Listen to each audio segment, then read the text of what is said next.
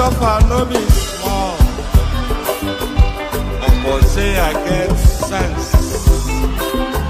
Poverty no good at all. Now it make I join this business. For one night it don't be cheap. It's once again everybody dey pay up. If anybody follow Mugu, my brother, I go chop back. National airport, National stadium, President, my sister, brother, we be the Mugu, I be the master. Oh, Iboma, I go chop your dollar, I go take your money, disappear. For one time in the Betty, you be the Mugu, I be the master. The refinery, navigator, the contract, now you wife. But you won't pay me some more money, make I bring up. You be the Mugu, I be the master.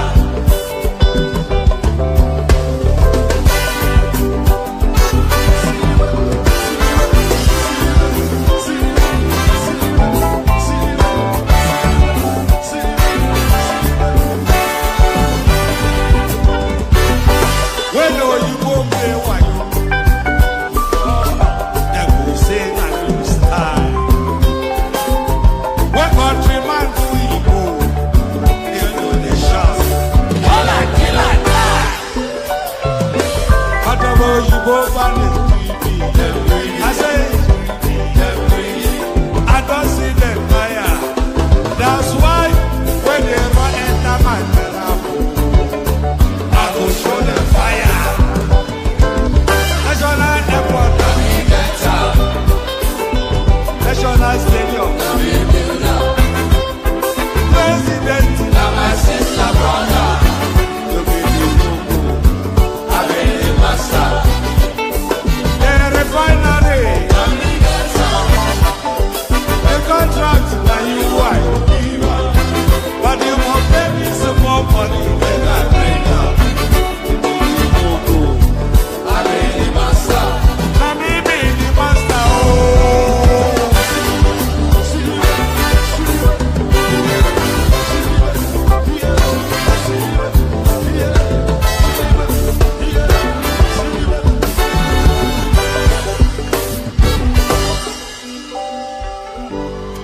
I hear you.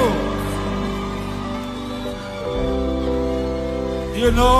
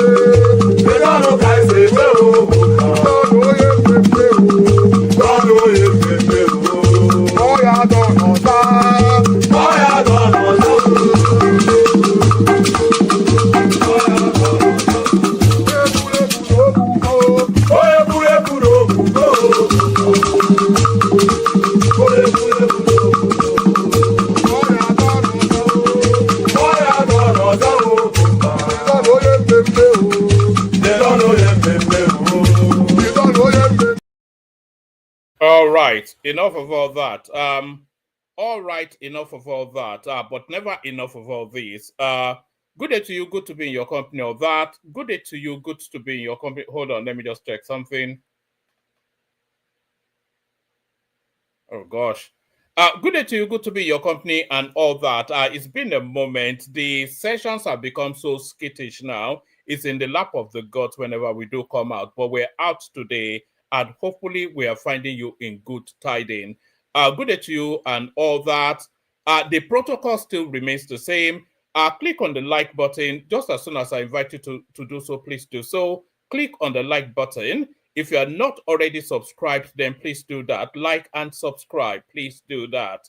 We need numbers going up. We should have gone past 100,000 a long time ago, but we are somewhat plateaued in right about the 45,000. We've been holding that 45,000 space for going on 18 months now, actually. Either increasing or declining. It's like the Grand Old Duke of York, you know, he marched up the hill, marched down again, and ended up halfway. So we don't want to end up halfway. We want to soar to the skies. So soar us to the skies by subscribing and liking. Like and subscribe. I've been out of it for so long, I don't even know my opening stanzas anymore. So like and subscribe, share the links just as widely as you can, super chat towards the stream. The $sign at the bottom of the stream is an invitation for you to donate towards the stream. So use that to empty the content of your wallet into the stream. Like, share, subscribe, super chat towards the stream. Click on the hyperlink that says StreamYard. If you want to come and join us on the screen, click on that hyperlink that says StreamYard. It will bring you into a studio space. As soon as we finish delivering, as soon as I've done my own bit, my opening monologue, then I'll let you onto the screen and I'll engage you in conversation. So that's how that works. And yes, say hello in the comment section as well. So important that you say hello in the comment section. You know I have no friends, so I need the reassurance that you'll be my friend for the moment, for however long I am here. So indicate that you would like to be my friend by saying hello in the comment section. Like, share, subscribe, click on the hyperlink that says StreamYard to come and join me on the screen. Super chat towards the stream, say hello in the comment section. So those are the calls to action that cause you to participate. So all that. Let's look at the people saying, pardon me. So let's look at the people saying hello so far. It starts off with Abdul Mumin, who is in Saudi Arabia somewhere. Good to see him, my guy. Agbadori, and of course, Tinubu, ever present. That is Samuel Adeleke right there. Long Beach, Los Angeles. That's where he's sipping his pina colada. That is Abimbola Tumbosun. So it's a unisex name, Abimbola. So we don't quite know if it's the male or the female version. We would rather it's the female version, not for any reasons that we want to toast her or anything, but we don't have enough compliments of our female viewership. So we need more women watching the stream, participating in the politics going on. So continue to say hello in the comment section, and as soon as I pause for breath, I'll say hello back to you. So all that. So much going on within the political landscape. In fact, we should be really streaming twice a day. Never mind skipping days. There's so much going on.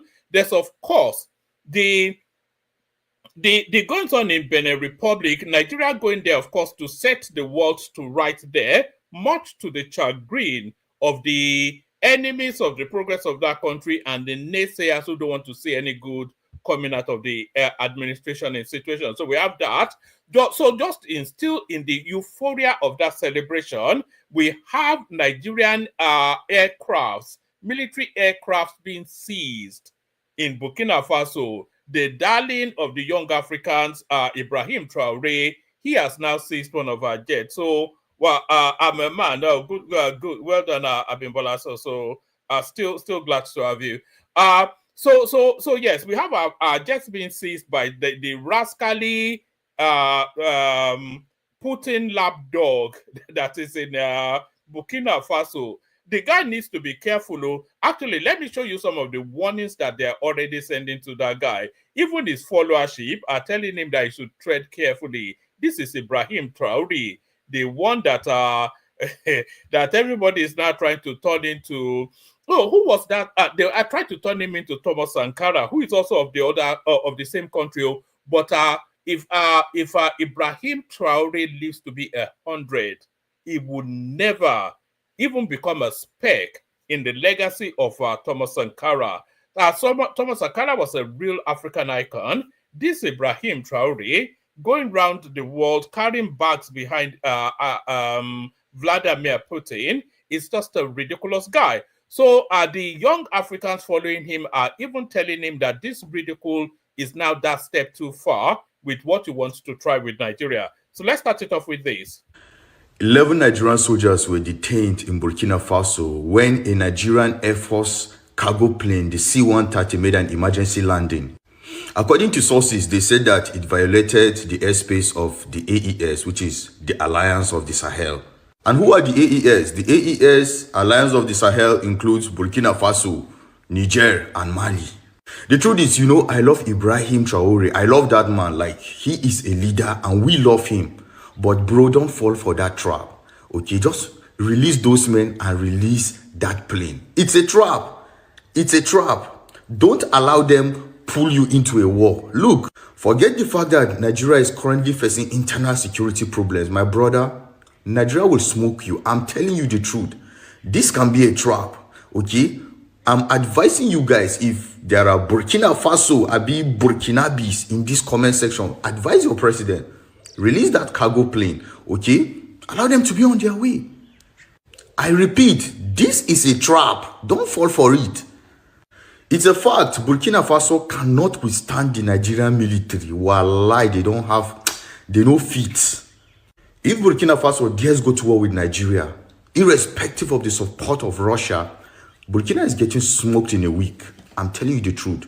I love Ibrahim Traore, and this is from a place of love. And that is why I'm saying this. Just release the cargo plane. You have nothing to lose, okay? They violated your airspace. They don't spoil anything, Abi. Allow them to just go. Let's see how the story unfolds. Stay safe and remain dangerous. Stay safe and remain dangerous. I wonder how dangerous Ibrahim Traore. If he's feeling a bit funky, by the way, Ibrahim Traore, maybe he should go and speak to the coup plotters in the Benin Republic. Let them tell him how they fared in their funky feelings. So feeling funky in Burkina Faso, rival ECOWAS Union detained Nigerian soldiers after thwarting of Benin coup. So it bears no relationship with the coup in Benin, by the way. It's the what happened in Burkina Faso is nothing at all relating to whatever to the coup in Benin Republic that Nigeria successfully foiled.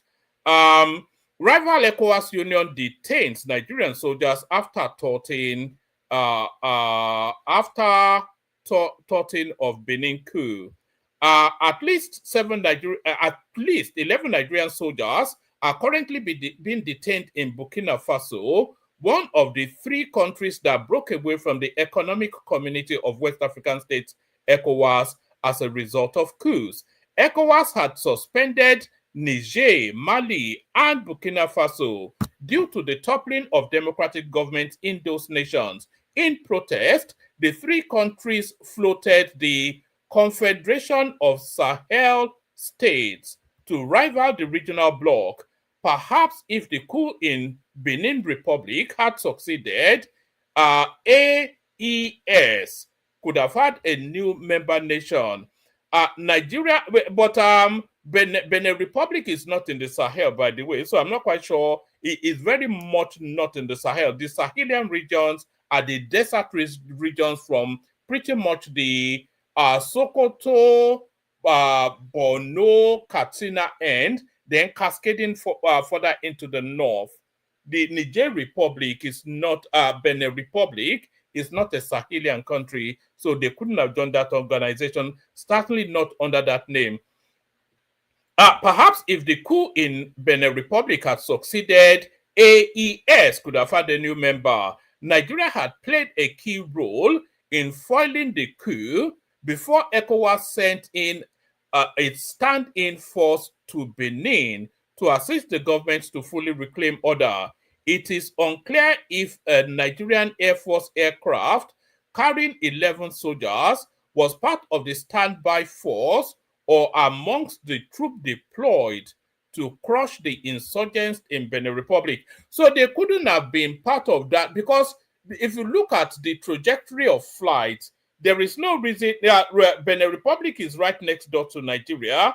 Burkina Faso is a further distance into the Sahel. So directionally and in terms of proximity, there is no way that soldiers going on to stabilize Benin Republic will end up in Burkina Faso. What is actually coming out of the defense authorities is that that plane was actually on its way to Portugal for whatever reasons that it's going to Portugal for. So it's not anything relating to Benin Republic at all. It is unclear if a Nigerian Air Force aircraft carrying 11 soldiers was part of the standby force or amongst the troops deployed to crush the insurrection in Benin. President Bola Tinubu has confirmed the deployment of Nigerian troops to Benin. However, in a statement on Monday, AES said a Nigerian aircraft with 11 soldiers violated Benin Republic airspace and was forced to land in the country. The development was reported by the agency, the information, the Burkina, the state agency, etc. So it says the Confederation of the Sahel States informed the public that a C-130 aircraft belonging to the Air Force of the Federal Republic of Nigeria was forced to land today. So it wasn't actually forced. They say it was forced to land as though they enforced that landing. Pardon me, I do go through a lot of water. You know, sometimes I don't have my cameras on, but I tell you, I go through a lot of water. So that's the example of that right there. So when they say it was forced to land, it wasn't actually forced by anything that the Burkinabes did. It had an emergency landing. So note the difference in terminology and the difference in the impact of it. So that plane was made an emergency landing in Burkina Faso. It wasn't the Burkinabe forces that forced it to land. So it's a subtle distinction, but it conveys differently if you get the proper information. So they didn't actually force that plane to land. Is essentially what that is. The Confederation of Sahel States informed the public that a C-130 aircraft belonging to the Air Force of the Federal Republic of Nigeria was forced to land today, December the 8th, 2025, in Bobo, something or the other, Burkina Faso, following an in-flight emergency while operating in Burkinabe airspace. So you see, it's just the choice of words. It wasn't operating, it was flying through. So there's a distinction in the impact on how that message is digested, how that information is digested. They are telling their people that it was operating as though it had a mission in Burkina Faso, but it was actually just flying through their airspace. When it probably developed some sort of technical difficulty that forced it to land, Burkina Faso, following an in-flight emergency whilst operating in Burkinabe airspace, the military aircraft had 2 crew members and 9 passengers, all military personnel. An investigation was immediately opened by the competent Burkinabe Force services and highlighted the lack of authorization to fly over Burkinabe territory for these military apparatus. The Confederation of the Sahel States most strongly condemned this violation of its airspace and the sovereignty of its member states. So, is it the Sahelian states that he crossed over, or just Burkina Faso? Or I will gather my friends to come and fight you? Is that what they are saying? I can't handle you, but I'll gather all my friends to come and fight you, sort of a thing. The Confederation of the Sahel States most strongly condemned this violation of its airspace and the sovereignty of its member states, faced with this unfriendly act carried out in defiance of international law and international civil and or military aviation rules, arrangements are made to guarantee the security of the confederal airspace, the sovereignty and territorial integrity of its member states, as well as the safety of the populations of the Confederation AES. In this regard, and on the instruction of the heads of state, the Aryan and anti-aircraft defense of the Confederal space are put on maximum alert in accordance with the declaration of the College of Heads of State, etc., etc. So they are on a war footing. The Nigerian government has yet to react to this development. So the Nigerian government has subsequently since reacted to that development. Like I said, it wasn't anything to do with any form of aggression towards Burkina Faso. It was essentially just an aircraft developing a fault. So as I said, it was heading to Portugal, as I said, and here is the Nigerian space now responding to what happened in Burkina Faso.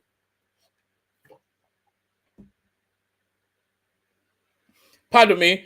It was heading to Portugal. Air Force breaks silence on aircraft in Burkina Faso. The Nigerian Air Force has broken its silence on the Nigerian aircraft that is currently in Burkina Faso. A spokesperson of the Air Force, Air Commodore Joe Dame, made certain clarifications regarding the situation in a statement on Tuesday morning. So what did he say? In a statement signed by XYZ, what did the Nigerian space say? I'm only interested now in what the Nigerian space said. It says, but Air Commodore Joe Dame explained that the Nigerian aircraft had an emergency landing in Burkina Faso due to safety issues. He said those on board the aircraft were fine and will soon continue their mission to Europe. The Nigeria Air Force wishes to clarify reports regarding the diversion of NAF C-130 aircraft during its ferry mission to Portugal on the 8th of December 2025. Following takeoff from Lagos, the crew observed a technical concern which necessitated a precautionary landing in Burkina Faso, the nearest airfield, in accordance with standard safety procedure and international aviation protocol. Nigeria Air Force crew are safe and have received cordial treatment from the host authorities. Plans are ongoing to resume the mission as scheduled. The Nigeria Air Force appreciates the support received during this period and assured the public that the Nigerian Air Force remains professionally committed to strict compliance with operational procedures and safety standards, ensuring the protection of its personnel whilst fulfilling its constitutional mandate. So, we don't know what we're making of that, actually, because the Burkinabes are on somewhat of an aggressive footing, but the Nigerian space seems to be wanting to play it down somewhat. That is just it's just a routine thing. They are telling us they are treating them in a very courteous manner, but the Burkinabes are saying that their airspace has been violated. So two doesn't fit into one, you know. So which one is which? So that's that. So that's that. Let's go on from that to other matters. Tinubu has now gotten parliamentary consent for the missions in Benin Republic. Senate approves Tinubu's request to deploy troops to Benin Republic. So there's been a lot of controversy around this particular subject matter, actually, with people pushing that Tinubu acted without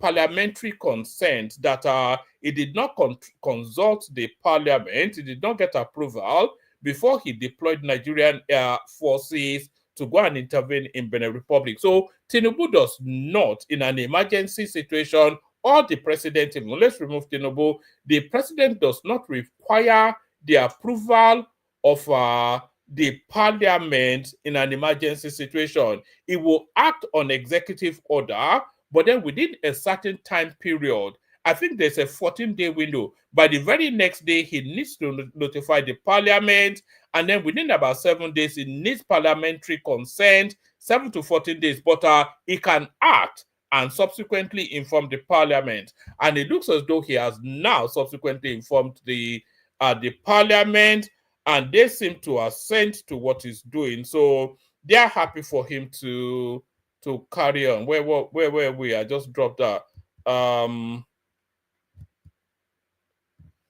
Senate approves Tinubu's request to deploy troops to Benin Republic. So that's that. The Senate has expeditiously approved the request by President Bola Tinubu for the deployment of Nigerian troops to the Republic of Benin for a peace mission. According to the Senate, confirming and approving President Tinubu's decision to deploy troops to the neighboring Republic of Benin as part of a peace mission, a failed coup attempt against President Patrice Talon to save unnecessary criminality and disruption, or that should be destruction of property.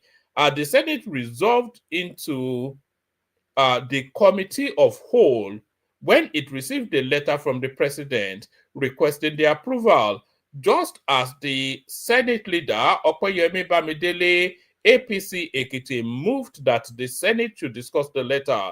Thereafter, they resolved into the Committee of Whole. You know, when they say that the Committee of Whole, when they are talking about the Committee of Whole in the Nigerian Senate, they are talking about all of the parliamentarians having a parliament-wide session to agree or disagree on a position. So they've not sent it off to any subcommittees. It is the whole of the Senate or the parliament even, because I think the House of Reps are involved as well. It's the whole parliament that actually comes to that resolution. So that's what they mean by a committee of whole. According to the Senate, confirming and approving President Tinubu's decision to deploy troops to the neighboring Republic of Benin as part of a peace mission, a failed coup attempt against President Patrice Talon was to save unnecessary criminality and destruction of property. The Senate resolved into the Committee of Whole when it received the letter from the president requesting the approval, just as the Senate leader, Senator Okoyemi Bamidele, APC Ekiti, moved that the Senate should discuss the letter. Thereafter, they resolved into the Committee of Whole to discuss the urgent request. There was no discussion, as it did not take them 2 minutes to revert to plenary to expeditiously approve the request. So it was a rubber stamp, as seems to be the case with everything in this particular parliament. So that's that. So Tinubu now has the official seal of the Senate to carry on.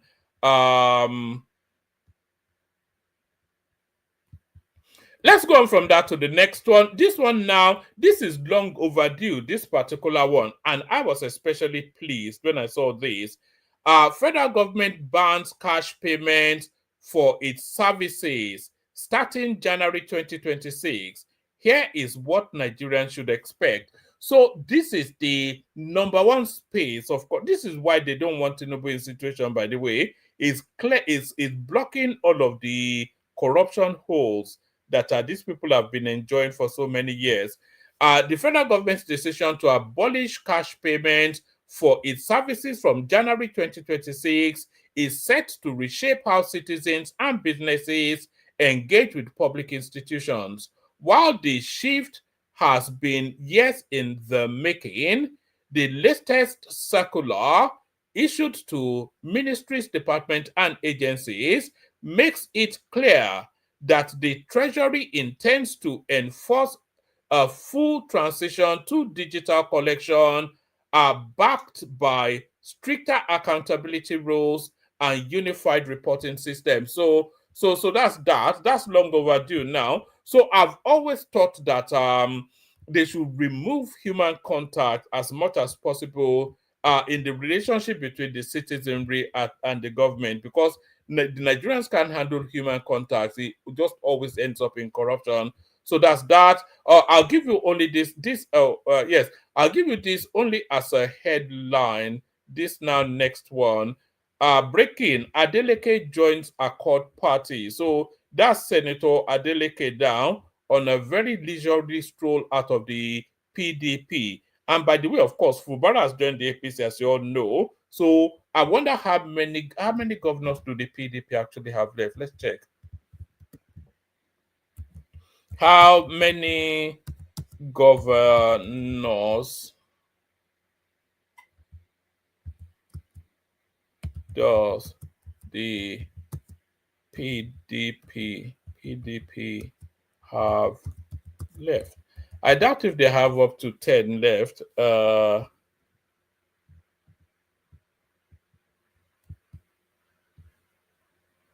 Yes. As of the 9th of December 2026, 2025, there are 26 states with the APC, 6 with the PDP. So PDP actually has 6 governors left. Can you imagine that? And they want to wrestle power from Tinubu. They have 6 governors left, and they want to imagine that. It's just, the whole thing is just a farce. So that's Adeleke. But he didn't cross over to the PDP, but to the APC, by the way. He went to Accord Party. So we move on from that to the next one. IPOB urges Indigbo to celebrate Christmas in the East, promises security. So that sounds like a death sentence to me. Even Ekene, when it was last year, was telling us now that even he is not brave enough to go to the East for his holiday. So that's that. Ohaneze wants them to come and chop bullet from some random Chinedu.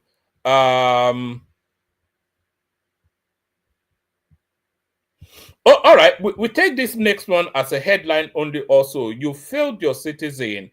Pan-Igbo activists condemned the United Kingdom government's silence on Nnamdi Kanu. So Nnamdi Kanu is not a citizen of they are likely to revoke his citizenry because is a citizen by naturalization, not a citizen by birth.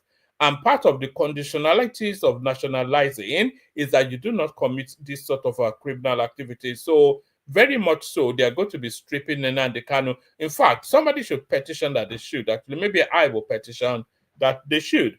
They should strip him of his British citizenry, and he would at some point be stripped of his British citizenry. You failed your citizen. Pan-Igbo activist condemned United Kingdom government silence on Nnamdi Kanu.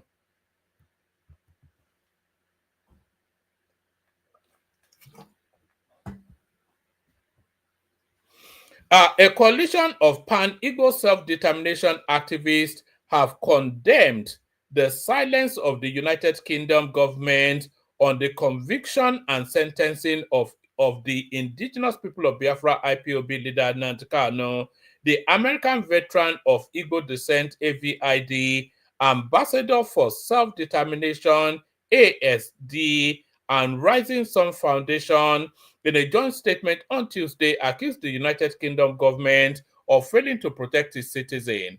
Kanu holds a British passport. After a trial that lasted several years, the IPOB leader was on November the 20th, 2025, convicted on terrorism charges. Also, we know that in a statement jointly signed by Sylvester, by members of those organizations, the Pan-Igbo activist berated the United Kingdom government for not intervening in Kanu's case in the same manner it has been intervening in similar situations, titled Public Briefing Note on the UK Government Silence over the Rendition on Lawful Detention and Life Imprisonment of British citizen Mazi Nnamdi Kanu. The statement described the silence of the British government as alarming and inconsistent. On November the 20th, 2025, the Nigeria Federal High Court sentenced Mazi Nnamdi Kanu, a British citizen, to life imprisonment under a repealed law, despite a binding Court of Appeal acquittal issued on October. So they go on to do the usual ding dong. So that there it is now. I wonder if they would even get even the politeness of a response from the British government.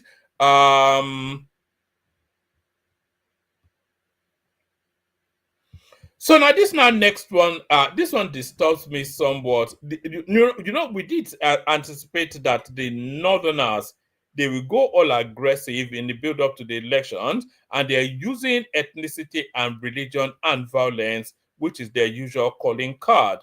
Group kick as parallel Sharia policing structure emerge in Kano. So what does that actually mean? A prominent human rights organization has raised fresh concerns over what it sees as a dangerous development unfolding in Kano State, the rise of a parallel Sharia enforcement body operating outside of the framework of established law. The advocacy for human rights and cultural value development, in a strongly worded statement issued on Tuesday, warned that the emergence of a group known as Hishba Independent something or the other poses serious risk to public order and governance in the state. So that's that. We can't have that two-tier system. That's just the thing, though. We can't have the two-tier system. What else do we have? What else do we have in terms of news that we want to be sharing with you? Oh, right, yes. Let's go back to the Burkinabe one. Very quickly, of course, they've released the Nigerian. They've not released the aircraft, I suspect, but they've released the personnel. Burkina Faso releases 11 Nigerian officers detained after controversial Air Force landing. So just like that guy warned, you don't want the smoke. Burkina Faso has released 11 Nigerian military officers detained after their Air Force transport aircraft made what the authorities described as an unauthorized landing in the country. Officials confirmed on Tuesday. So that's that. We actually have a clip that speaks to that space. Let's see what the clip has to offer. And the Nigeria Air Force has debunked claims of the arrest of its aircraft and crew members for alleged airspace violation in Burkina Faso.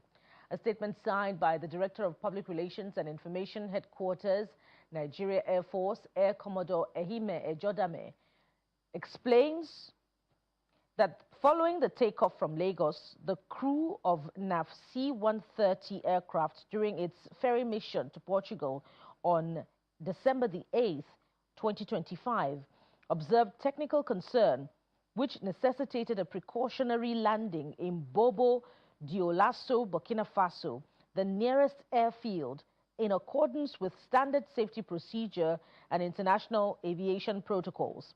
The statement adds that the crew is safe and have received cordial treatment from the host authorities, while plans are ongoing to resume the mission as scheduled. The statement further adds that the Nigeria Air Force appreciates the support received during this period and assures the public that it remains professionally. I think that's pretty much from what we already read out. So that's that. So this now portends good news, even more good news. Nigeria records highest oil output since 1989, hits 355,000 barrels a day. So that's a real boon for the Nigerian state. The money just keeps coming in. The NNPC Limited, the flagship upstream subsidiary of NNPC, has on December the 1st, 2025, achieved a record production level of 335,000 barrels of oil per day. According to the company, the production was the highest daily output since 1989. The milestone marked a significant step forward for Nigeria's upstream sector and reflected the company's ongoing transformation anchored on efficiency and discipline. Speaking on the development, the group chief executive officer of NNPC Limited, Bashir Ojulari, in a statement on Tuesday, said the milestone was proof that Nigeria's energy revival was not a dream but a reality. Ojulari said the figures showed genuine transformation, adding that average daily production surged by 52%, rising from 203,000 barrels per day in 2023 to 312,000 barrels per day in 2025. This recent growth is not a coincidence. It stems from a clear strategy anchored on operational excellence, strong asset management, and structured field development. So that's just, every single time that we hear news like this, it damns and condemns what's it called? Who was that? Mala Kyari, even more Mele Kyari. He was just there stealing everything, wasn't he? For 8 years solid. We were not producing up to 8. There was a time we were producing 80-something thousand barrels per day under that Buhari Mele Kyari space. They were just stealing everything that wasn't nailed down. What else do we have? Is that enough from me? This is the time to come in. If anybody wants the conversation, come in. All right. Let's see. What else do we have? Oh, all right. Let me bring you this one, actually. Let me bring you this one. This is a thank you note from Benin Republic. So this is a thank you note from the Benin Republic saying thank you to your country, Nigeria, for rescuing their country. So this is word on the ground from Burkina Faso. So let's see what the Burkina base have to. Let's see, where is it? Yeah, let's see what the Burkina base have to say. So let's get this. Updates from the Republic of Benin. Today is 8th December 2025, a day after a failed coup attempt in Benin. And I can tell you guys that the country is peaceful. The country is quiet. It was as if nothing happened. I said it was as if nothing happened in the country. You guys can see this is Avenue de la Marina. Everywhere is quiet. Everywhere is peaceful. People are on their daily activities, going and coming back. Nothing is wrong. It was as if nothing happened. It was as if nothing happened. This is the state house where the president stays. This is the state house. Everywhere is quiet. Everywhere is peaceful. We are happy. God was with us, and God will continue to be with us. Benin Republic will continue to be peaceful, and whoever plans to destabilize it, they will all be put to shame. We say thank you to our brothers in Nigeria. Our brothers in Nigeria really show solidarity with us during this time, during the coup yesterday. Nigeria showed a big support and solidarity as a big brother. We say a big thank you to Nigeria because Nigerians love President Patrice Talon so much. They love the president so much, and we are really happy that Nigerians love our president so much. Nigerians love us. They were so much caring. They keep contacting. They keep sending messages. They keep asking about the president's whereabouts. And all we can tell you guys is that the president is 100% safe. We, the citizens, we are 100% safe. Nothing is wrong. Our country is peaceful. Those of you that are coming to celebrate your December here, your Christmas here, you can come to Benin. We also say a big thank you to the Nigerian military who immediately respond to a distress call from our government. When our government called them, they responded. I was outside yesterday walking, but I saw some Nigerian fighter jets, a Nigerian fighter jet that was flying, and my heart was really melted. I was very, very happy that the Nigerian Air Force could immediately respond swiftly, and they were flying all over the airspace of the city of Cotonou. We are very, very happy. I also received some messages from the semi border of the Nigerian military. They came with their armored vehicles, waiting for orders to penetrate inside the country in case if the situation escalates. I saw the videos of the Nigerian military at the Seven border, and we are very, very impressed. We say a big thank you to the Nigerian Air Force and to the Nigerian people who really care about us. We also say a big thank you to the Ghanaians. Ghanaians people are lovely people. Benin Republic, we love you. We love you. Benin love you so much, Ghanaians, because Ghanaians love President Talon and they care so much about our country. Ghanaians were so much concerned. Ghanaians too were asking that what's happening in the country. We really care about your country. Please fight for your nation. Don't let your country fall into the hand of coup plotters. And we are really happy about your concern and we really appreciate you. To our brothers in Ivory Coast, nos frères de la Côte, qui sont en Côte d'Ivoire, qui sont au Sénégal, on vous remercie, on dit merci à tout le monde. We say thank you to everybody who really care about us. We really appreciate you guys. May God bless each and every one of you. Benin Republic is safe. We say a big thank you to all of you, Nigeria, Ghana, Côte d'Ivoire, le Sénégal, le Togo. We say thank you to each and every one of you. We really appreciate your love and your support during this hard time. You can see everywhere is quiet. The country is safe. Just take a look at it. Everywhere is quiet. People are moving freely. So those of you who are planning to come and celebrate your Christmas in Benin, you can come and celebrate your Christmas. To our brother.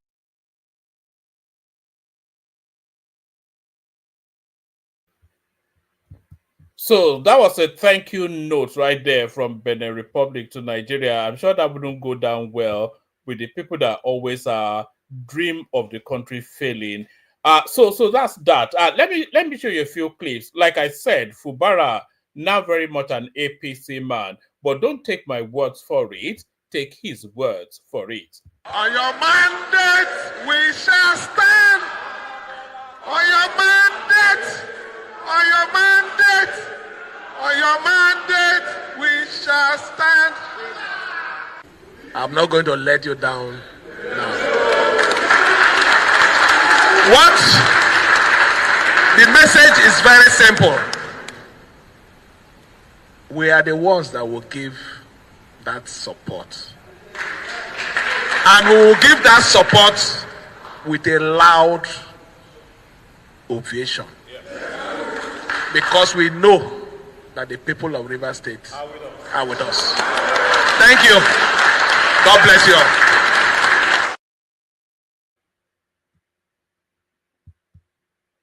all. All right. Hold on. So that's Fubara right there, crossing over to the APC. Let's And we can't support Mr. President if we don't fully identify with him, not backyard support. So we have taken that decision today since we've gotten a pass. Everyone here who have followed me, who have suffered with me, our decision today, this evening, we are moving to APC.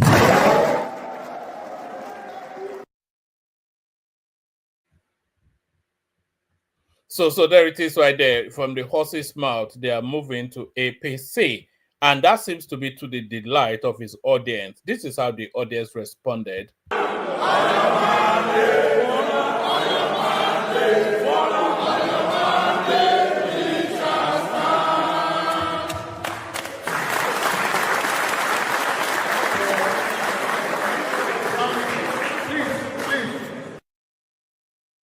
There it is right there. So here is this is the last clip now. Here is a message from the north to our brothers in the southeast. So here is a message from the north to our brothers in the southeast. I wonder what they have to say. Let's eavesdrop as that what's that hand across the Niger conversation takes place. Have you heard of a lazy freedom fighter?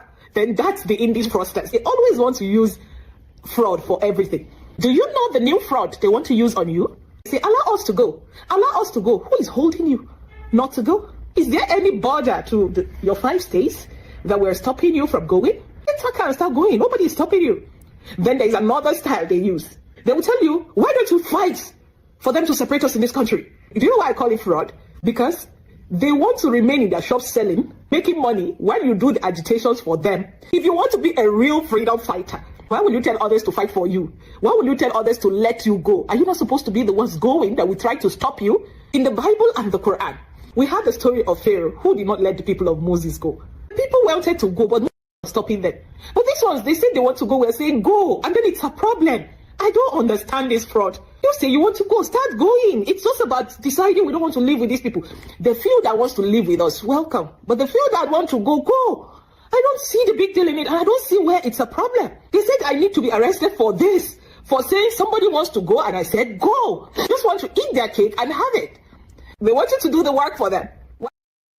It's almost as though this lady has been listening to this platform. How many times have we said this exact same thing?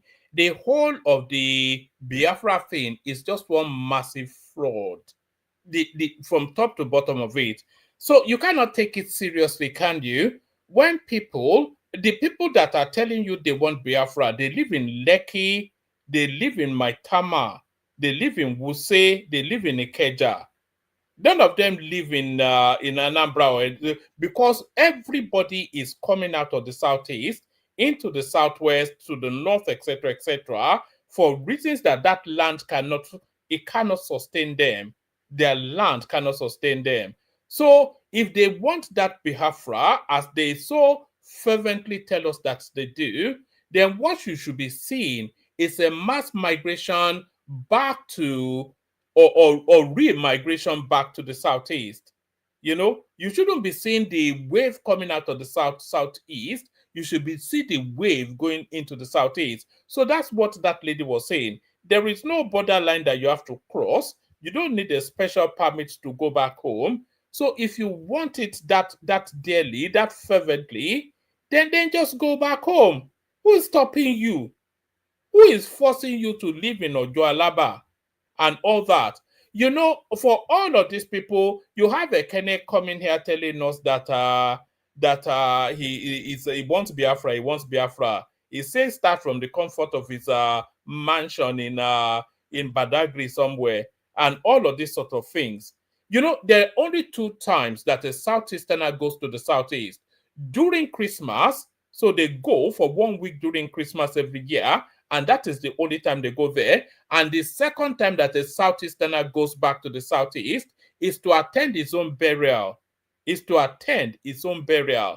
So they go back for Christmas, or they go back to be buried. Those are the 2 instances that they go back. But all of them, they want Biafra, from Maitama, from Ikoyi, from Lekki, from Ikeja, from everywhere and anywhere. That's where the Biafra go back home, and then we'll see the seriousness of it. So that's exactly, we've said that countlessly, endlessly on this platform. The whole Biafra thing is just empty noise, just vacuous nonsense, just brainless shouting. Only water, where they see my water.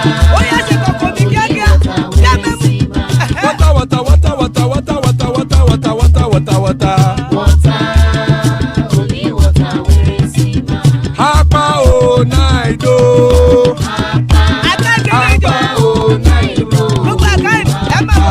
Hapa you don't come o.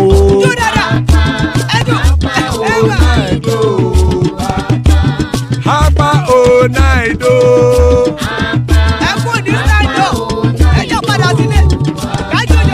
Oro kẹ̀kẹ́ ẹlẹ́mù yé o.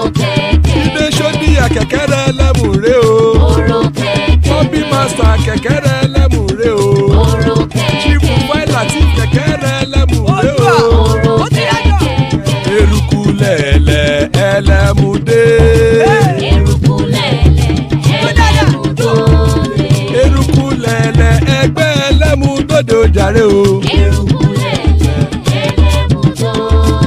Eruku lẹ̀lẹ̀ Ghana ti dé ẹgbẹ́ bọ́dì o. Ọmọ ẹlẹ́yẹ ẹyẹ o ó dilé o. Odúyẹ̀lá ẹyẹ o ó dilé o. Petrosonana ẹyẹ o ó dilé o. Petrosodunke ẹyẹ rẹ̀ ó dilé o. Ẹlẹ́kọ̀ọ́ ọ̀run mú ìní o.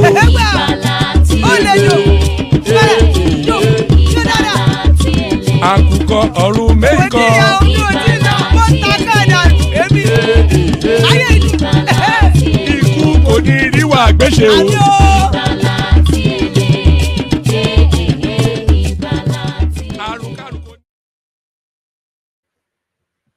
So we are in for an excellent session. I guarantee you that we are in for an excellent session. And we are in for that excellent session only because Talk Now is here. And you know, of course, the quality of the delivery. As Zita also, that you don't need any introduction, the smartest woman on the planet.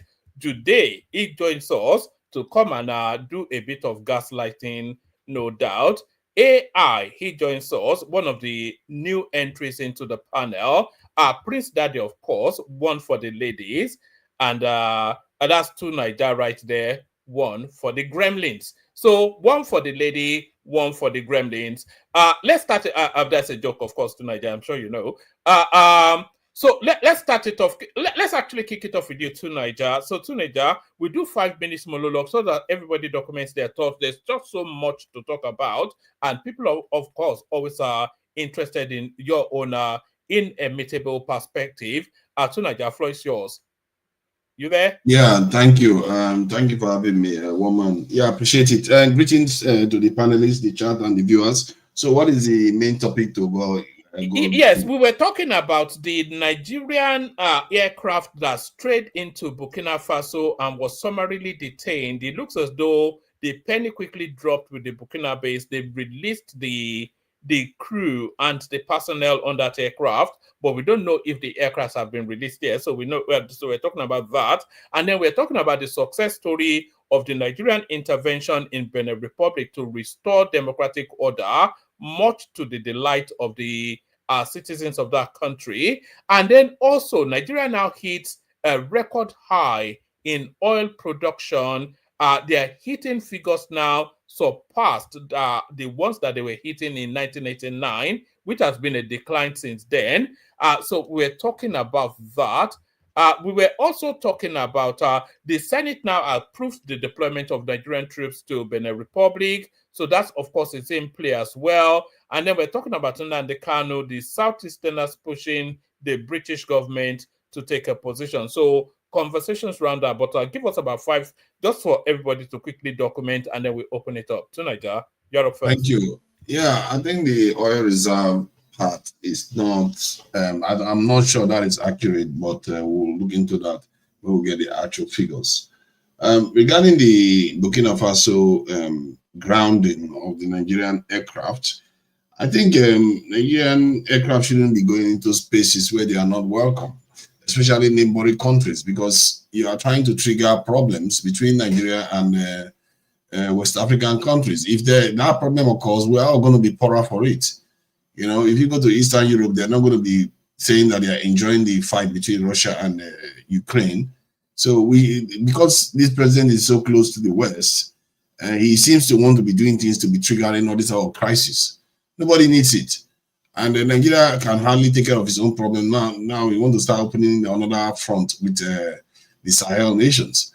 So personally, I just think that this could be an exercise in trying to understand the dynamics going on the ground. It depends on how the Sahel nation decide to behave. Let's say they decide to hold the aircraft or the Nigerian personnel longer than you would expect, then that shows you their strength to an extent. And in other words, sorry, it was an emergency landing, no big deal. Yeah, emergency landing. Well, you shouldn't be flying over their airspace if they are not friendly with you, and not without their permission, by the way. And so that's another one. Because if they are the ones flying over Nigeria, you will have problems with it too. So that you can deal with that, and if they decide to hold the Nigerian officials longer, it might tell you something about their readiness, and it might be like very, very belligerent in the sense that if you try to violate the space, they will hold your stuff, and then you will have to negotiate seriously to get it back. Or if they decide that, okay, we are just our friend, or they are worried that that could be a trap that Nigeria has set by having their soldiers get detained, then Nigeria uses that as an excuse to attack. Then they could just release the plane and the Nigerian soldiers to avoid any unnecessary conflict. So in the end, I personally don't think that the current administration has handled West Africa properly. Atimova is the worst. Sorry, to Niger. They've released the personnel, but we're not sure if the plane is still there or not. But all the 11 military personnel have been released. Okay, good. So that tells you that they are not after our people, and then they send them back to Nigeria, hopefully. If they hold on to the planes, that tells you something. It tells you that they feel a lot stronger than Nigerians would like to believe. And the idea that Nigeria will go and invade that such a large country, I don't think it's going to happen. And people forget that Algeria also said that they were going to get involved. If Nigeria, it's not only the Sahel nations. Algeria is saying it's going to get involved, and if Algeria gets involved, forget it, Nigeria is done. And that war is going to get out of control very, very fast. Because the Nigerian military doesn't even have any chance against the Algerian military. A country that is just barely 33 million in population. They're so weak. We have zero chance against them. If you look at the go to global, the only thing we have is population, and you all are very, very reluctant to use your population. Everything else, they surpass us in multiples. Is it aircraft, personnel? Is it technology? Everything, they surpass us in multiples. So they would deal decisively with Nigeria. If Nigeria decides to, Nigeria doesn't have any defenses. What are we talking about? It's only Western countries that will come and save us. We don't have any defenses. So I don't think it's a wise thing to be trying to trigger arguments between the next door neighbors with this type of flying over their territory without trying to it kind of give them a heads up that you're coming to, because then there wouldn't be any incidents at all, because it'd be like, oh yeah, plane crash, sorry, let's help you push it and help you fly and get out of our country again, because that's communication between these friendly neighbors, and that's how it should be. Personally, I'm looking at these Sahel nations as a kind of opposition to the democratic systems that are in place right now, because these democracies are completely useless for the purpose. They are not there. They are not fit for purpose. If you look at all of them, even the Benin Republic that was just saved, the president came into office saying that he was going to run for 5 years or so. He wanted to change to a one-term presidency. And I think he has already done 2 terms, and he still wants to run again. This is sickening. And this happens repeatedly in West Africa, and you don't see so-called democracies calling each other out. They corrupt the democratic system. In other words, they overthrow the democratic system. Let's not miss one here. Niger, the worst one is in Cameroon. We were doing an audit of it just a few sessions ago. Could you believe that their president, the president of Cameroon, was the president when Shehu Shagari was president? Imagine. And he still is. Imagine that. 93, 96 years old. It's the name of the game. Because they pretend as if it's a democracy while they've actually overthrown democracy. If you look at in Guinea-Bissau, that's exactly what happened. Maybe the opposition won that election, then the guy that is in office handed power over to military just to overthrow the person that has just won the election. That's exactly what happened. When Jonathan came and said there was no coup, that is a silly statement to make. Because clearly there was a coup against the person that won the election. That's exactly what they did to MKO Abiola. It's the same thing. When somebody wins an election, they use all kinds of subterfuge to preserve the Western leaning candidates, at least the most Western leaning candidates. And if you look at the way the Western countries are behaving right now, they want to preserve these older candidates that are in office, especially the ones that still believe in their system. They want to preserve them as long as possible. This is why they don't complain when they see them. To Niger, especially within the Francophone space, you see that more vividly in the Francophone countries. That's true, they keep them just there in perpetuity because they're not really, they're just like vegetables, especially the one in Cameroon. It's almost similar to what Trump is doing in America, where they put young people in Supreme Court, appeal courts, and those places so that they can hold power for a longer period of time. This is what they are doing because they don't want young generation to come through. They want to leave all these leaders in. Look at Kagame that they are working with. Kagame has been in office, I think, going to 20 years now. So that one is not looking to retire anytime soon. Many democratic, so-called democracies in Africa, they are not democracy. They've overthrown democracy. So what is the point what is the difference between them and the so-called military regime that they are calling? And the disgrace of democracy is that they don't call each other out. They don't say, this thing you are doing, why are you changing the constitution? Your time is 2 terms. You've done your time. Move out of the way so that the next person comes in. No, but they don't want to do that because they prefer the Western, they are so-called masters, prefer them to transfer power over to somebody that is of less risk. And that's why often all these leaders, they tend to be the older ones. Look at even the one in Cote d'Ivoire is going to do the same thing. They always look to do the same thing. And the same thing with our own. The one in Uganda as well is almost as. Oh my God, that one, don't even get started. That one, yeah, Museveni has been there forever. Almost as long as the Cameroonian one. The problem is endemic. Even Egypt, all of them, they call themselves democracies, but they are not democracies. They are basically military regimes that have overthrown democracy already. And this is why I think many of these military regimes in West Africa, one in Rwanda wants to change the constitution to, of course, to be in perpetuity president. This is the stupid game that president till death. AU and ECOWAS should have put it in their charter. We support democracy, but while you're in office, you cannot manipulate the democratic process to suit you. This is what African leaders do. It is just endemic in the system, and they are destroying democracy. And they are giving democracy a bad name. Democracy is quite a good system if you practice it properly. When you follow what is written and the spirit that it is written in. But obviously, Africans don't have autonomy. Do you think it's suited to our climes, democracy? Do you think, because I can't think that experimentation, maybe Ghana, it works a little bit. Well, I kind of think of an Africa, especially Black or even any African country, that democracy really works in any real form. Is it suited to our clients? I think where the democracy is best suited, the kind of democracy that is best suited to our clients is the type that is Swiss practice. And I think it may actually be the only ultimate solution based on what the configuration of the world is right now. Because Nigeria, many African countries are too diverse. And you need a system that takes all of them into account instead of having a dictator. You mean like some sort of proportional representation? Direct democracy. Yeah, it's called direct democracy. And then, you elect a presidential council. It's not only one person that is the president. The council is the president. So they make decisions together for the entire country. So that system is very, very stable because everybody has a voice there. I don't even know why African countries have not explored, given how diverse the continent is. So from that, my point is that these military regimes and Russia-aligned nations, they are going to act as opposition party because clearly there's no opposition party in democracies anymore. They've destroyed it in West Africa and maybe in many parts of this in Africa too. So when these depend on which one does better, isn't it?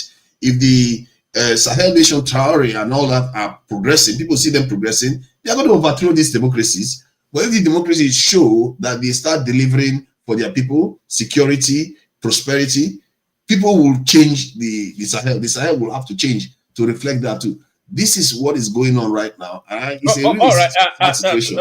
Tonight, you have 3 more minutes, so you can either go on that trajectory or speak to us a little bit about Benin Republic, which a lot of people feel was a success story. But what do you think? Benin Republic is a success story if you look at it from the point of view of, keeping the status quo. I was on this panel when I said the change in regime in Niger could give Tinubu an opportunity. This President Tinubu is one of the luckiest presidents I've ever seen. And this guy, he may still end up squandering all of them. Because many leaders don't get these opportunities. He could use the chaos in West Africa and many African countries to say, you know what? You see, you people don't take care of us. You keep making sure that our country doesn't progress. It's not going to work with us to progress. You are we are your friends, but you keep making sure we remain poor. Look at how you kept the Niger Republic. They are so poor that they kicked you people out now. Mali has kicked you people out. Now, empower us so that we can actually ensure the neighborhood is calm, like we did before with Sierra Leone and everything. Enable us to develop like the way you also supported Japan, South Korea, and all the other countries you supported to develop, including Singapore too. Why is it that our situation is different? If you do that, we are going to ensure your interest is also protected. Like those countries protect your interest too. That is the opportunity Tinubu has. Maybe that's what he's playing now. Most people just think that, Tinubu is just a puppet of the West and all that. We don't necessarily know. Maybe that's why you are seeing Dangote Refinery emerging now, something that never emerged in the last 40, 50 years. Maybe that's why you're seeing it emerging now. Maybe they would have sabotaged it before now. And it's not so hard. Let's face it, it's not so hard to sabotage Dangote refinery. It's not so hard.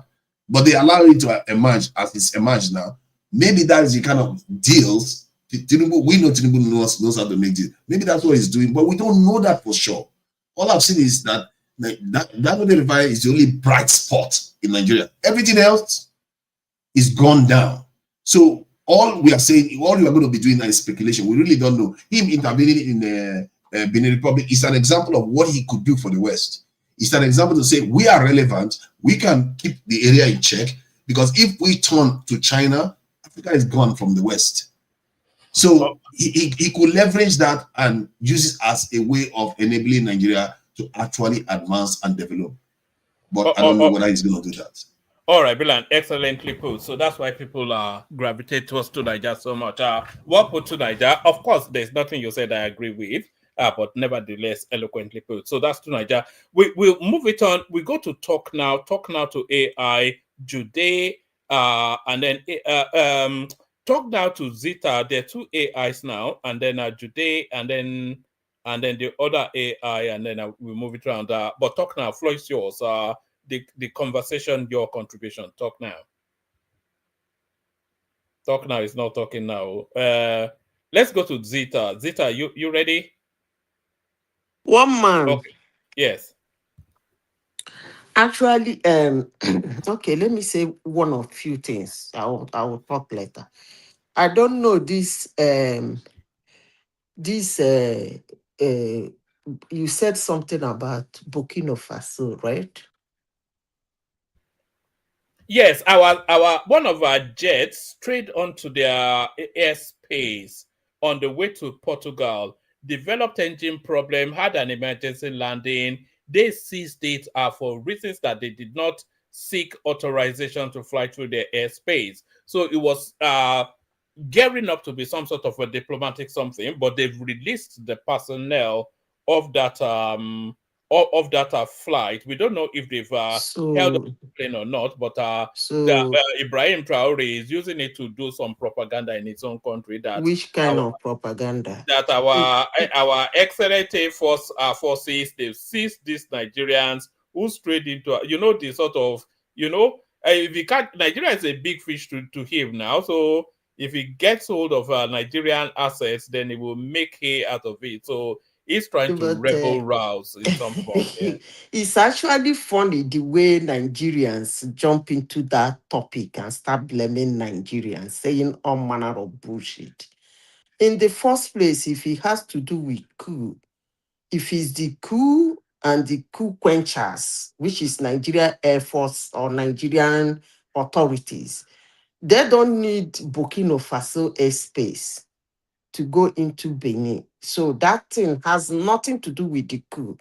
And why can't Nigerians believe that for you to do an emergency landing, you don't really, if it is something that is life-threatening, you don't need permission. You land before you get the permission. So what part of it is in Nigerians and the so-called ridiculous what part of it are they not understanding? So sorry, Zita, it wasn't the emergency landing that is the controversy. It's the fact that the Burkinabes are claiming that they did not even have permission to fly over their airspace. So that's what seems to rankle them.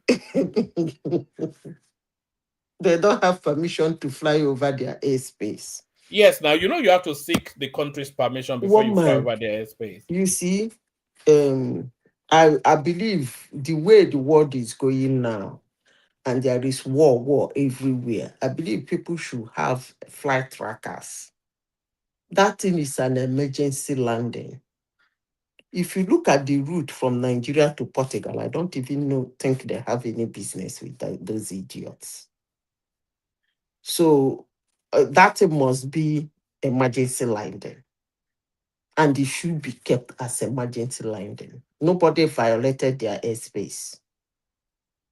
It's an emergency landing and should be seen that way. And when they talk to the soldiers and find out what happened, they have no choice than to let them go. Either way, they have no business with Burkina Faso. If he's going for coup or whatever, they don't need this airspace of Burkina Faso. If he's going to Portugal, check it. I don't really think they need the airspace of Burkina Faso. So it's an emergency landing. If your plane is having a technical issue, the nearest place you just diverse and land. Period. And people should actually stop saying rubbish about Nigeria. Now back to people who were saying about how they will slaughter Nigeria and how they will Algeria will finish Nigeria. We don't have defense. Actually, I think what is blindfolding Nigerians about Nigerian military is because of Boko Haram and what is happening in the north. They still see it as security issue that is too difficult to solve. But me, from my investigation, yes, it's insecurity issue because people are dying and people are being paid. But I see it as a business.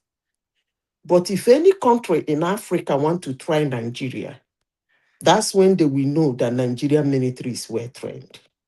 I rest my case.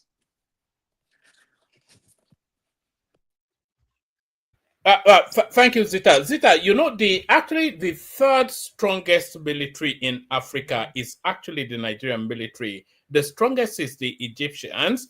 And as Tunaija was hinting there, the second strongest is the Algerians, who he says are going to lend a hand to, for the Sahelian countries. But the third strongest, largest military in Africa is Nigeria. Stronger than South Africa, stronger than Ethiopia, stronger than most of them. But what they don't tell you is the South, the Algeria he's talking about, is it not this one? Rwanda is giving run for their money. No, Rwanda, okay. Algeria.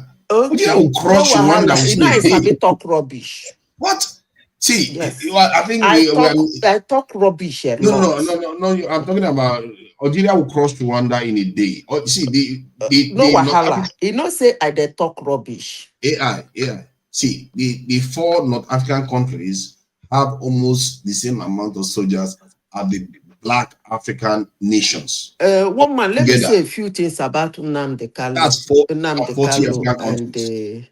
And the request of Britain to their silence.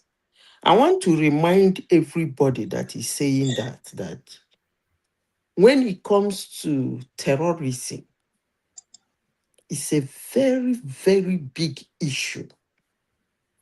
I noticed that most people in Igbo land are downplaying it. It's in the name of terrorism that Barack Obama killed 4 American citizens. 2 of them were born American-born citizens. And case closed on the basis of terrorism. So for those jumping up and down, looking at all Nnamdi Kanu did, and believe that a country like Britain can stick in their head to talk on behalf of such person that is not even born, the way Wapapa they are born, let alone somebody who was a man before he came to their country. I don't blame them. Yes, that's what people don't realize, Zita.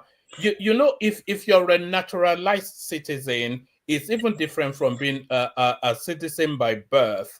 And with there was this girl actually, Benima Begin. I can't quite recall her name. Maybe Tunaija will remember her. She was actually British born, even. Yeah, but then she. They took away her citizenship. Yeah, they took away her citizenship and sent her. Yes, because well done. So imagine somebody that is British born, they stripped her of her citizenship and sent her back to our ancestral country for reasons of association with terrorism. And you are saying in Nnamdi Kanu, some guy that was already heavy laden before he came into Britain, But one man. Yes. Actually, that the was girl was discrimination. even lucky. That was discrimination because she has a lineage from a different country. That's why the British were able to do that. But I don't think that was fair or necessary to have done that. Actually, that was discrimination. I agree with you. I agree with you on that. Actually, I agree with you on that. Yeah. Yes. Let me repeat myself again.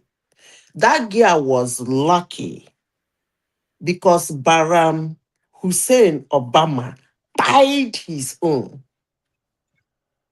2 of them. You can go and check your record.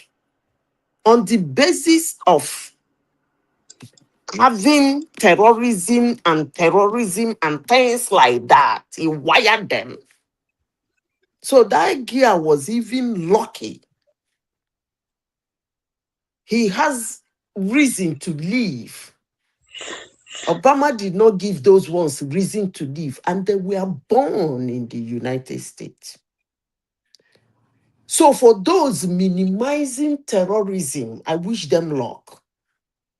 But if they believe that Britain will stick out their neck for somebody like Nnamdi Kanu, I still wish them luck. But one man, let me say this, I am not happy with Nigerian government concerning the punishment they gave to Nnamdi Kanu. Nnamdi Kanu should be facing death penalty. It was too lenient. A lot of people feel it was too lenient, the punishment anyway. Yeah. Madam Sister, I don't tell you, no travel to Nigeria now. Without the no travel, if forbidden carry if airport people now they're full the airport, so they're full all the officials.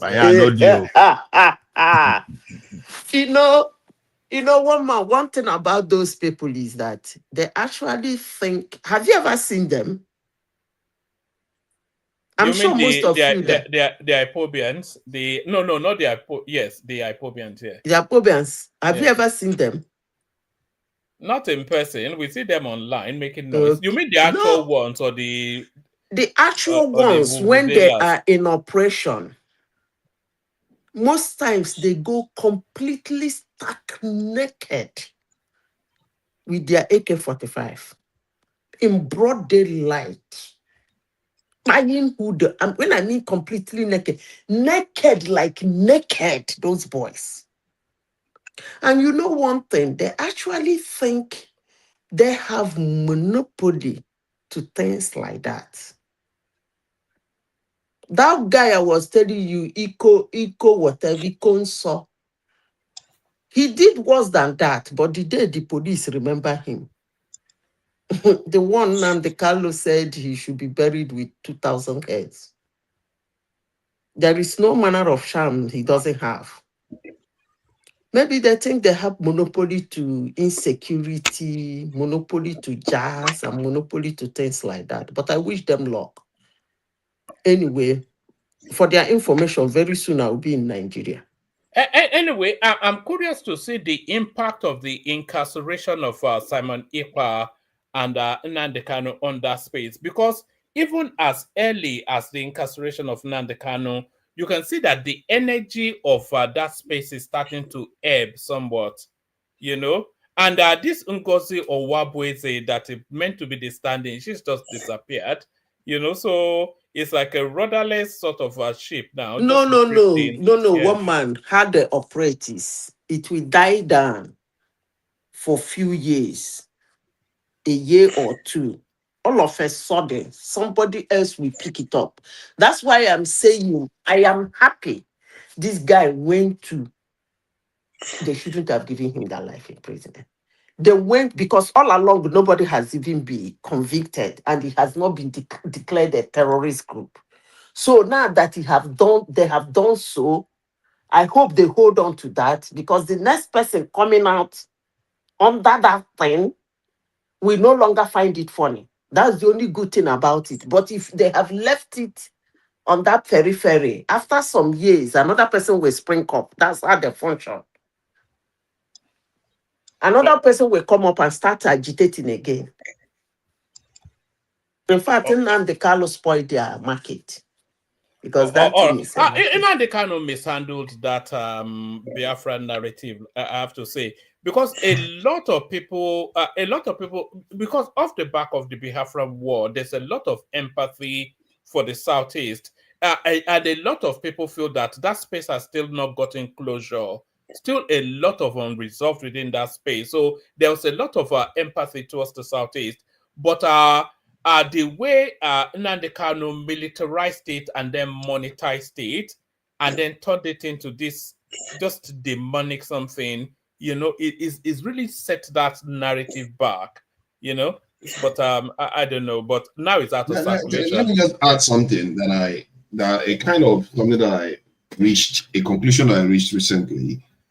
Because when I heard the Oba of Benin making a statement to the Europeans that came over regarding the artifacts and who controls and what, he talked about how they trying to colonize us again, and how his throne where he used to sit, that the palace used to extend from that point to where the governor's office is situated. It just hit me how diminished the Edo Kingdom have become because of Nigeria. And I asked many Nigerians, and especially because myself, of Nigeria or because of development? Because of Nigeria. Let's put it that way. And so then I asked my Southeastern brothers that can they say they have been diminished compared to where they were when the Europeans before the Europeans arrived? They cannot say that. Where were they? Where were they? Yeah, exactly. They were mostly in the Southeast. They didn't expand out. They didn't span out. That the idea that Nigeria has diminished and that many states, many groups in Nigeria today have been amplified. If the only group that haven't been amplified is the Hausas, really, by Nigeria. To Niger, you know, just that space you're opening up, there's a narrative that there was not even any form of homogeneity in the Southeast pre the colonial whatever, and then the formation of Nigeria. A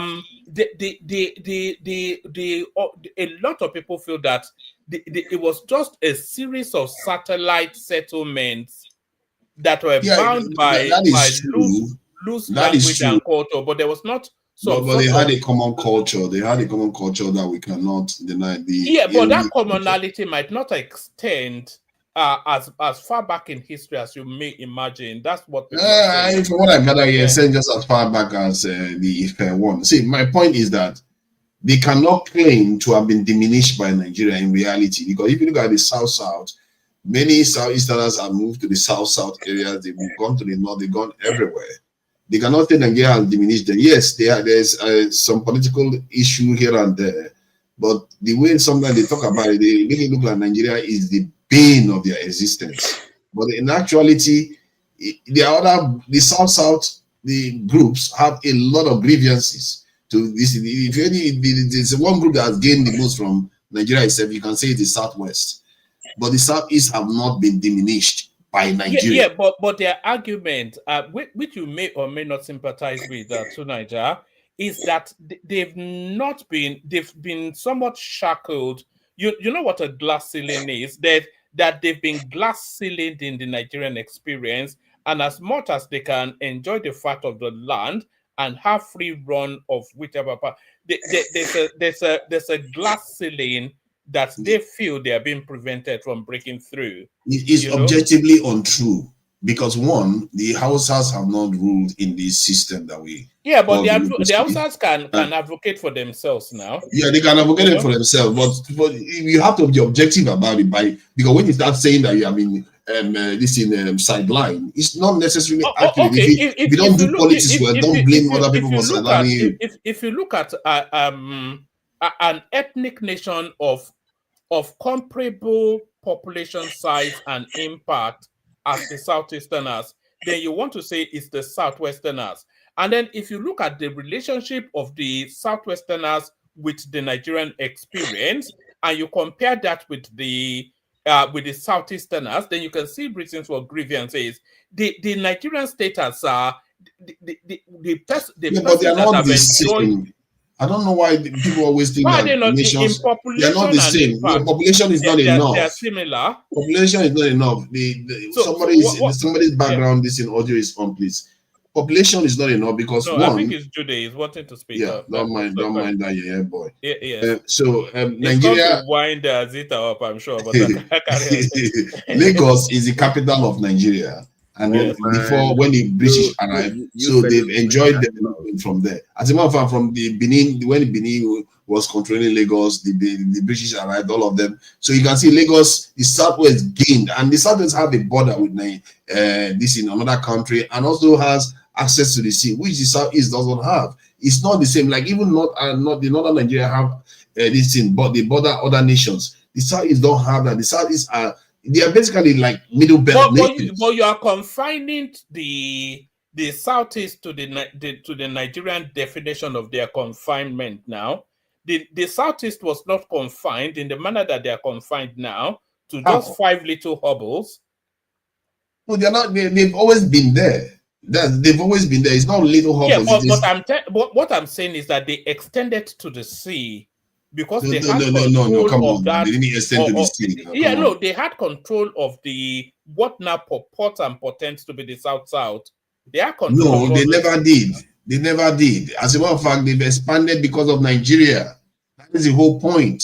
That's why Azikadagaboro had a complaint about it, and a lot of South people they stole a lot of the southeastern property now. Southeasterners that own property in the South. They stole a lot of their properties after the Civil War because of it, because they felt aggrieved that the Southeasterners have moved into their own areas since Nigeria was created. This is the truth of the situation. Nigeria diminished a lot of South states because they gave power to the bigger groups, because before the British arrived, those South states were holding their own. Like the Edo people they were an empire, for crying out loud, one of the most advanced in West Africa, and they became a hobble of themselves. It's the majority that gained from Nigeria. The only group that you can say that didn't gain as much from Nigeria is maybe the Hausa, because they were already ruled by Fulanis to an extent. But the Igbos, by and large, have expanded. They are a global race now. If you think about it, the Southeasterners are a global race. They are everywhere. And they've expanded not only because of Nigeria alone into all parts of Nigeria, there are also other parts of the world, and they don't see it. They just, many of them just complain. But in reality, there's a lot to be proud of that they've achieved already. But they don't see that. All they do is complain about politics, when in reality, you have to read the rules on the ground. You don't, the advantage is all on your side. Sooner or later, there's going to be a Southeastern leader, but don't make it look like everybody's just targeting the Southeastern people. All right. Thank you, Tunaja. I'm not the world's greatest advocate for the Southeasterners, but if you look at it, they may have a point. But what do I know? But we're still doing the 5-minute whip round. We whip it in the direction of Jude, who's been waiting to speak. So good to see you, Jude. Floor is yours. Oh, one man, how you doing, sir? Assalamu alaikum. How about you? How far? I'm good, man. I came to talk about what is happening in public. I'm not gonna dive into Nigerian politics, but I want to thank my guy to Nigeria and the other people on the panel. You see, what happened in Burkina Faso is what you guys think might be an emergency landing, like someone said on the panel, but it's not an emergency landing in Burkina Faso. And when you see the trajectory, the antecedents, the projections of what has happened in the past, a country that just came 2 days ago or maybe yesterday invade Benin Republic because of, say, coup d'etat. And few years ago, this country called Nigeria was the one that shut down electricity supply to Niger and shut down their border. No food supply was going to Niger because they overthrown their French leader. So these are the trajectory. Few years ago, we saw Tinubu doing handshake, kissing and smiling with the French president, Emmanuel Macron. A president who has caused havoc, a French president who has caused havoc on the African continent, precisely on the French countries in Africa. And these French countries are washing their hands, cleaning their hands, and do not want anything to do away with France. But you see an African country called Nigeria kissing and sympathizing and sleeping on the same bed with France. It tells you that there's a problem. It tells you that what happened in Burkina Faso was not an emergency landing. In French, they call it espionage, spies. You know, you don't know what Nigeria is up to. There might be spies. Nowadays, French African countries are scared of Nigeria because the person that they thought could actually speak for Africans is actually condoling with French president to attack the African countries that are breaking away from France. What happened in Benin Republic? Nigeria also seems like they are sponsoring dictatorship in other African countries. They are not into what happened, what is going on in that country. Why is there a coup d'etat? They are not asking those questions. Their main aim is to implant dictators in Africa. And what we saw in Benin is similar to what people are talking, because to Niger talk of how this guy have changed the constitution. He changed the constitution from 5 years term in Benin Republic to a 7 years term. He also changed the constitution, removing the term limit. Sorry, today, but he's not the beneficiary of that though, because he was actually due to hand over in the first quarter of next year. So that's what he's saying. That's what he's saying. That's what most presidents said. Even Ouattara of Cote d'Ivoire, when he came to power, he was after when he took over from Gbagbo, when Gbagbo did his 10 years and wanted to rig another election to run. And when Ouattara came in power, he said no. He was coming to maintain the the term limit of Cote d'Ivoire. He wasn't going to spend more years in power. But as years go by, we saw what happened. He changed the trajectory, the antecedents. They built a roadmap, and it builds up to what is happening in Benin Republic. Their election is due next year, April 26. But this guy is planning.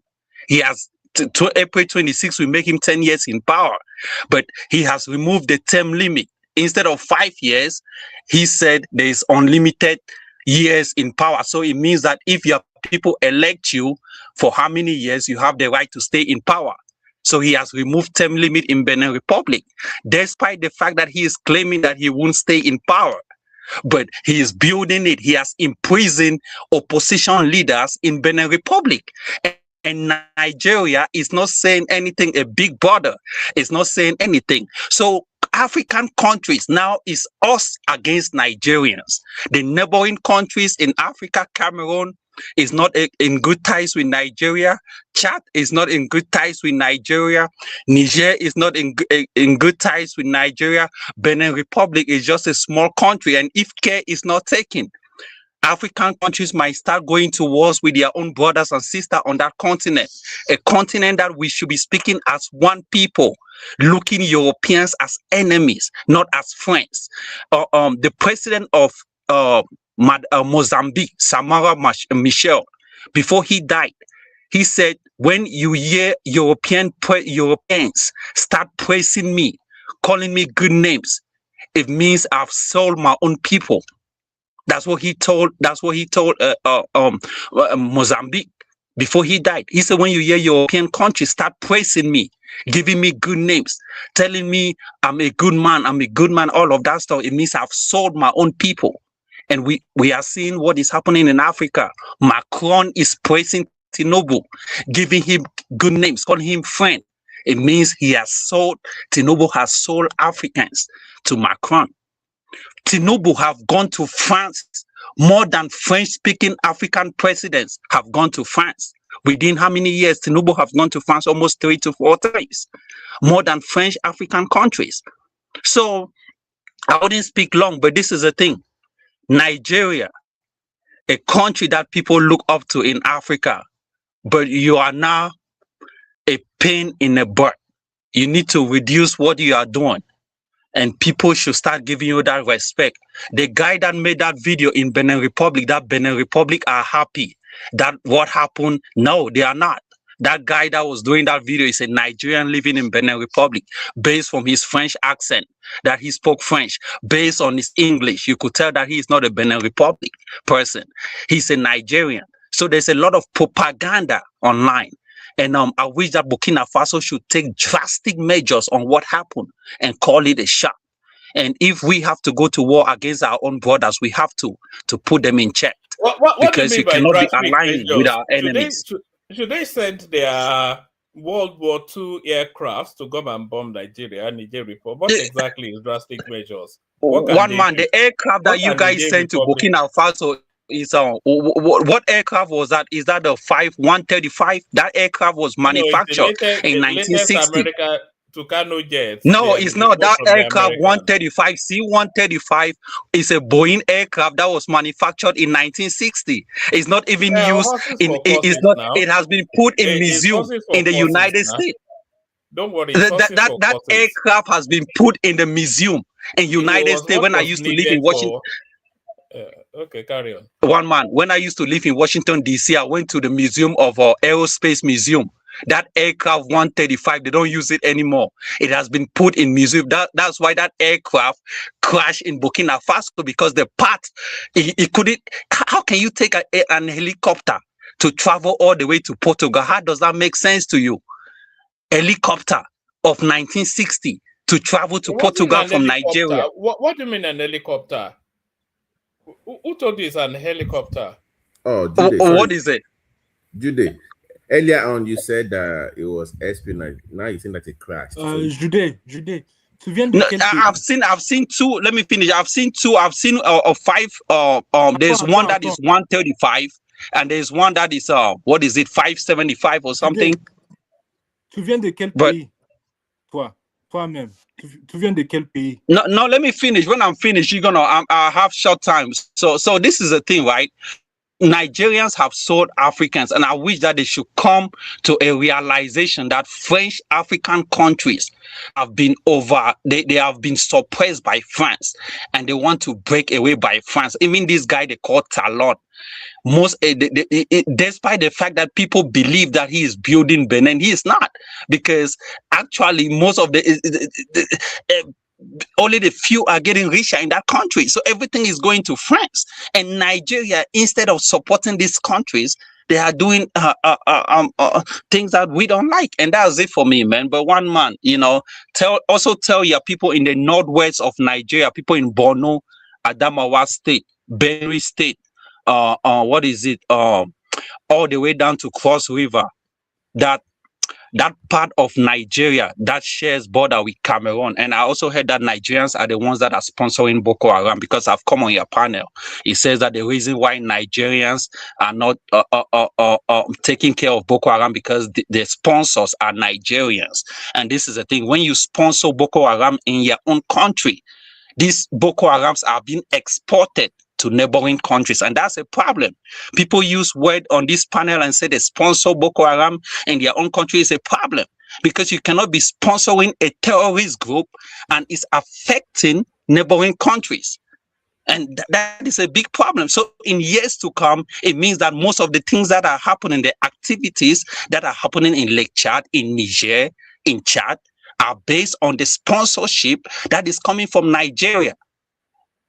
You people should start talking about the realities, and you people should start letting outsiders like us to come in and tell you guys the truth, because Nigeria is now an asshole. Many people that used to look up to you are now looking down to you people.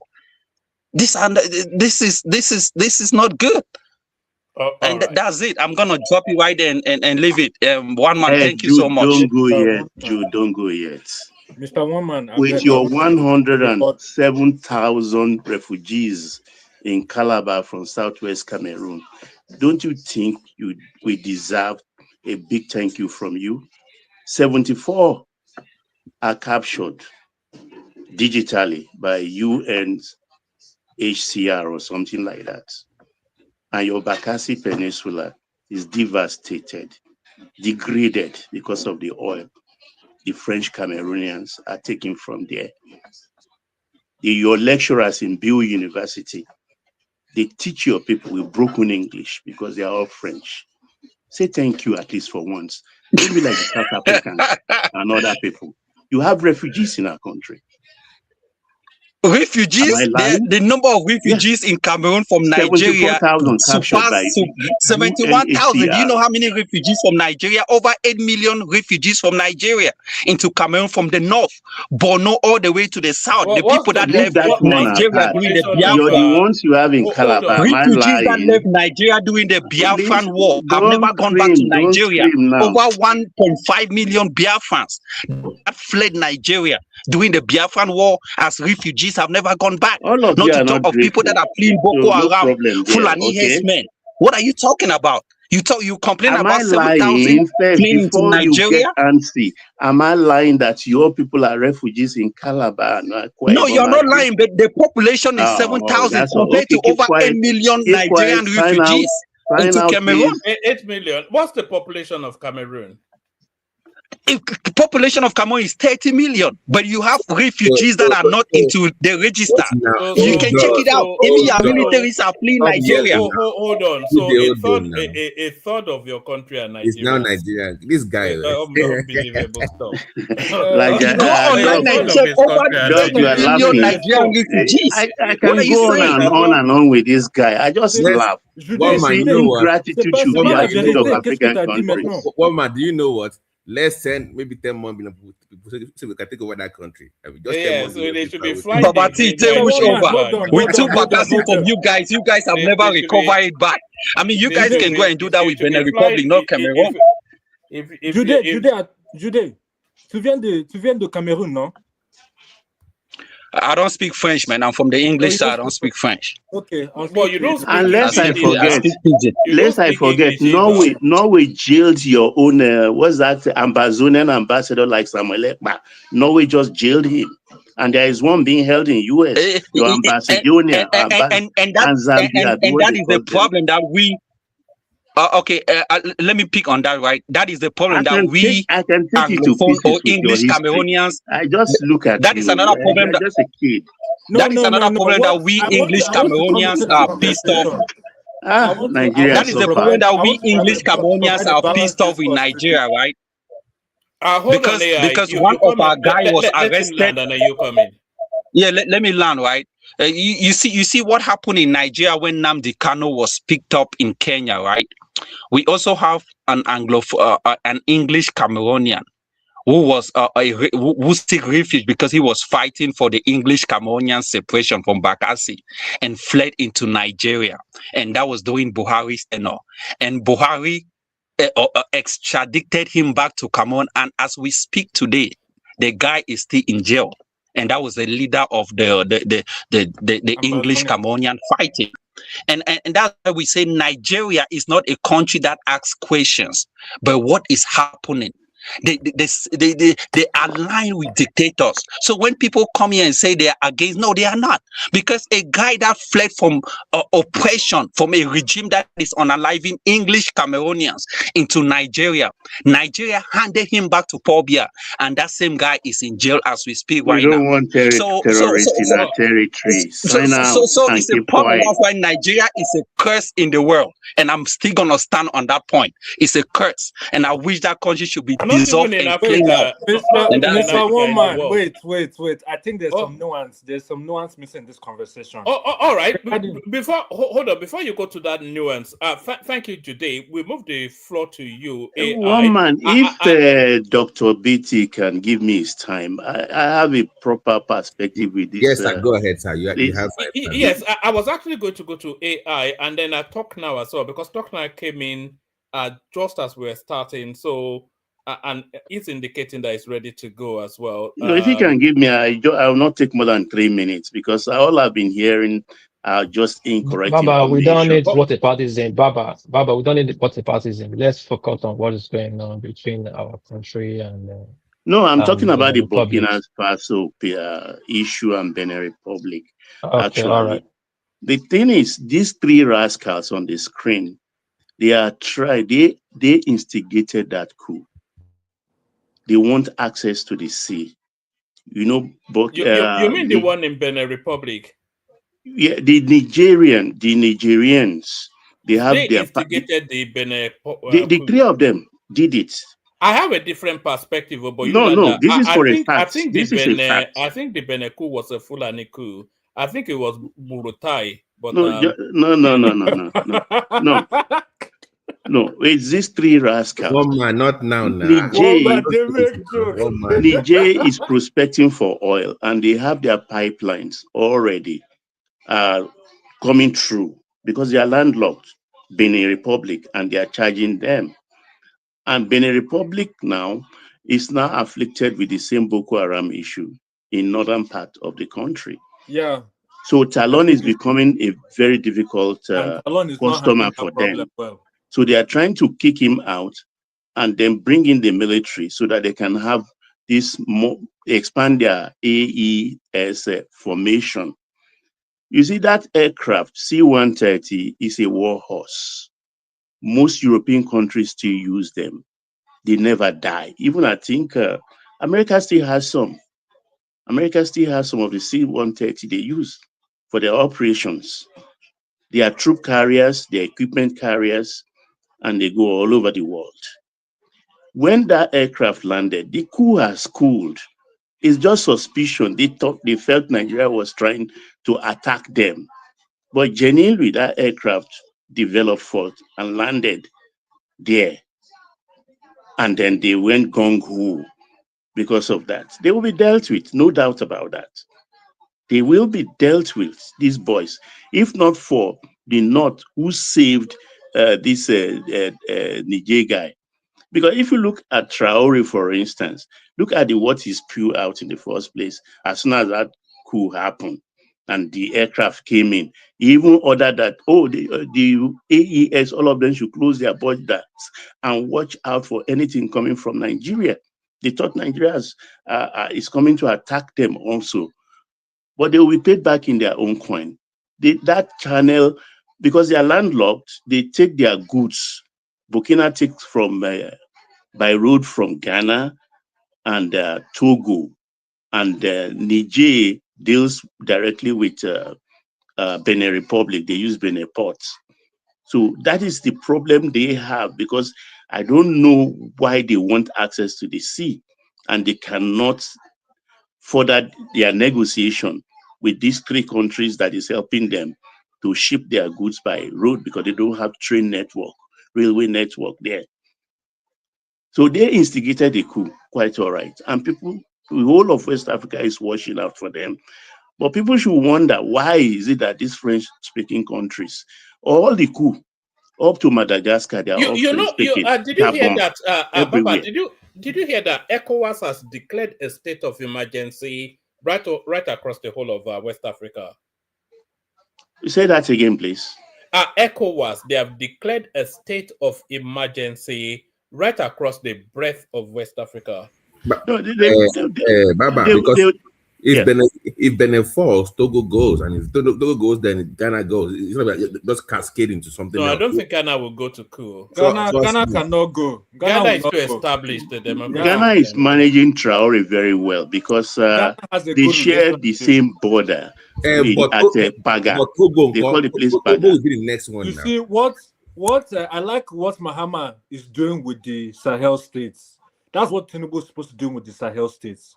What Mahama is doing, because I personally do not see these three leaders as Nigeria's enemies. You know, especially when it comes to this problem of insurgency. This is the time where Tinubu himself is supposed to have convention with these three leaders to see how can we tackle this insurgency problem, because it's something that is across the whole West Africa. But for some reason, that's not going on, right? Now, when it comes to this, Judea was talking about how Tinubu is supporting. You have to understand this. This is something I don't like Tinubu, but something that's very good about Tinubu is somebody who knows how to build relationships. You can have 40 years, 50 years, 60-year relationship. Him and Macron know each other since he was governor of Lagos State. Macron at the time was working in French embassy in Lagos. That's how they have that person. That's why you see Tinubu traveling to France. It's not because, it's because they have a very close relationship. That's the reason why. You see, and don't forget the Gilbert Shaguri connection to yeah, exactly. that So friendship. it's not a matter of it's a human. We're all human beings. If you've known somebody for a very long time and you guys are both in position of power, it's a natural thing for you to meet each other to have some sort of cordial relationship. It's a normal thing. Yeah, no, the thing I would expect from Tinubu is to act as a wedge between France and the Sahel states to kind of facilitate communication. No, talk now. It's dangerous for a democratic state to be in cahoots with a military government regime No. I anywhere. disagree No, with it that. is You know why? dangerous. No, Because you will be in encouraging as your much own I don't troops to support take you military over. government, right? The reality is they are the prevailing force. There's nothing you can do about it at this point. They are the prevailing force. What you're supposed to do is, at the same time, they are all Africans, right?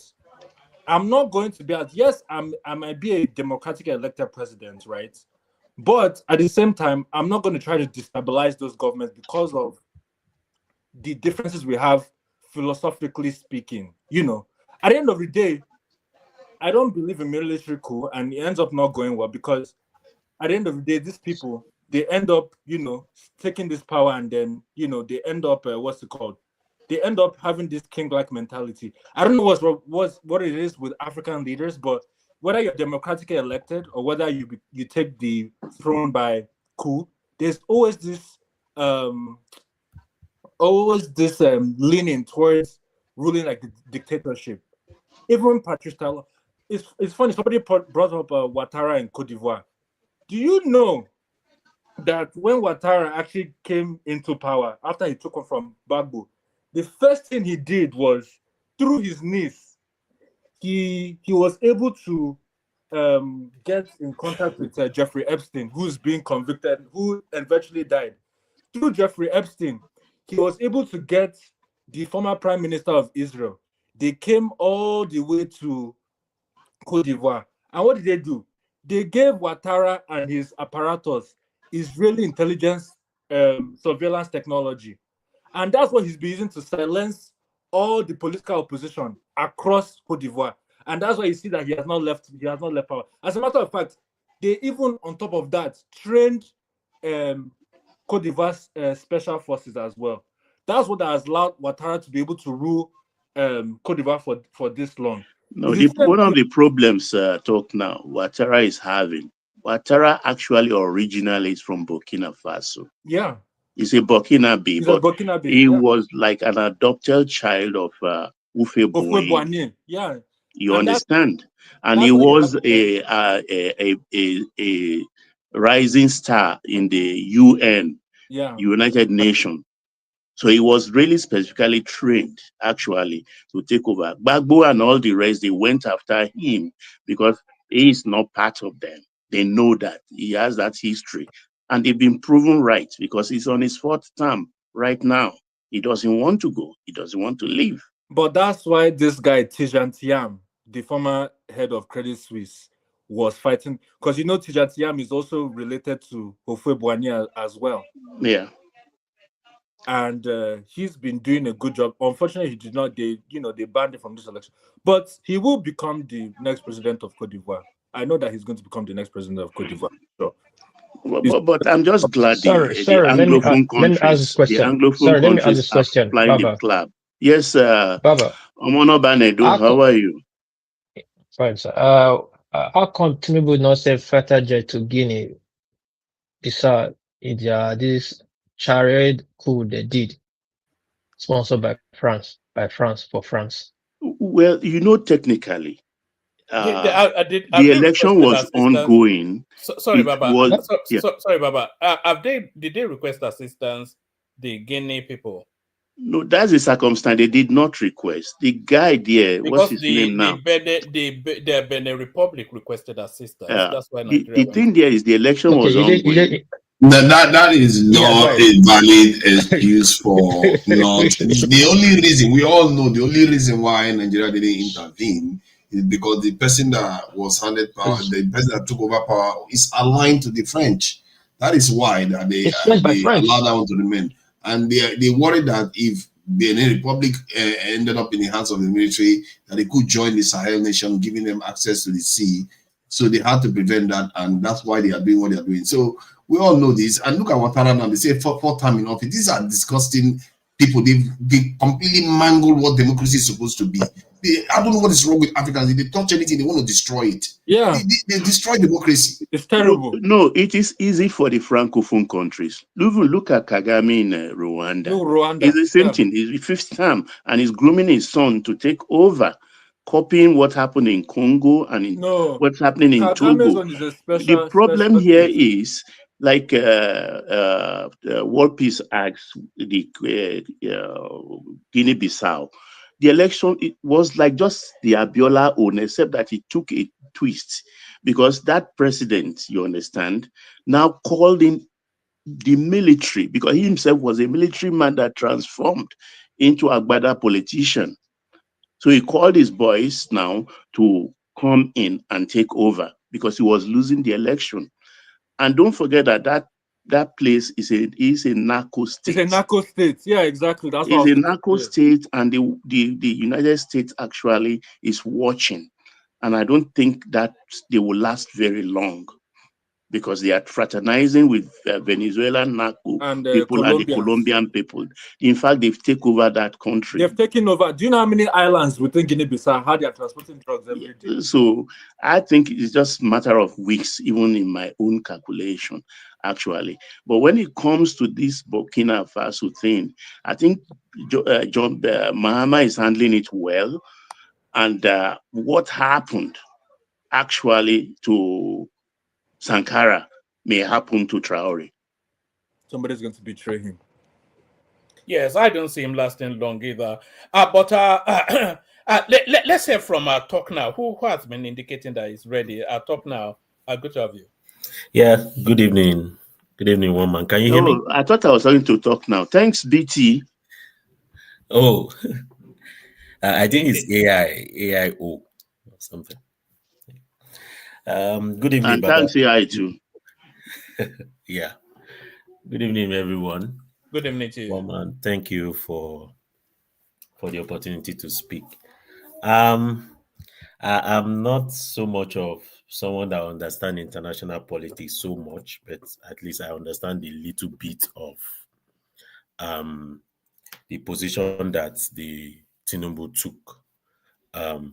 Let's based on ECOWAS convention, ECOWAS, I know they had an agreement a couple of years ago, and they stood by that agreement with respect to coup.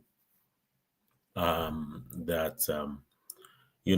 ECOMOG force they can align themselves using the ECOMOG force to foil any coup across West Africa. That was why they wanted to do a deployment when the Niger did the coup. But of course, politically, the northern politicians did not want that to happen. They were ready to do that. So, but the northern politicians, they didn't allow that to happen. So it would have affected Tinubu's opportunity, even to get a second term. It would have been a problem for him at the beginning of his term. So he decided to let go of that. And that is understandable. That was just politics playing out. So for Benin Republic, that's the closest to almost 35% of revenue of Nigeria. That's number one. The major population, they may not be major, but there's a strong population of Yorubas and some Nigerians in Benin Republic. The Yorubas are 20% of their population. Yeah, and they are some of them are well-to-do. They control some of the parts from Porto Novo to Cotonou, Lokosa, even if you go to Pobe area, you will see some of those guys that are doing quite well. And these are very grounded Yoruba Lukumi people.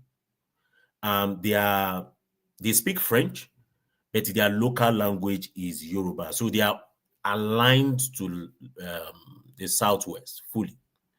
They are closest to Lagos. If that place is in problem, 35% of revenue of Nigeria is already a problem.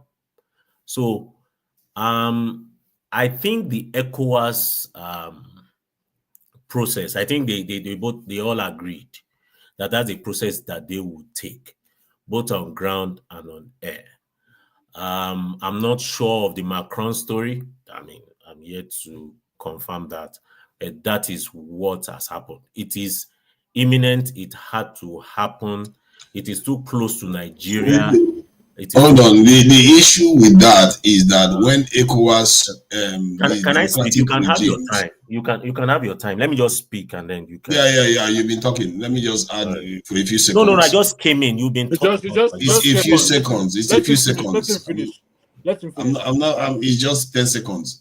That's the point I wanted to add was that why didn't they include in that clause that presidents cannot just be extending their terms in office? That's what is triggering all these schools. Matter. That's not what that's a separate matter. Yeah, but you are talking as if that everything is happening in isolation. Please go ahead. Let's have a direction. So ultimately, process-wise, that was fine. In line with our constitution, the president is supposed to notify the House either before or rectify after. So what they have done is to rectify after. So after the event has happened, so local laws in Nigeria, that's right. ECOWAS convention agreement, that's correct. And economically, that is right. Because once there's a coup in that place, within the Sahel, it's not a good one that is close to Lagos, a major source of income of that country. They have to hold on that one. They have to make a decision. They have to stand by it. And I think for this one, he got it right. Now, we can now say, we have Boko Haram here. We have our own issues here.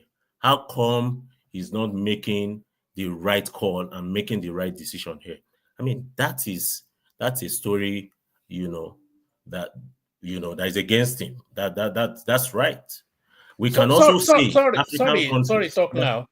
Is that a good analogy, by the way? Because the Benin Republic thing was just a straightforward military operation, but the Boko Haram is like a guerrilla warfare. So I'm not quite sure that because I've heard that that argument being made right across social media. But sorry, carry on. Yeah, they might be right. I mean, let's be fair here. You remove the log in your eye first. I mean, you have your own problem that you're dealing with. And then you're going to a territory that you might not necessarily understand. Okay? So I think they might be right partly. But if you look at it holistically, it's a right decision. It's a right call. Now, we could say African countries, we have really messed up. Our leaders have messed up. Some of them have extended their term. Some of them have not done well economically. Even the so-called ones that has done the coup, the likes of Mali, the likes of Burkina Faso, they are using publicity and all this propaganda to tell the whole world that they are doing so well. Let me tell you the truth. They're doing terrible. They are not doing well. Very soon you will know it. When there's another coup, then you see exactly what's going on. Every opposition, every press, they are being eliminated. That's a fact. That's what is going on there. Forget about all these stories of, they are doing fantastically well. Look, things are not going out right for them. There are internal wrangling going in there. So, whether it's democracy, whether it's the military rule, leadership across Africa, they have not done well. They have not done well.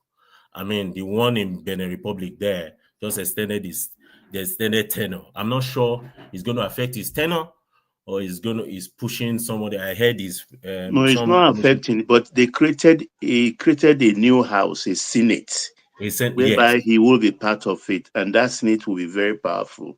But it will consist of automatic seats for ex-president and some chief judges or things. Yeah, so they will be controlling the presidency. Why should that be so? Why should that be so? That's very wrong. That's one very of wrong the problems. That's one of the problems of Africa. The things will just There are things we just say and do carelessly. Most of our African leaders, like a baby, like a toddler. And I mean, people across that the Africa, rate I people. think it's the same. Look Yeah, at that's we, it. we had Yeah, the president. and please let me. Sorry. I know it's your time. Let me land. The elite and the literate of Africans will clap for him and make excuse for go to the podium and make excuse for them. We're actually fooling ourselves in this Africa continent. We are. My It's brother, go ahead, But please. I Thank you. think World Peace, the Americans started it when they encouraged the military boys to start wearing agbada and win election. And almost all African countries, starting from Mobutu to that boy who ruled and was kicked out in Congo, and then J.J. Rawlings, almost Abacha, almost. We can name all of them. Even that's where the whole thing started, because when they were not ready to go, they were ready to die in power. America encouraged them. Okay, do a political party and run for presidency, and they all do that, and they all became politicians. Yeah, I mean, it's unfortunate if you even check, even the best of us in Nigeria here. Look at 1999. Obasanjo was there. By the time he finished his second term, he's hustling for a third term somewhere. Like, you're just power drunk. You know, I think African leaders need to sit on a table, close the door away from press, and tell themselves some home truth. They have messed up. They have embarrassed Africa in general. That's what poverty does. But let me challenge you guys. Sorry, Baba. Let talk now land his thoughts only because of. No, I just want to put a point. I want to hear his perspective that because this. All right, put that and then use that to bring it up. Democracy. Sorry, Baba, just 1 second, please. Okay. Yes, put that and then talk now. Round off your thoughts. We've still got Prince Daddy, War Peace, Oriola is with us as well. So yeah, Baba. Yeah, this is for everybody. These 2 terms we limit ourselves to. Don't you think is part of the problem? Because all democracies we quote today about the progress they've made, they are kind of benevolent dictatorship. Some spent 30 years. Even the America we copy today, there was a time there was no time limit. There was a time it was like 3-term presidency. I think it was during There's no time limit in the United Kingdom. Even in Canada too, there's no time limit. Yeah, there's no time limit. Yeah. Can we look at that too as part of the problem? Well, the truth is, African leaders are just unique. They are, you know, across Canada, maybe even in Britain, if you check their system, it's almost similar. Someone can be there like for a long time, but guess what? Each of them made their mark. How many African presidents even make their mark? How many of them are ready to work hard for the people? It's true. And that's the challenge. We can't copy those people when we have a culture of being authoritarians in nature, not thinking of the people. You know, there's no clear goal congruent. Everybody just does their own thing for the purpose of themselves.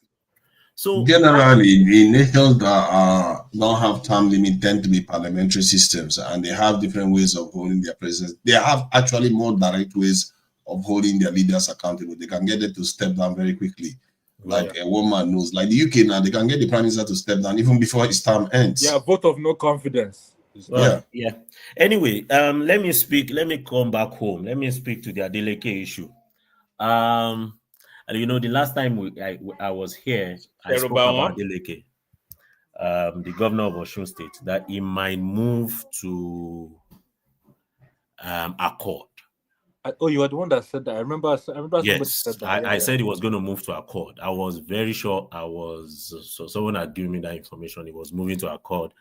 First of all, Abga had reached out to him. The challenge with Abga is they will not accept him. No matter how popular he is, in Southwest, it will be hard to sell. It will be very hard to sell. Accord is still very granular. They are still on ground. Accord was set up by, I think, the Prince, the former Lagos State administrator was involved in setting up Accord. The likes of Olubadan, that is currently Olubadan, Obasanjo, they were the people that formed that accord as at that time. So they are very much on ground. They have meetings, they have parties, they have grassroots people.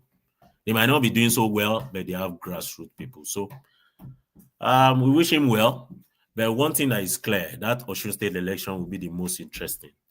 I feel that Aregbesola might bring up Adeoti again for the ADC, and then the APC person will be supported by the presidency. There will be enough money to go around. There will be a lot of spending that would happen.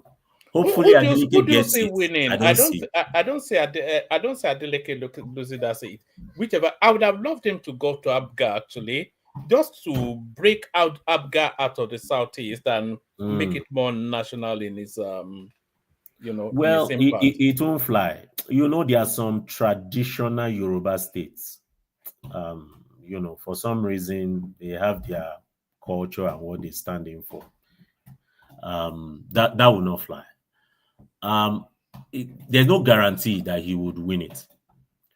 Number one is because APC, the people in APC, even from the grassroots, they are not moving. It's so surprising. PDP became a governor, you would expect that part of the APC would move.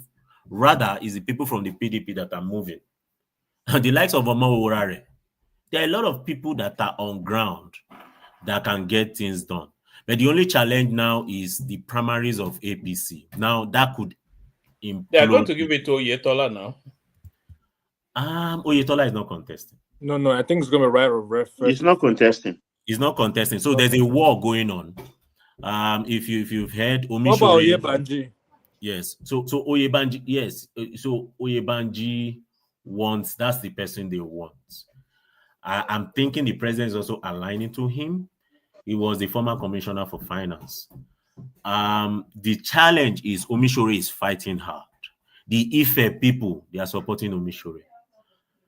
If Omishore explodes and moves to any other party, APC might not get it. He has a bulk vote that he can give to APC. Omishore is a known name. He's rugged. He's sometimes not straight, but that is what it is. Osun State is going to be a showdown. It's going to be an interesting one. Just to round off, no more than 2 minutes or so talk now. Did you see that clip of Remi Tinubu berating Adeleke like a little boy? Why did that go down? Yeah, that wasn't good. Honestly, I was disappointed. But the truth is, himself and Ademola Adeleke, they've been friends, even in the Senate. They've been friends long. That's what I was saying. They talk like they are the same age. Yes, it's not now. To the two of them, to outside world, yeah, that was a mess up. But between the two of them, they talk. They've been friends. The Adelekes and the Tinubus are close. They are close. Don't forget about what anyone just says. Let's call it speed. Let me just say this. It's that time. Sorry, can you hear me? Optics, okay, go ahead. Terrible. It's not good for the optics of it. Okay, in an official capacity, governor is a governor. You came to his state, whether they made you Ashiwaju or whatever it is. You came to his state. You should honor the man. Irrespective of whether you're friends.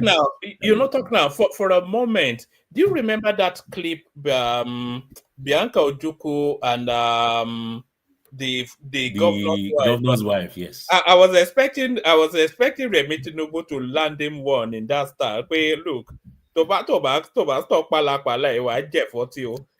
you know what? Guess what? You might have the next event. The two of them can be dancing. You know, these people forget about the optics. The next thing, these guys, they don't take that serious. What just happened there is not that serious. For political optics, yes. Between themselves, no big deal. That I can say for sure. But another thing I wanted to say is Fubara. Fubara moving to APC it further complicates politics in Rivers State. It's not as smooth as we think. I think Fubara wants to contest.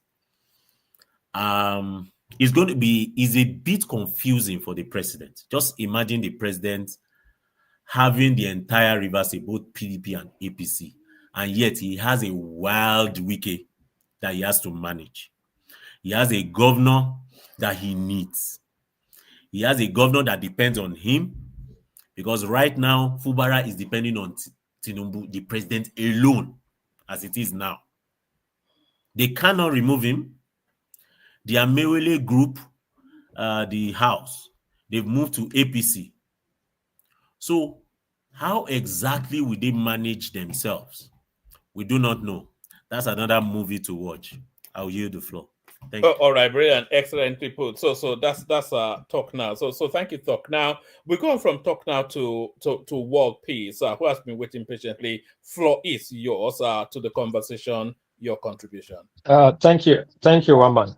Before I go ahead, Waman, if you are home and you have time, go to Uniqlo Worldwide, go to search bar, go to the UT, click on it, scroll like 4th page down or 5 line down. You will see my daughter there, modeling for Worldwide Uniqlo for this season for the 3rd time, and he's also shooting for the 5th time and 6th time for. So sorry, what did you say the name of the thing is? Uniqlo. UNIQLO. You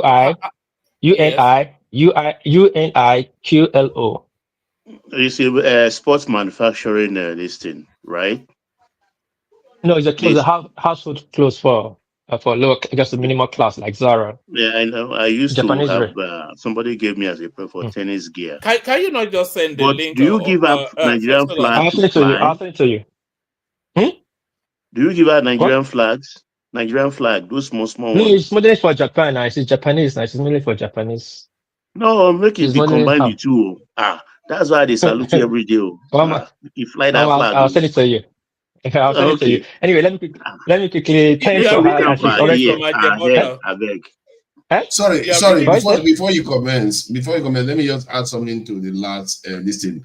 You see, when people have this false sense of humility, I think I find it very repugnant, because it's a kind of worse than even being proud.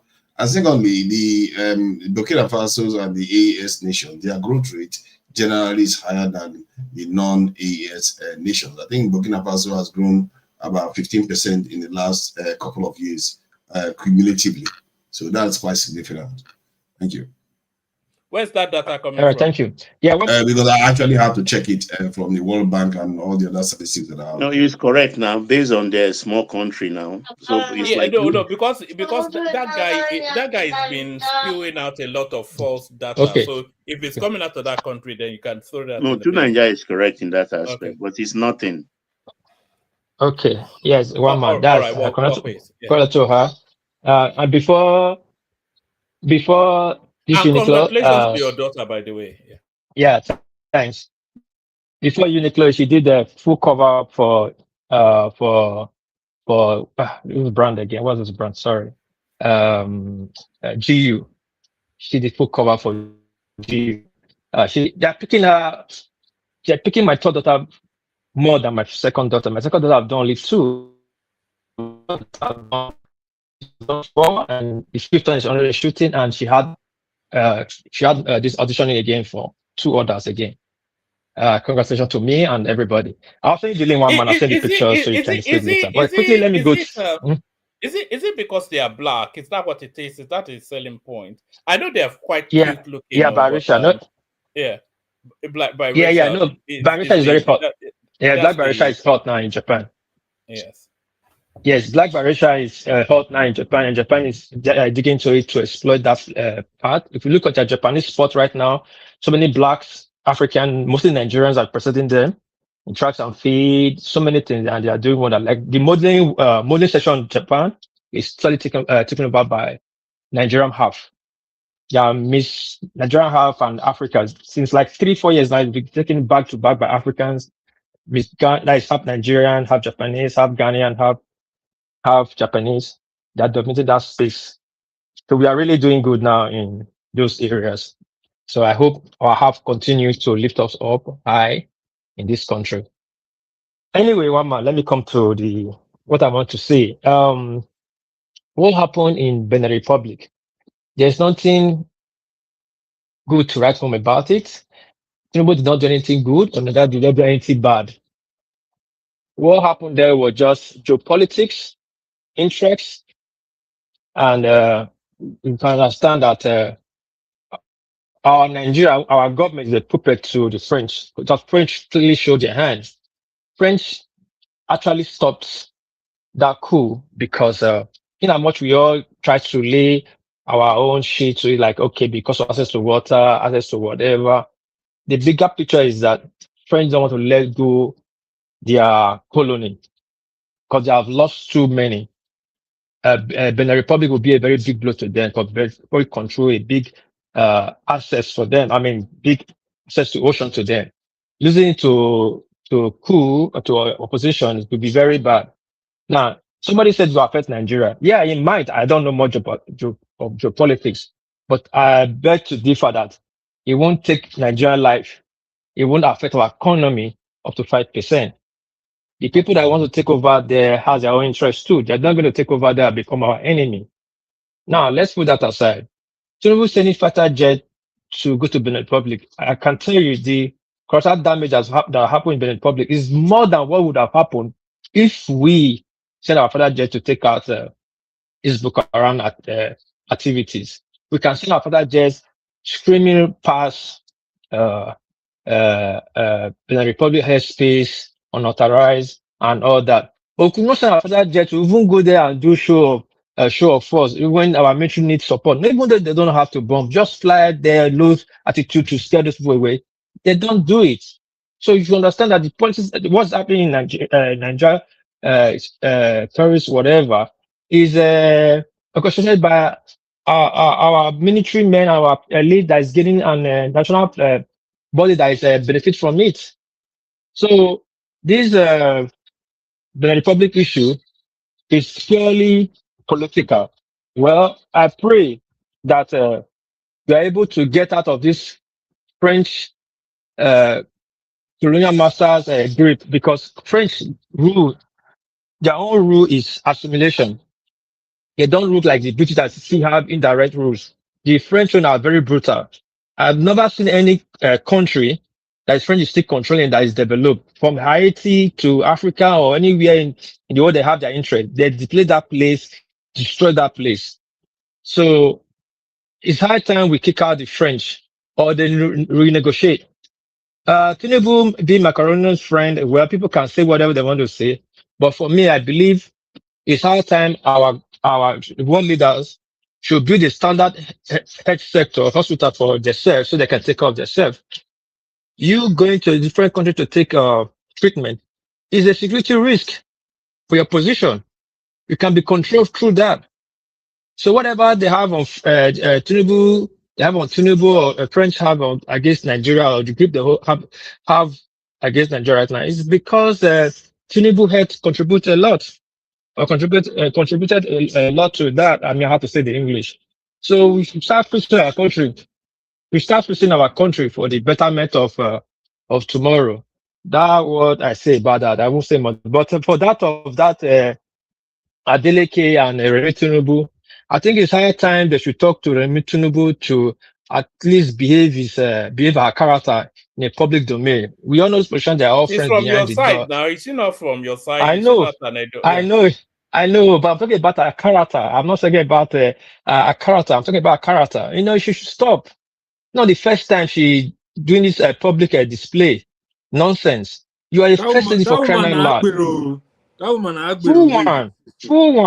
Full one. Okay, let's just say did she not slap somebody in yes, in some constitutional review or something a few years ago? Yes, yeah, during the COVID lockdown, the COVID lockdown that time, he was calling the woman Asha or whatever. Can you imagine things she was saying? And again, yeah, you were sitting down. You have did an she not ugly. say to the Igbos that they will sacrifice them to Ogun if they don't vote for her? He said so many things. He said so many things. That woman have said so many things. You understand? This one was fighting Dino in the Senate House. He was gripping Dino's agbada.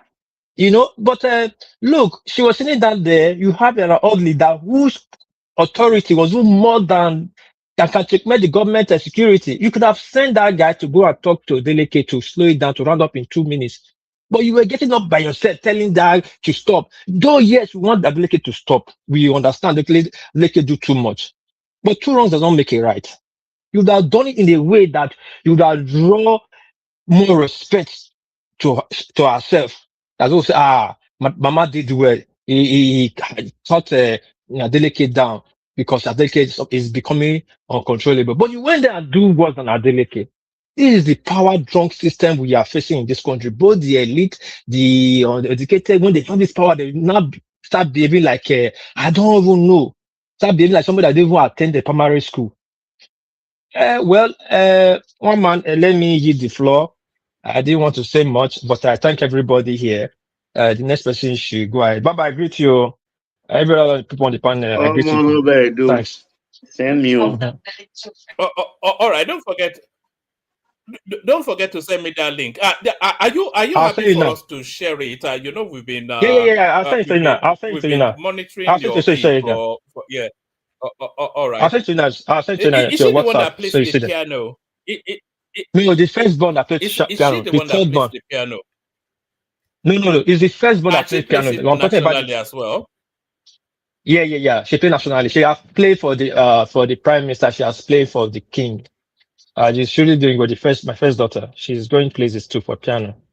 I will post that one too. I'll send that one to you. Great things. Your children are doing great things, and well done. Yeah, thanks. That's thanks to your good parenting, you and your wife. So yeah, keep it up. Yeah. All right, thank you. One man. Yeah. Let me just read this short statement from Lord Lugard, which I find almost quite relevant today. It says, "We love." Is describing us. Say loves the display of power, but fails to realize its responsibilities. This is a foreigner describing our people. And this is like with the Tinubu and all this stuff. It's like we play like children sometimes. I don't understand why we have to be demonstrating like, oh, I'm bigger than you, Do you know who I am kind of attitude. It's not ended. I think this stuff started quite a while ago after maybe the colonization wars, because Lord Lugard experienced it after that time. And he basically described us as attractive children. Oh, wait, let me ask to Niger and World Peace this question. Do you think if the special guests were to be an Hausa man, Oluremi will do that? Not likely, because they will take it differently. She will not, because she doesn't have that relationship. This is an occasion. It's her occasion. Oni 10th anniversary, giving her a special chieftaincy title. It's a private ceremony. I don't know who invited the governor, maybe her good self or the Onirisha did, but they were all sitting together. If you have the full tape, you see that they were sitting together. She was close. So maybe she has to draw the line. I don't know. She did the same thing to Mama Peace, Mrs. Jonathan. She exchanged banter while she was delivering her own speech. Yeah, she did that. She did that. She's just an ebullient person. I don't know. Maybe she has said quite a bit. It's a social gathering. It's a social gathering. To be fair, my critique is not on her alone. It's general. Our do you know me culture. Didn't you see the way Wike was shouting at the soldier the other day? You see how this thing Fubara is praising a president. It's like we don't understand the purpose of power, but we just like to show it that we have it, but we don't even understand the purpose. And this is what I feel these foreigners have seen in us. All right, brilliant, excellent. Oriola, if you are there, you're up next. Oriola, Ola is there as well, but I'm going to hand over to Ola in just a microsecond. But Oriola, you there? Oriola Day, the American guy. All right, Oriola is I don't know, maybe he's quite young anyway, so maybe he's still, they need gearing up. These young people. We've not heard from Prince Daddy too. Prince. Yeah, Prince Daddy. Yeah. Prince, you've been so quiet. So, Prince, you can never imagine that. I should be flogged, shouldn't I? Prince, you there? Hello, man. Hello, man. Prince? Prince Daddy. Yeah, I've been listening to one man. It don't vex. It don't vex. He's in a meeting with Riley. Eh? He's having a meeting with Riley. Yes, he's getting the report. So, Ola, so I'm glad you piped up. Let me drop. You guys carry on. No super task to report, which is quite shocking. But Ola, you bring it home. Prince Daddy, Oriola, when it's ready, just as excellently can. Better tell them to super chat, otherwise I will shut you down in the next 5 minutes. No, don't shut down in the next 5 minutes. So we are more for the. Ask them to super chat now. No, I don't think they are in the mood today. Let them do it organically if they feel like. But okay. There's always tomorrow. But please subscribe and like. That's more to it than so subscribe and like. Thank you, everyone. See you tomorrow. And we've not even discussed. I thought Baba would be excited by this headline on the screen right there. Nigeria. Oh yes, you made a mistake. Actually, the postulation. This is a private well owned by NNPC subsidiary themselves. So they've not been managing the well over the years, but for the first time now they are using it optimally. So they are having a very good output. Maybe that's why we've been having 1.7 consistently in the last 100 days.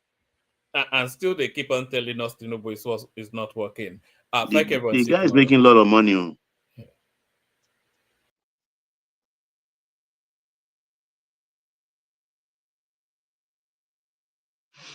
Okay, anybody that want to speak need to speak. Otherwise, I can start it. To Niger, I listened to you the other time. It seemed like you love what the Burkina Faso people were doing to Nigeria military. You know one thing that makes me about our people is this. I saw someone online was even asking that Burkina Faso should pay our soldiers. So that make me think that even within our people, there are some people that they are potential Boko Haram, potential Akurawa and co. So wishing their country bad. So anyone want to speak on that?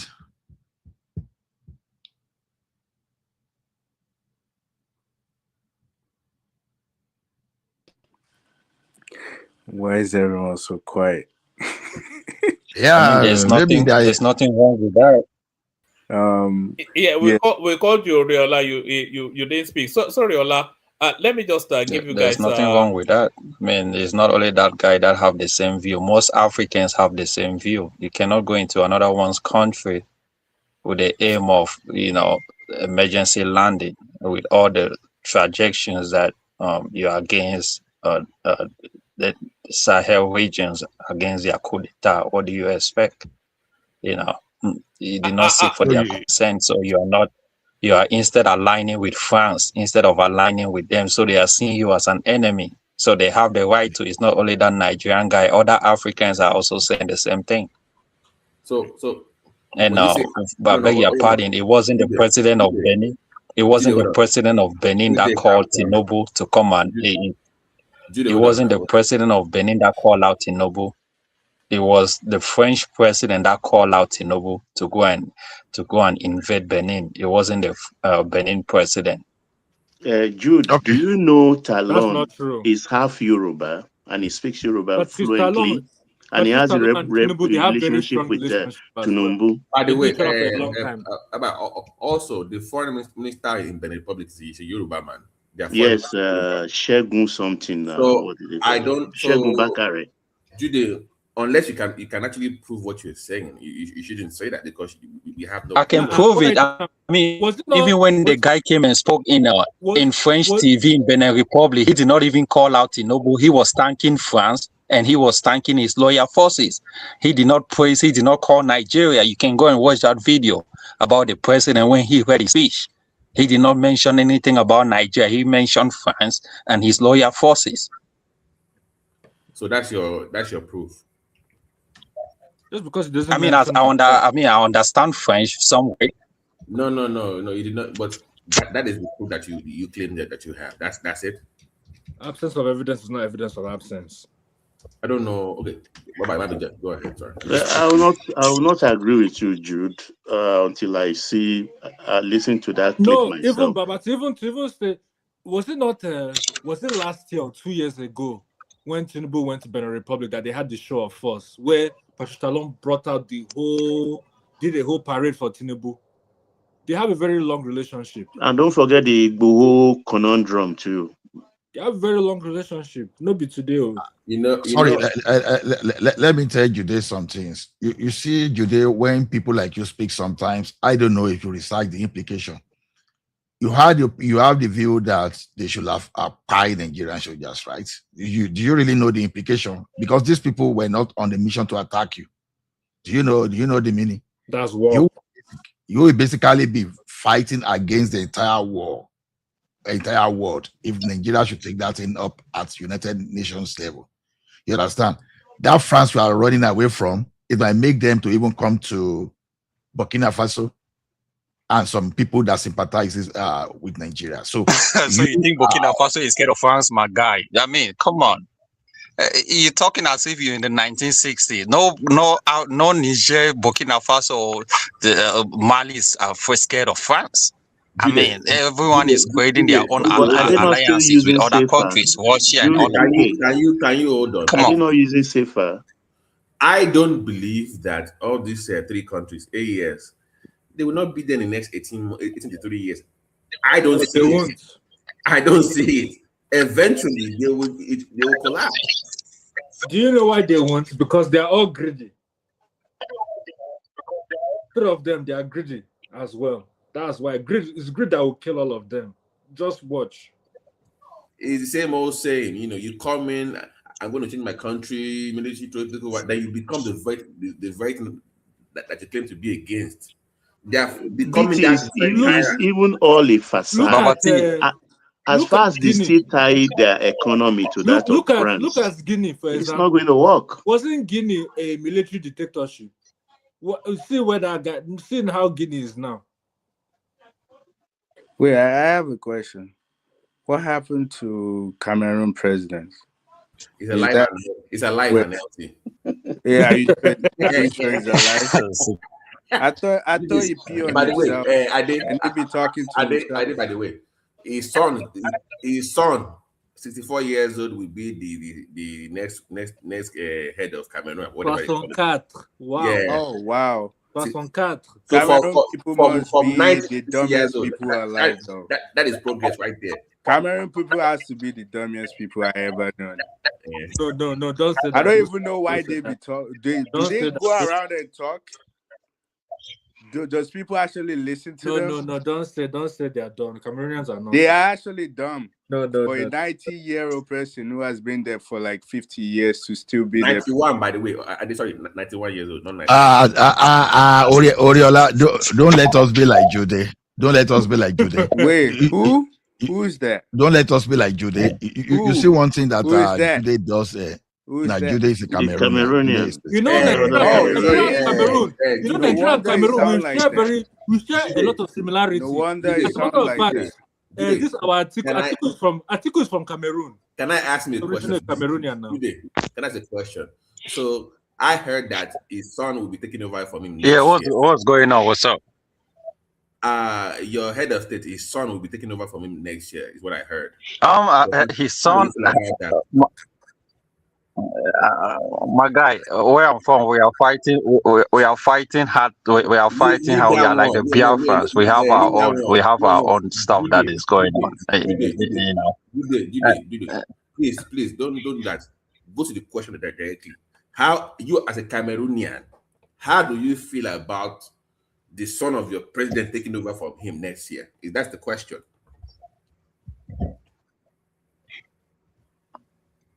My guy, what I'm saying is, I have nothing to do with his son taking over, right? If you have countries that are actually doing well and sons taking over, that's a good thing. But I mean, it's a problem in Cameroon. What If do you you mean by follow that? what happened in Cameroon, What the does it main mean? Which kind opposition statement guy be that that Guy's a was one? sweetheart, the main man. This opposition guy guy is Hey, a that was. sweetheart. which kind He's, statement be that one? he's Jesus. very soft in the middle as well. He's a sweetheart. Why are we speaking to a sweetheart here? We don't need a pussy guy to be telling us Huh? anything. No, Excuse my no, language. no. We Never have reach a that level. sweetheart It talking. never reach that level. Yeah, But Cameroon. No, I don't want to Oriola, My guy, shut up Oriola, hold now. it. My guy, shut up. Who Who's you be? your guy? Who's your Sir, who guy? you be Hey, talk to? Oriola, Who you be? Oriola, and Judy. My guy, Hold You on. shut be up now. dog Who are you now. talking You to, be my man? pussy now. Who you be? Hold on. Who do you never reach get? that We level. put dicks in your Oriola, Who mouth you the Oriola. one out with, now. my guy? We put No, dicks in your it mouth, never Bunny. reach that level. It never reach that level. No, You shouldn't talk wherever we are. I've Don't been talk. staying calm, and you wanna open. Who be this guy, sir? Because you're no, pussy. Oriola, no, it never reach You're that. soft. It No, never. Oriola, You calling me You're pussy? soft. You a No, it pussy? never reach that You- level. We're you- having a civil Wow. discourse. Yeah. It never reach that level. Never reach that level. Guys. Yeah, tell him to be Please, You're quiet. calling me Tell him to pussy. be I'm not quiet. even. We don't want to hear him talk. Be quiet. please, Man, let's you discuss the topic. you shut the F up, man. Who you Hey, talking Judy, to, that's nigga? okay. Like, Well, who you the want heck to are you, ask Never your man? reach that mom level. how Why my you not dick they do this tastes in her kind thing mouth? now? You should ask her though. Level. She sucked it last night too. No. God damn. I think. Guys, hold it. Don't let us degenerate to that level. Okay. Let's just Okay. Ola, I promise. let's discuss something positive. Okay, promise. Babati, go ahead. I'm just surprised that Now, Laja with the speaker. Jude likes to deflect when I bring up Cameroon. Like he hates discussing his country. He's not proud of his country. So that's the reason why I asked the question. It's a very simple question.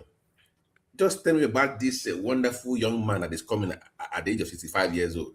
What is coming? No, Jude has already told you that it's not a Cameroonian. He said, just like he said, we are there on Biafra. You understand? Okay. He's Ambazonian. Oh, yeah, okay. So maybe it's a Jew. Maybe it's a Jew too, or Ambassador or whatever they call them. By the way, So where is your Ambassadorian passport if you have one? I want to see it. Baba T, you've been knowing me for a while, right? What I'm saying is the guy, most of the Anglophones like us are in prison in that country, and there's a lot of things that have been going on that Nigeria that we look up to as that country that could come for our aid. The same time is the one that is sending us back, the Anglophones that went and seek refuge in Nigeria. Nigeria is the one that is sending them back to Paul Biya's prison. And most Anglophones are being imprisoned because when they go to Nigeria and they talk down on what is happening, Nigeria chase them out of Nigeria to go back.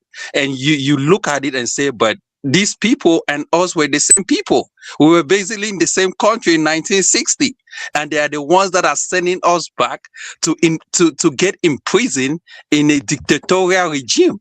And how can you respect a country called Nigeria? It makes no sense, right? But we are fighting, especially we from the English side. We don't want things like that to happen because we have always been against the other side. Now, my brother. So your point is that you look up to save you from the French dominance, but we are failing as a big brother to help you out. So that is your anger, right? You're angry that we're not helping you out. That is where your anger comes. Helping the English Cameroonians out in the sense that you guys how can I say it, like you guys support the dictatorial regime. Most of these sponsors, that would be hypocritical of Nigeria to do so. Very no, see, I don't really understand. I don't really understand what you want from Nigeria. The implication of that is that means if Nigeria supports this guy say you really don't. No, wait, hold on. If Nigeria decides to support Ambazonian and say that they have rights for self-determination, and they have Igbo people in Southeast that they want Biafra, how do you think that's going to look? How do you think and another thing I have for Jude, hold on. See, you can't blame Nigeria. You had that opportunity to join Nigeria, but all of you, your ancestors, you voted to join the Cameroon. So why are you blaming Nigeria? Because there was a referendum, and I think about 90,000 to 100,000. Exactly. So So Yeah, you 11 picked us February right. 1960. Aha. So No, Nigeria that's are- true. We choose to. So what's the problem? So what's your problem? Why are you What's the problem? The problem is that despite the fact that we joined French Cameroon doesn't mean we don't share border. We live in the same landmass. Imaginary line. There's not an the imaginary line. That's not the problem. I can't be using my energy on someone that doesn't want me. Why should I be wasting my energy? So that's the point. Oh, okay. Okay. Okay. I saw everything you talk about Nigeria intervening in Benin Republic, all this stuff. Ask yourself a question. Why should those three guys engineer coup the tax in Benin Republic? They were behind it. Because from all No, that's a propaganda. They were not behind it. That's a propaganda. Where do you have? Can you show proof? Okay. They said about 8 people. They are amongst the troops that were running away and heading north towards Nigeria. Exactly. They showed the guys on TV. Those guys are. Those guys were not behind it. The Sahai were not behind it. Escaped to Niger Republic. Let me tell you what but this guy is saying those guys were behind it. I mean, how can you make a statement like that? No, if the Burkina Faso soldiers are involved in the coup and some of them did escape, I mean, the soldiers will not join the coup without the no. How Burkina Faso? No. Do you have proof of it? Yeah, of course. Some of the ones that died. Go check the casualties of those involved in the war. About 8 of them identified as Burkinabes, but others actually escaped to the Niger Republic.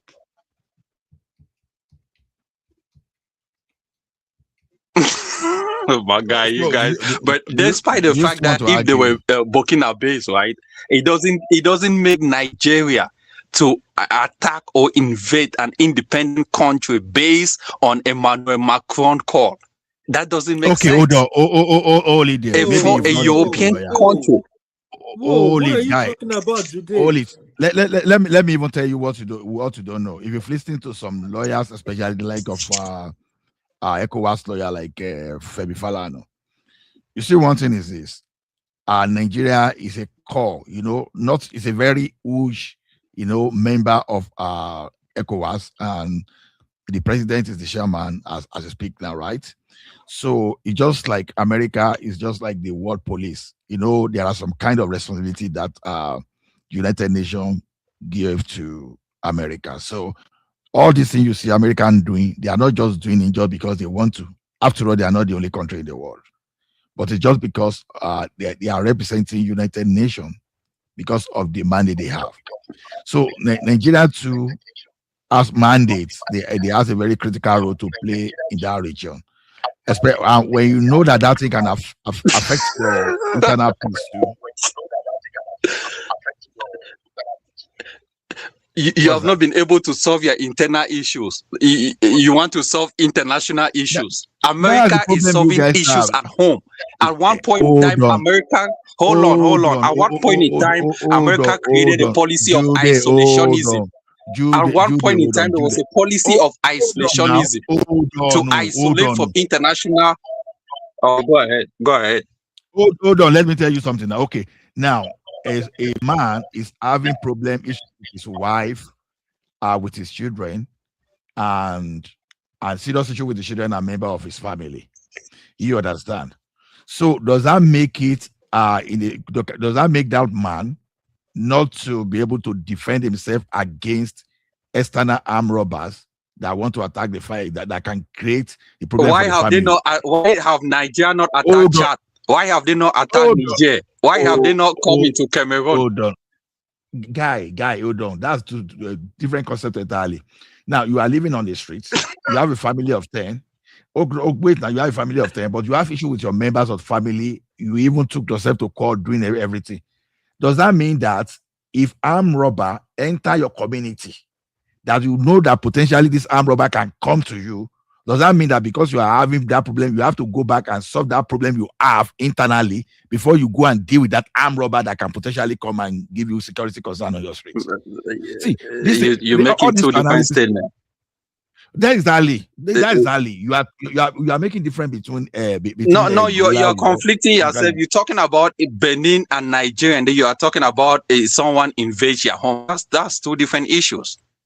That's two different issues. You're crossing international. You know what international borders is. Nigeria did not invade Benin Republic. Nigeria was invited. What did they do? And who invited them? Hold on. The president of Benin Republic. No, Benin Republic did not invite Emmanuel Macron called Tinubu.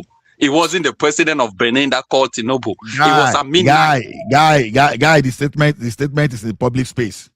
Whether my Macron or whatever, the Benin Republic president also talked to Tinubu on the matter. What are you talking about? There's no proof to that. I say it's in the public space. There's no proof to that. The public space shows Emmanuel Macron identifying that he called Tinubu and asked him to intervene in Benin. C'est pas vrai. Where did he say that? He never so said it means that Nigeria is aligning with a European country to invade an African country. Stop the lies, man.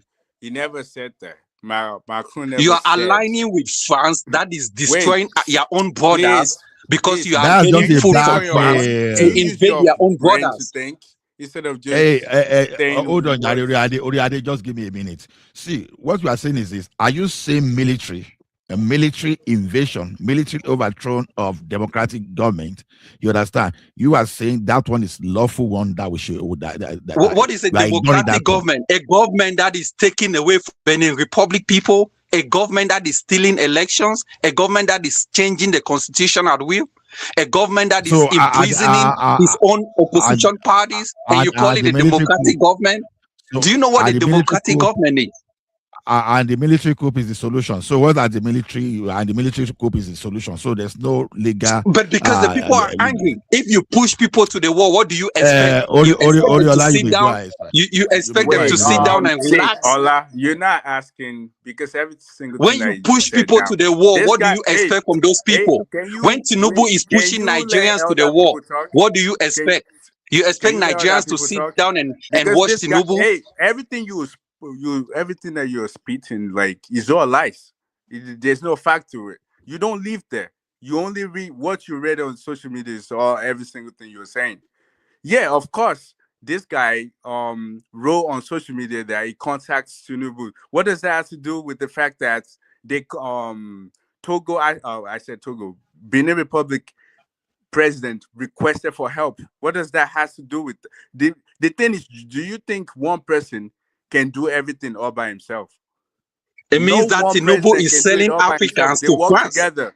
Wait, how did he sell Africans to France? So instead of working together, we are own brothers on the continent. You are working together with a colonizer. Okay, tell us, who do you want him to work with? The military guys, the guys that did coup just to control their country? Is that so you are working with a colonizer to invade your own people? So you are a threat to your own people. Country. Do you live in your country? But why Africans are running away from the European colonizers? You are aligning with them. Wait, you're talking, but you just want to talk, but it's not making sense. The thing is, okay, are you the one making sense?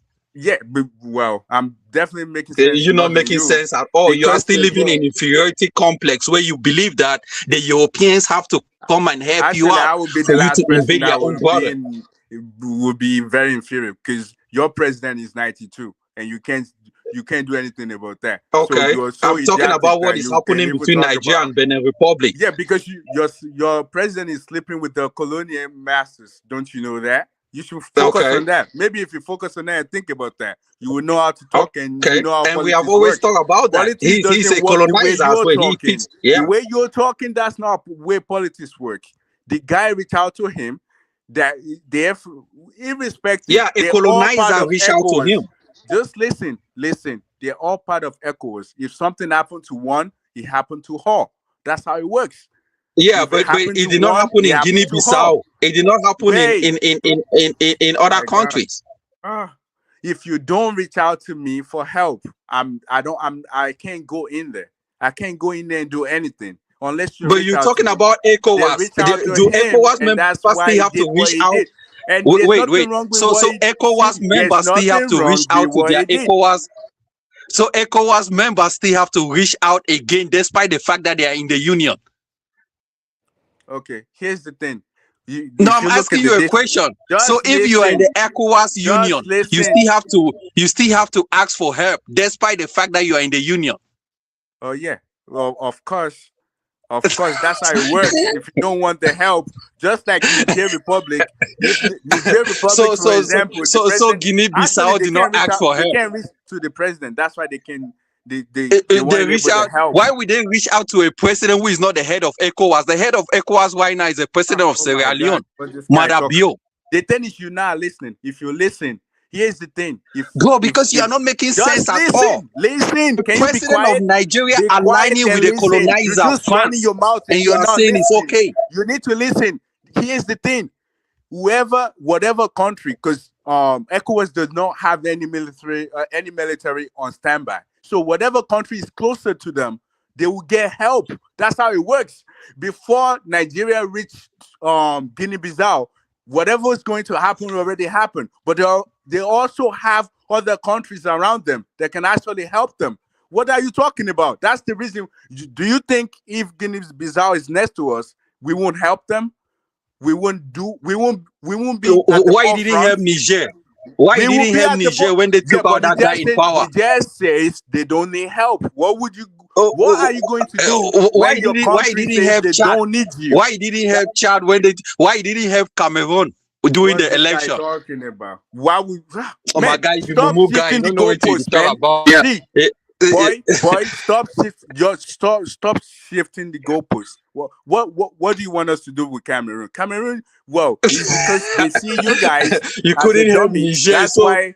so you they found see you, the 94-year-old see you as a dummy. That's why he was able to do what he did to you guys. But I'm telling you, if you don't need our help, we won't help you. But if you requested for the help, you saw we only will small help Benin you. Republic to So invade. you're saying that we should just so you prefer military to take over the entire Of course. West Africa. If those guys are not doing, if Tinubu is not doing well, military should overturn him. You need to read more because this happened already, and history is about to repeat itself. All the younger kids from Sankara to all of them that took over they used military code to take over government. What happened? What take us? Where does it take us? My guy, do you have speech impediment? So you still, instead of you to learn from the past, you're not learning from the past. You're not learning. You're not reading. What is learning? You're so dumb Okay, that you can't even read and understand that what happened before is about to be happening again. If you Man, you have no and clue you about learn, geopolitics. you don't know what you're talking about. You kept saying, and all the people that you just talked about now that they're stooling up to the colonial master. What is Burkina Faso doing? The guy is rushing down to the white man. Let me tell you about to white men. The Niger guy, when they run into the white man, they're running down to Russia. See, that's what I'm saying. To be talking to someone like you, especially where your country is a fail, like Trump would say, it's a shitty country that you yourself cannot live there. Jude, wait. That's the thing. That's the thing. And we're gonna listen to you. We're gonna listen to you. Nobody's going to listen to you because you want history to repeat itself. We can't wait for people like you. We can't wait for people like you. You don't know what you're talking about. You need to listen. You talk too much. You talk too much. You don't need to talk at all. Just listen. From now on, from this moment, you should be quiet. Just listen to us talk. You don't need to talk. You don't know what you're talking about. You just come here, run your mouth. You run your mouth, everybody listen to you. They giggle because they know you're a dummy. Your country is facing some BS. Your president is going around making a mess of his country, pooping, don't know what's going on with his life, and you here want to teach us something. We don't learn from coward like you. We don't need you talking. Just be quiet. That's what we need. Be quiet. Just listen. I want to ask you a question. If you listen more, maybe you will gain something. You want us to go back to military. You want Africa to be controlled by military guys. That's what you want, and you want us to listen to you. No, we're not gonna listen to you. You don't have any credibility of talking here.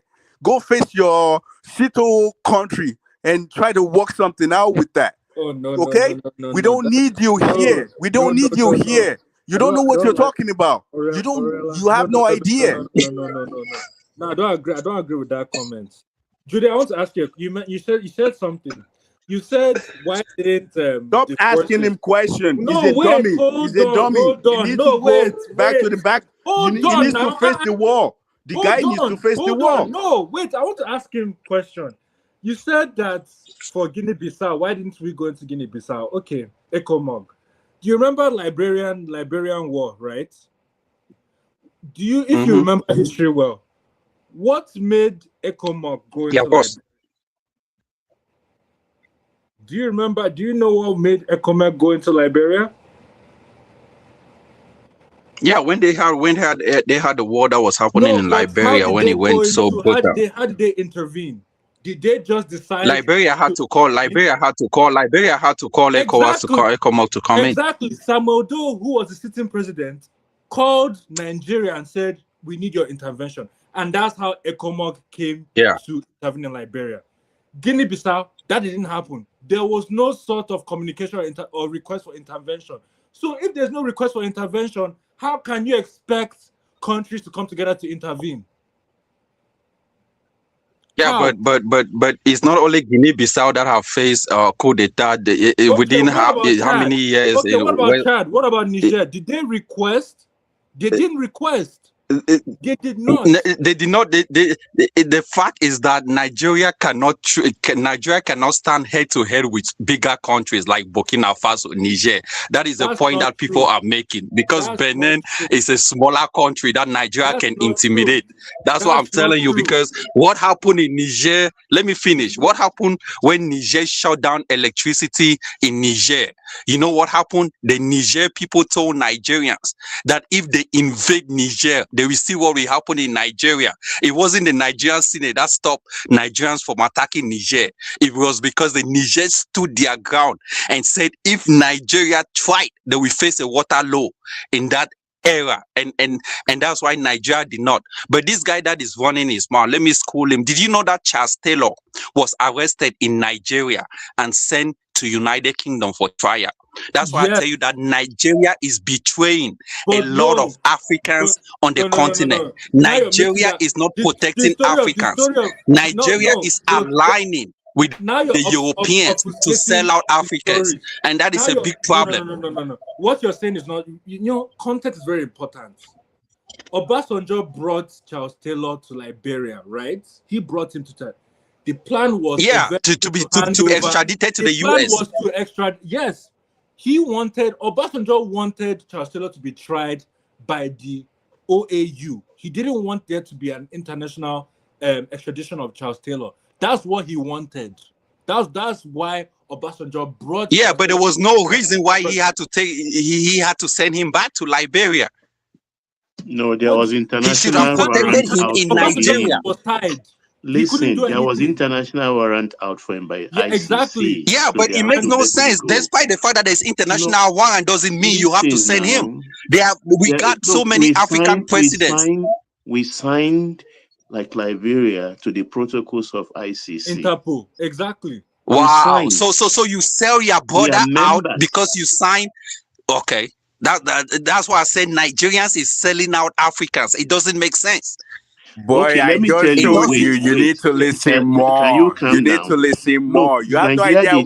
Nigeria did not sign out Siad Barre of Somalia. This guy has no idea what ICC is. Can you explain to him? We did not sell Mugabe when he was here. Please explain to him. We did not sell Mbeki when he was here. Exactly. I can name other revolutionaries that have stayed in Nigeria. We protected them, gave them scholarship. Some of them marry here. We did not. But when you put your signature to an international treaty, you are not supposed to break that treaty. And that's why because they may so come you back to align haunt more you with the someday. Europeans in that, yeah. It's not about alignment. It's not about aligning with Can you Europeans. explain ICC to this guy? America Why didn't do you want think? it. Why do you America think did not sign Russia it. can go to South Africa? Jude. Why do you Okay, think no, Russian Jude, president it's can go to like South you're not Africa? understanding. It's like you're not understanding what ICC. No, I'm understanding, right? No, so how many people have been extradited to Africa? Let's take. How many people have been extradited? The guy is clueless. So why has Tony Blair? Why has Tony Blair not been extradited to Africa? No, wait, hold on. There is no international warrant for him. Let's take I don't ICC. see anybody Let's take issuing ICC one. out of the equation. Really? Let's say me and you, Nigeria and Cameroon, have an agreement, right? Security agreements. Let's say a certain individual, a certain controversial individual comes to Nigeria now, and we have, let's say within ECOWAS, we have an agreement that if this person lands in the end of this country, you have to extradite them back to Cameroon. Are you now telling me that Nigeria should harbor that person and they should not follow the agreement that has been agreed amongst the ECOWAS countries? Is that what you're trying to tell me? Of course, United States have protected their citizens despite the fact that they have agreement with other countries. Protected their citizens. I remember when No, America did not sign to ICC. I remember when US captured some of Russians guys in the US. They had an agreement, but United States refused to send these Russians back to Russia. Please stop your lying. There's nothing like that. No. There's They did return them back to Russia. Exactly. They did return them after, but before that, it took years before they got returned. It's a process. They have their own internal process mechanism, which they apply in and such the things. US, you're forgetting something. The It's US not automatic. is a superpower. So okay. So Nigeria is a shithole country. So Nigeria is a shithole country. I forgot. Okay. When I say hold on, Jude, hold on. The question is this: did you know the offense that Chancellor commits? Exactly. Please, I know the offense, but the thing is, he should be tried at home. Why do you have to send him to you? How does that make sense to you? Was trying to do. How does that make sense? You sell your fellow African brothers to Europeans and America. How does that make sense? Hold on. Just hold it. It's like a Keremadu. You understand? Exactly. He took Nigeria to somewhere. He was sentenced in the UK. He was captured in the UK. He wasn't captured in Nigeria. Guy, hold on.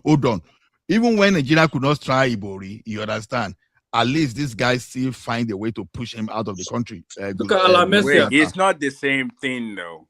No, I know. I'm just making a case. This guy does not understand. No, man, it's not. That's the problem.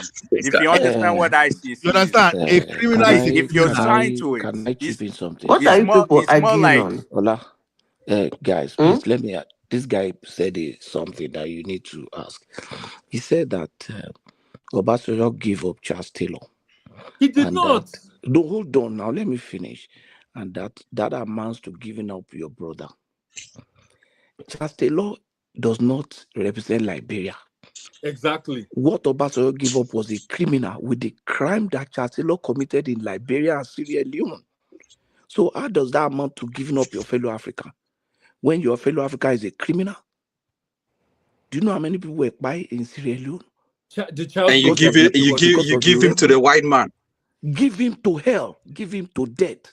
What does white man mean? Obasanjo should have killed Charles Taylor in Nigeria. Poison you him. give him to a colonizer. You don't even need to. You give him to someone that have destroyed your own continent. You should even kill him in Liberia. You give him to someone that have destroyed your continent. You give him to someone that is exploiting your own people. My God. Guy, I think we have to drive a good point, not just to argue for. Can I say something? Go ahead, Madam Zita. Who is in charge? Is it you, Allah? Well, I'm here. Gapato is here, so anybody that is on, we moderate. You know, I listened off and on at you guys' discussion. There is something about Africans that sometimes I don't know whether they don't see shame in it or they just want to say it or they are trying to get sympathy. It's not working. Because if I can count, there are not up to 5 countries on earth that is not colonized, one way or the other. And those few that we are not colonized are not even doing better than those that we are colonized. That being said, this attitude of Africans always saying this bitterness of colonialism and how they are being treated and how every problem they have, instead of them looking inwardly to solve their problem, they believe it's the colonial master that is causing it. Let me say this. If you can sit down and somebody can walk into your house and destroy it, that shows how weak and stupid you are. And you should be ashamed of that. Because African continent and the countries in Africa are not the only ones that have been colonized or that was colonized in the world. Most has moved on. But every time Africa have a problem, I heard somebody accusing Nigeria of not standing with their fellow Africans where they are doing military coups. And let me sound a warning to that person. Nigeria is not a country that will support you, according to you, to be changing your colonial master from one to the other. Nigeria as a country is not interested in that. If you want to change your colonial master the way you change your clothes, that is your business. Don't involve us. We are not interested. If you think you can chase France away and bring Russia and tell beautiful stories, the same beautiful stories your ancestors gave why they accepted France, even after gaining independence. You said they will go. You brought another colonial master and tell a beautiful stories why you are doing that. For you people's information, let me say this. Nigeria is the largest diaspora in the Black nation. And I believe you guys should accord us that respect. We are not here to fight any West. Nigerians cannot even fight West because their children, their citizens are littered all over the world.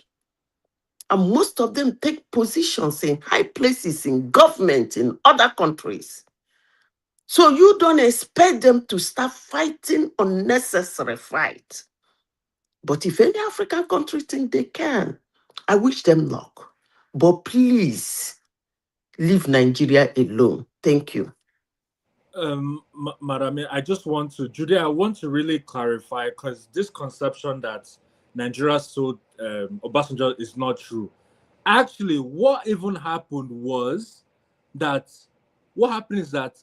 amongst the African head of states, they managed to reach an agreement with Charles Taylor that if Charles Taylor left Liberia and moved to Nigeria, that Liberia can conduct free and fair elections. As a matter of fact, if you're saying that Nigeria, the person who actually betrayed Charles Taylor is his fellow Liberian, the governor. What's her name?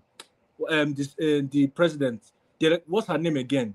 Salif Johnson. She was the one, because when she got elected, because they already planned in between themselves. Obasanjo, John Kufuor from Ghana, and they had already organized as such that they want Chancellor to leave. She gets elected, and then the war is ended. But when she actually came into office, she did the complete opposite. She requested for She actually requested for Charles Taylor to come back to Liberia so that he can be tried for his, which was not the deal. And then what happened was, she then communicated this to George Bush at the time, and it was when Obasanjo went on a state visit to the US.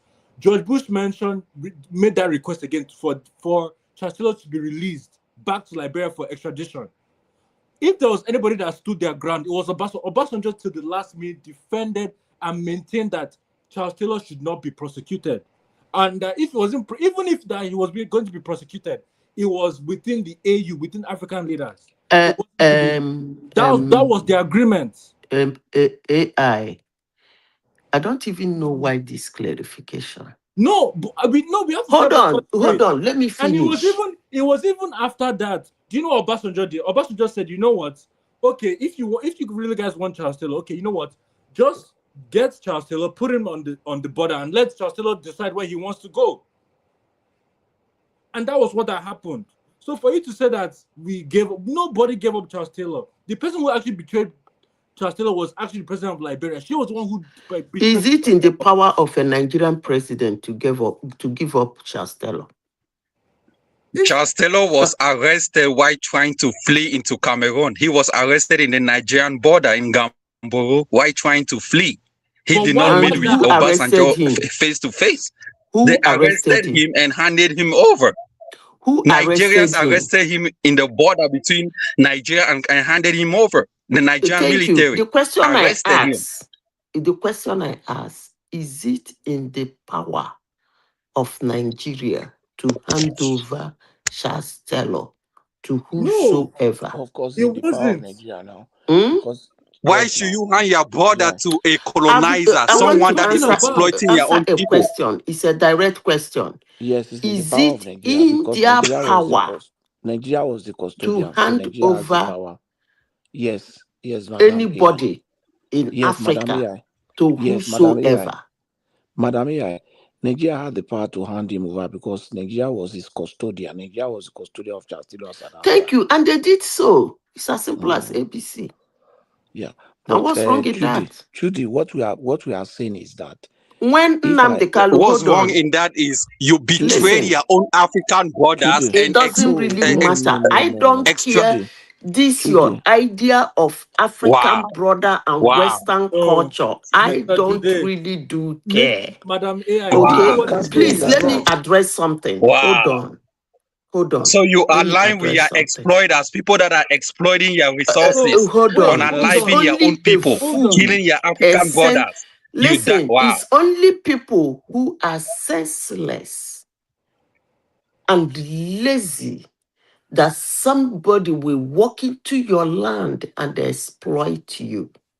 Period. Wait, let me ask. And until Africans decide to look. By the way, I want to ask everybody this question. This idea of Africans always crying about of how they are being mad. Can you tell me the race that love Africa? Okay, let me rephrase my statement. Can someone tell me a particular race that love black people? Hold on. I am not talking about an individual that stands up from one race to speak for you or stuff like that. I just want to ask a straightforward question, race by race. Can someone tell me that race that like black people? There is no other race that like black people apart from black people themselves. So why should you be sending people to a race that don't like you? Your own brothers. So what you are telling me is that all the race in the world don't like black people. My sister, you were enslaved. The people that you think like you enslave your own people. Hold on. What are you talking about? Actually, what I have been hearing and understanding from black people. Wherever they go in the world, they tell stories of how those people don't like them. And they are always blaming those people. for not liking them. Some of them even go as far as saying it's just because of our skin color. But I would like to tell Africans, if you can look beyond your skin color and find out why. Internally. Why? Anywhere you go in the world, you are singled out. If you can, look beyond your skin color and find out why it is so. I think you will be a happier person. But if you dwell in this, your Africa, people that came to us, they took our resources. That is actually the most ridiculous aspect of Africans that makes me laugh. You people actually think very good, you really think high of yourselves. No, it's Honestly, not about taking sincerely resources, speaking. right? It's about Africans. You are You dealing with someone actually that is really not do dealing. think high of yourself. You claim you Ma'am, have mineral resources. You claim they came to take it. You claim they stole your wealth. You claim all manner of things. And the simple question is always, before they came, did you know you have such a thing? Hold on. exactly, They right? came. They found out. They used. So you are so lazy that you have something in your land. You don't even know the heck what it is. You Wait, don't even want the to Yorubas upgrade know. yourself Wait, the in a Yoruba way knows. to manufacture The that thing and Yoruba make knows. appropriate use of it The and Yoruba even get a ethnic buyer for group yourself. knows.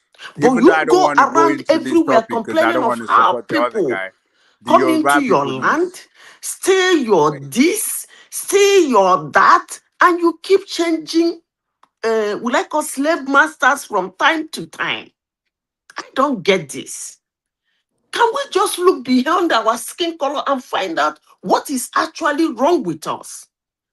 Because you said France is ripping you blue, black. You said France should go. I was expecting you to hit the ground running. Over the years, what you have But learned. hitting the ground running, we have a spy You close to didn't us hit that the is ground actually running. You went, conniving with all France you did to was to destroy change your African slave countries. master. You told No, France we to have a go. spy which is You bring Nigeria Russia that are aligning with France. raping women and maltreating your citizens. You think we don't know what is happening in Sahel countries? You think we I don't know know? that, but we have a spy which is conniving with France This to guy destroy just these called us a African spy, countries. man. What do you The hell? expect? What do you Ola, expect? can we switch Nigerians topic? sleeping on the same Because I'm bed with tired of this France guy. to He's destroy just these telling a African bunch of countries. lies. Can we switch topics? Because I'm done with this guy. He just all he's saying is just Man, lies. hold on, stay quiet, because you dumb. You don't even know what you're saying, right? But this Oh, is the thing. guy, I'm not don't get saying me that started. Africans You have don't get me Africans. started, boy. Hold on, I'm Because not you saying that know Africans should not. I'm gonna while out on you. Don't get me started though.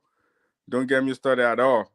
If you want to talk, just talk normal, so I don't go wild on you. All right, 'Cause I'll all go. right. Let me talk. Let me talk, man. I'm a What I'm disrespect saying, you right what now. I'm saying is, right. 'Cause we What don't I'm want to saying hear is, you. No, Africans. you're done talking. You're done talking. We don't want to hear you anymore. Can we switch topic? Because we don't want this guy. We're just talking nonsense. You should face Cameroon. Cameroon needs your help, okay? Face Cameroon. They need your help. No, no, this guy just told us. You see a country. Hold on. So, Jude just told us today that if we need to send Gumi, anybody that is financing Boko Haram in Nigeria to ICC, he's saying it's a wrong thing, right? That is what he has just told us. Well done. So you have to. Do you know why terrorism is gaining ground in Nigeria today? Because every community, Because Nigerians are sponsoring it. That's why it's gaining ground in Nigeria, because Nigerians are the ones sponsoring it. Guy. I'm not for all this kind of discussion. I want us to discuss empirically. So now, it's just because when you protect your own criminals, that criminals, by the time it finishes with outsiders, it will come back to you. It does not matter where you try criminals in anywhere in the world. You understand? That's why it matters. It matters, and I'll align it to you. Hold on. Just hold on now. Ola, when Africans Ola, get to Europe or get to America, when Have they you ever divorce, asked yourself why Ola, United hold States on, just do hold on. not try American Ola, citizens out of Ola. America? Do you know why? Can I, If you try Ola, your let me ask this citizens guy out a of Nigeria, it question. makes you weak. It Ola, makes let you me weak. ask It this means you guy a question, cannot take please. care of your own What's people. his name? You don't have the capacity to try them. Ola, what Come is on, his man. name? Jude. Okay, Judah, I want to ask you a question. I understand you are from Cameroon.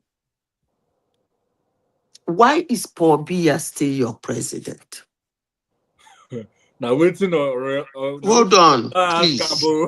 Please. Hold on. Why is Paul Biya still your president? Oh man. Oh, this guy's gonna cry with that question, no. I just asked a simple question. Can you people give him an opportunity to answer He me? doesn't know Exactly. what he's saying. I'm answering your question, right? He's rigging elections. He's stealing elections. He got Nigerians and other countries that are supporting him in power. Okay, And that's why he keep has being your military that president, are right? conniving with him to imprison his own people. That's why he's still in power. Conniving with who? Can I hear that clearly? He's conniving with countries like Nigeria, France, and other countries. He's also selling resources to these countries. He also has military that he has built up. Hold on. Let me ask you another question. This is one man conniving with other countries to continuity of his government. You are telling me is based on outside influence, right?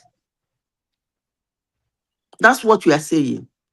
That him being in office is based on the outside influence. Because in all you said now, you didn't say Cameroonians support him.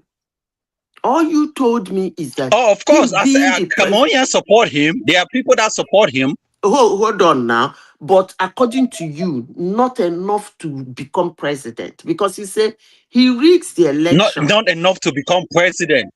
Okay, thank you. I love your answer. Now, let me ask you another question. Do you think that if 70% of Cameroonians said today that Paul Biya will not be the president, he will still be there? Hello?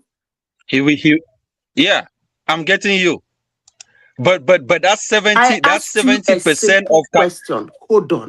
I'm answering your question, right? That's 70%. Do you know why I'm pushing this point? I'm still pushing. I know why you're pushing it, right? But I'm telling you that 70%. Please. Okay. Please, calm down. Let me explain. Why I am pushing this point is still based on my own ideology. I will call it my own ideology about a black person. More especially those from African descent. You blame everybody for everything and anything except yourself. I ask you a simple question. If Cameroonians... I'm still answering your question. I haven't even answered yet. Hold on. He rigs the election. He manipulates the election. He has few people that support him, but not enough for him to win an election. Then outside of these few people that have given 30% of Cameroonians, the rest of his empowerment is from outside of Cameroon. The simple answer is, if 70% of Cameroonians put their feet down today, that Paul Biya will leave, he will leave. And 70% of Nigerians have gone to the street and clamor for Tinubu and all of that stuff. What has happened? 70% of Nigerians did not go to the street. You don't know what exactly. The heck so if 70%, listen, so how are you going to make sure that 70% have to be on the street? It's like, impossible. Hold on now. Can I say something? You know, it's impossible to say, okay, you might have 30% supporting him, or you have 70% left. It's not possible that 70% of people are going to sit up and say, okay, let's all move to the street. But despite the fact that 40% or maybe 35 have gone to the street, most of them have been arrested. The opposition leader that claimed that he won election, they put him in jail. He just died in prison. And people have been gone down on the street. It's happening in Tanzania. People are on the street. The lady is still sitting tied up. Nothing is happening. No, so I don't know how your point is actually making valid to carefully. The people in the streets are not enough to overthrow a government. And even that 70% wouldn't be enough. Hold on. They can't. No, because they don't have the military might. Let me tell you. Do you know Nigeria very well? Because you speak like somebody who doesn't know Nigeria. I know Nigeria. I'm not talking about the coup d'etat era. I'm talking about now. No, I'm not talking about the coup d'etat era. I'm not talking about the coup d'etat era. If you know Nigeria very well, you won't be aligning them with your country or Sahel countries. Why? If you know Nigeria very well, you wouldn't be putting them together. Because in my country, Nigeria, 70% stand up for something. You are a gunner. You are joking. We have done it. Listen to me. We have done it several times on several occasions. What was the recent one? The recent one? Yeah. The recent one was Buhari versus Jonathan. If you want to talk about presidency. Buhari versus Jonathan? Yes. Okay. That is the most recent. Buhari became president. Okay. That's the most recent. This Tinubu you are talking about, I don't even know where the heck you get that information, because Tinubu's election was, when you say Africans don't have a free and fair election, that was actually the closest we had. So why were people on the street? Over 80% people were on the street and nothing changed. Which 80%? Where did you get that one from? Oh, so how many people were on the street? 80% of Nigerians in the street? So okay, so how many people were on the street? Hold on, you just said something. You don't run away from. You see, when I discuss with somebody, I don't like you being all over the place. When you say something, you stick to it. Don't run away from it to another thing.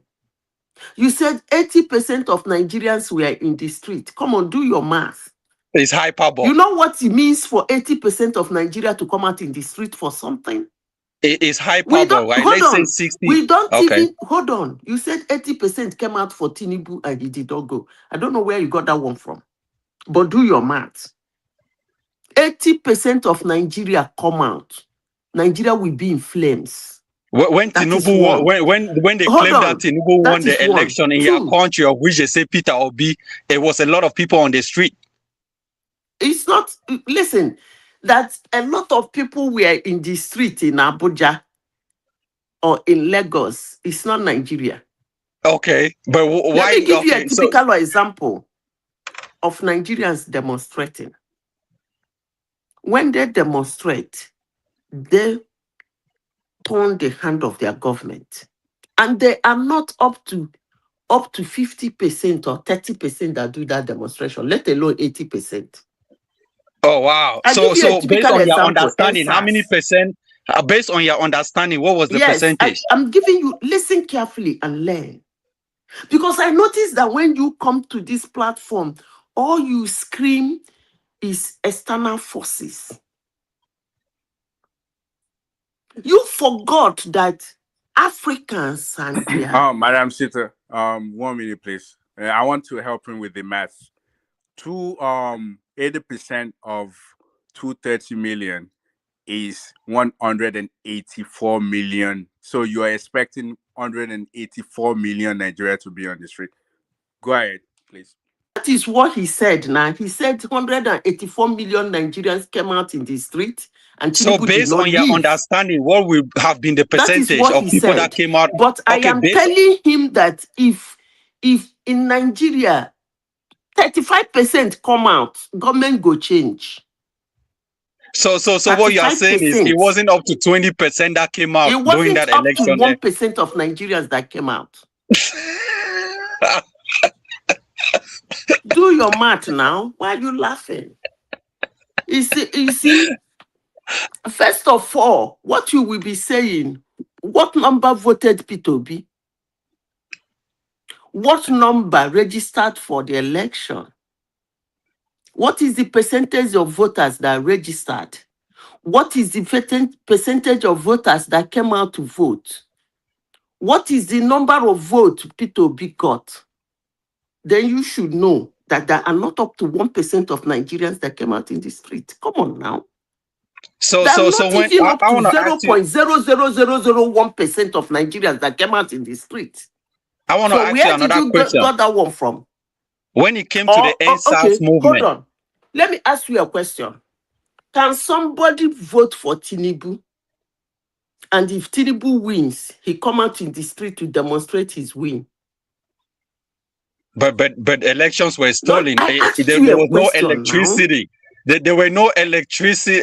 Come on, I mean, many people said they did not. Okay, let's not move from there. I mean, there are many people that claim that they voted Paul Biya and they still came out on the street because they are scared that if they say something the other way, they might get unalive on the street. So it's also it happens in Nigeria. When I have a discussion, I don't do innuendos. You've entered what I call innuendos. I don't do that. If you think your country has a better system than Nigeria, then the joke is on you. But let me say this. 35% of Nigerians come out in the street for anything. It must happen. And I put it to you that the day Cameroonians stop collecting money, collecting bribe, being comfortable where they are, Pobia we go. Period.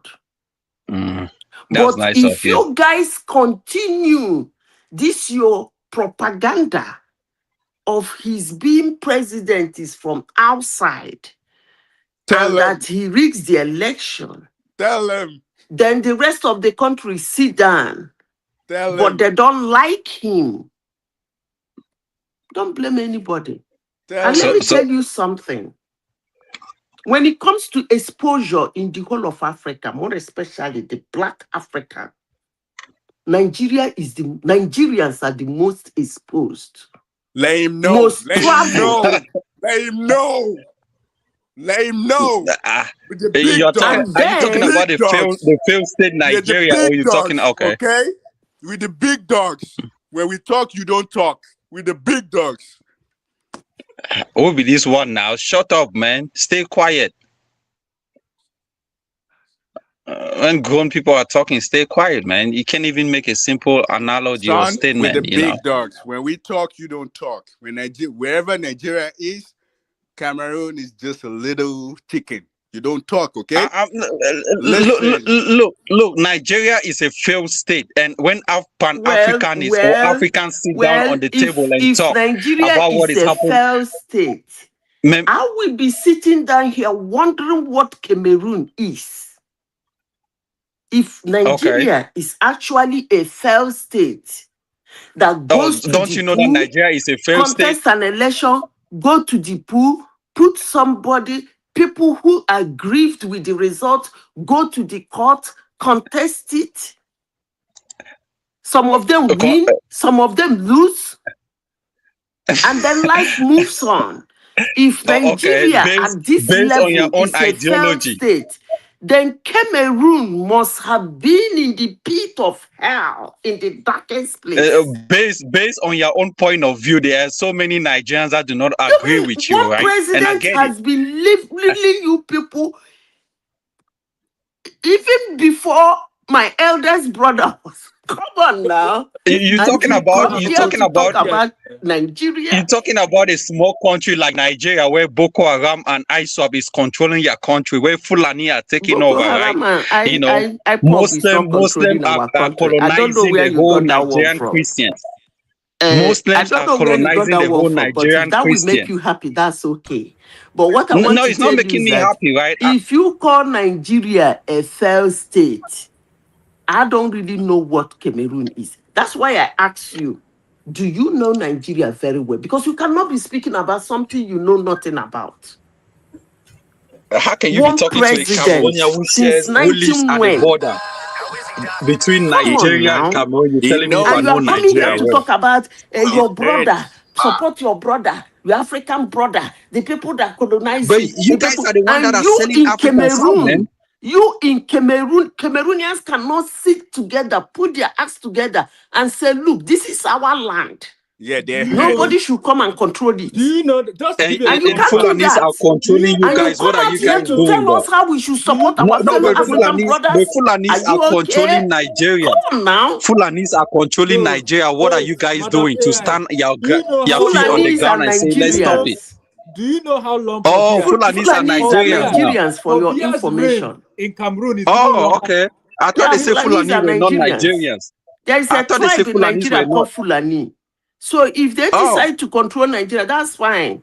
They're oh, Nigerians. okay. And what Oh, about okay. I thought you? they. Oh, No, okay. what about you? That we here on a global platform is telling us that your country is being controlled by outsiders, which include the failed state, Nigeria. Come on now. Yep. You Yep. are running things, They are you are just sponsoring the. talking. You called Nigeria a failed state and you still say the same Nigeria is controlling your country. It's not controlling. They are I'm trying to sponsoring. They are process it. Do you sponsoring know, fun terrorists. fact, do you know Ma'am, they are that sponsoring. They are. Pobia Hold on, man. in Hold on. Cameroon Stay office, quiet.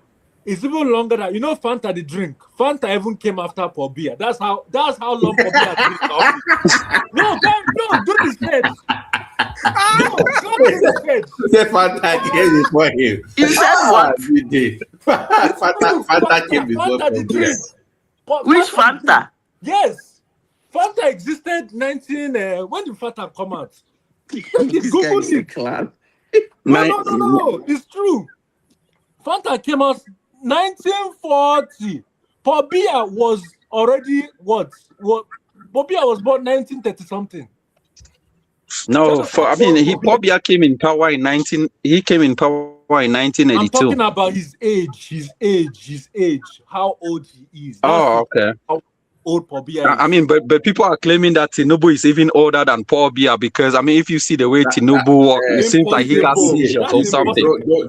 It seems like Tinubu got seizures based on the way he talked, and stuff like that. Don't move the goalposts. I mean, comparing Pobia and Tinubu, they all look alike. It seems like they are all having seizures. I mean, based on their work. I mean, you cannot say Tinubu looks 60 years old.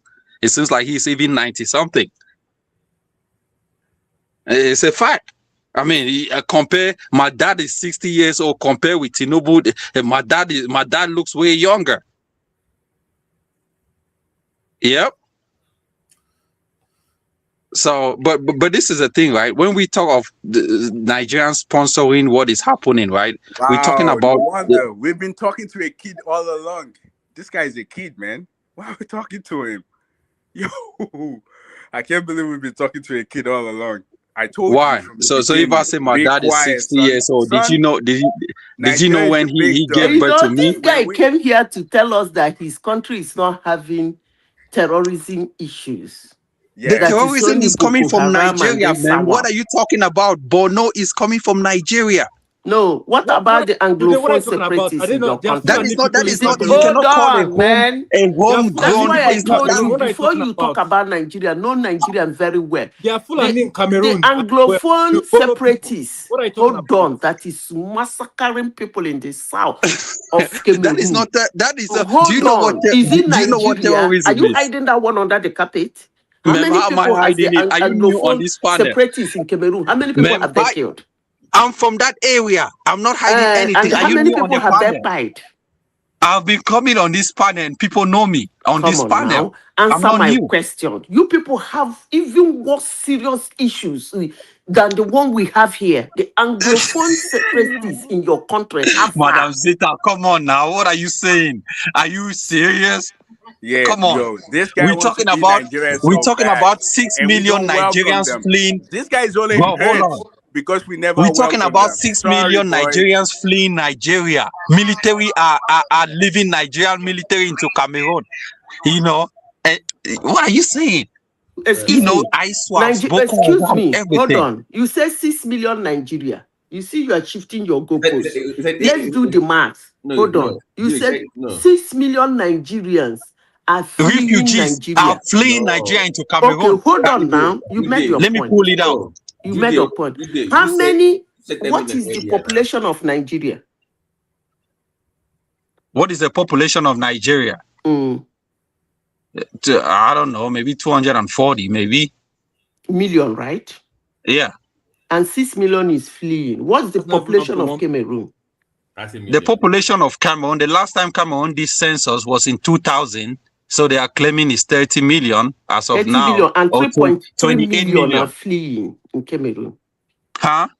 And 3.3 million are fleeing in Cameroon. Do the math. Fleeing to where? No, the 7,000 the English boy don't Cameroonians know are in Nigeria. You don't know who I be. No, I 7,000 said, is listen to me 7,000. carefully. You said 6.6 million are fleeing Nigeria. I know Into argue Cameroon, with you. yeah. I Google it. I know argue with you. No problem. And I said, how many? Nigeria is over 240 million people. A little above that. Because the last time they did census, it was 220 something. So now, 6 million are fleeing. And you said you people are just 30 million. And how many percentage of you are fleeing? 3.3 million No, it's are fleeing 7,000. There's Cameroon. no 3.3 million fleeing. Fleeing to Check where? your data It's now. Check your 7,000. Check statistics. now. Do you know why Bring you the speak proof. like this? You don't listen Madam to Zita, United show me Nations. the proof where 3.3 million are fleeing Cameroon. I Where? said 3.3 million people are fleeing Cameroon. From where? Show Go where and is the check proof? it Let's now. see That's now. why I asked you about the Anglophone separatists. It's 7,000 Cameroonians. The Anglophone population is not even 3.3 million. Okay, what is the population of the Anglophone Cameroonians? That is denying it. Tell me their population. What is the population of the Anglophone Cameroonians? The population, how can 3.3? Are you kidding me? You don't you don't even have facts. That's not true. There is 7,000 Anglophone Cameroonians that are flee into Cross River State in Nigeria. 7,000. And I will say it again. Anybody that is doubting me, go and check it out. 3.3 million where should they check Cameroonians it? are displaced. They are fleeing. They are both those displaced and those that are fleeing put together is 3.3 million. And Where can they check it now? Ordinary 30 million people cannot control their country. You still have the effrontery to come here and open your mouth to talk about my Nigeria. Madam Zita, Nigeria is a shithole country. It can be backing a country that is falling And then out. What are is you saying? Cameroon? If Nigeria is a shithole country, then Cameroon must actually be a bullshit. Of course, I'm not protecting Cameroon. Cameroon as well. You know, African countries are all failed state. Of course, there's nothing happening. Can we talk for a minute? My God, you don't even listen. Go ahead. Go ahead. You got the floor. Go ahead. Earlier on, that means Cameroon is not supposed to be existing. Hold on. Now. It's not supposed to be a country in the first place. Hold on. Earlier on, you said 8 million Nigerians fled into Cameroon. Now you say it's 6 million. Can you actually give us a number? You said 8 million earlier from Nigeria fled into Cameroon. Yeah, because I mean, they are different sides because there are no documentary. You have documented and undocumented. You have people that are just entering from Fulani man. You have people in Borno. You have people fleeing from Adamawa. You have Boko Haram Nigerian military fleeing. So there are actually like different pages showing actually different things. What do you mean Fulani? Fulani people are indigenous to Cameroon too. No. Yeah. So what's the number, Jude? Is it 10 million? Fulani herdsmen are chasing out Nigerians in Benue State, and they are fleeing into Cameroon. That is what is happening. What are you saying? Give me the accurate figure. How many Nigerians are in Cameroon that fled? It's in between 6 million to 10 million. That is it. Wow, that's documented and non-documented. 10 million. I beg Ola or to Niger. They could check for me. A country of 30 million, 3 million, 3.3 million is fleeing, and the guy is still talking. Now. So Nigeria. Where is 3.3 million? Hold on now. Can we talk? Let's do now. So a country of 30 million, Nigeria are 1/3 of your country. Jude, Nigerians are 1/3 of your country. That's your point. That's impossible now. I mean, yeah, you have Nigerians in Cameroon. That's impossible. No, don't do that. I'm talking about your country is just a state in Nigeria. You are still talking. 30 million people. What state? What state? Tell me what state in Nigeria is bigger than Madam Zita? Why like this now? It's not fair. You have how many people in your country? 30 million people in your country, and you claim that we have about 10 million in your countries. And I'm asking you, Nigerians are 1/3 of your country. Is that accurate? Yes or no? Lagos alone is more than yeah. Half Based on that percentage, right? You could say that 1/3 of Cameroon is Nigeria. And that's why most of us in the English side of Cameroon, the French people call us Biafrans, because they believe that most of the English Cameroonian population is mixed with a lot of Nigerians. Papa, this guy is not serious, Jerry. You're not serious. You know I like you, but you're not serious. What do you mean I'm not serious? I'm telling you that. Wait, can I say something real quick? Like I said before, this guy is hurt. 1/3 of your country is Nigeria. No, Jude, just introduce yourself. Of your country is Nigeria. 1/3 is Nigerian. 1/3. How's that possible? Is it possible? What are you doing, man? It's possible now. What do you mean? How is that possible? Don't you know that Cameroon harbors more Nigerians in the world than any other country? Don't you know that? 1/3, Jude. 1/3 of your population is Nigerian people. Jude, what are you talking about? My guy, I did not say 1/3. Cameroon population. If 8 million is up to 1/3 or 10 million, then of course, yeah, that's how a lot of Nigerians in Cameroon, of course. And you believe that? What do you mean? I believe that. If I go into my area, out of 2 Anglophone Cameroonians that you meet, English Cameroonian, one is a Nigerian. Either their father is a Nigerian or their mother. What are you saying? And I believe it. Most of my classmates are Nigerians in my class. My guy, it seems like you guys don't know Cameroon. There are more Nigerians in Cameroon than any country in the world. That even 10 million might even be small. Did you know how many Nigerians flee the Biafran war and they are still in Cameroon and they never left? You know what? Let's even say half. That will even help, right? If you said 4 million, I will understand. 4 million, okay, I can understand. But for you to say 1/3, my guy, Nigeria is a hungry country. People are fleeing because of hunger. Fulani are chasing others. Boko Haram everywhere. What are you saying? You actually don't know what is pushing people to flee. Let me ask you a question. So when people are hungry, they flee to a poor country. Is that how it works? They flee to a poor country. What is the per capita income of Nigeria? Go and check on your per capita income. 1,200. Cameroon is a poor country, please. You don't Cameroon have anything going. Higher per capita income than Nigeria. Please, you don't you know that? It means that life is better in Cameroon than Nigeria. Go and check on the per capita income. It seems like you don't know what per capita income is. Listen, tell us what you have going on in that country. What we have. I'm not comparing. At least if someone wants to flee to your country, there will be something going on in that country. I mean, from what we have been known. My guy, if you were learned enough, right? Let me finish, right? If you were learned enough, you can go and do your math, right? And then come back and talk to me, right? Because you're talking to someone that I've been telling you, you need to talk less so you can learn something. All you do is No, just how talk. can you? How And can a you're learned person talk less? every You know, when you single are thing making points that are not right. every single thing you're saying does not make no sense. And I'm asking you a question. It You can't doesn't even make answer the sense because question. you're a lunatic. That's why it doesn't make sense to you. You cannot comprehend. It doesn't make sense to you. You know If you that there's actually do your about, It math, doesn't make sense to a 2 lot of people. million You're plus just talking. Cameroonians in Nigeria. 2 million plus. Yeah, but that's not even the case. Like if people What are you people talking are about? fled into a country, the country has Look to have at something. They have to have something going on with them. go That country, go Cameroon, online, is go a mess. online and There's see nothing food going on in importation. that country. How You can't Nigeria even is tell me what's importing going rice on in from that Cameroon country. and other agricultural products to Oh feed my God. Nigerian population.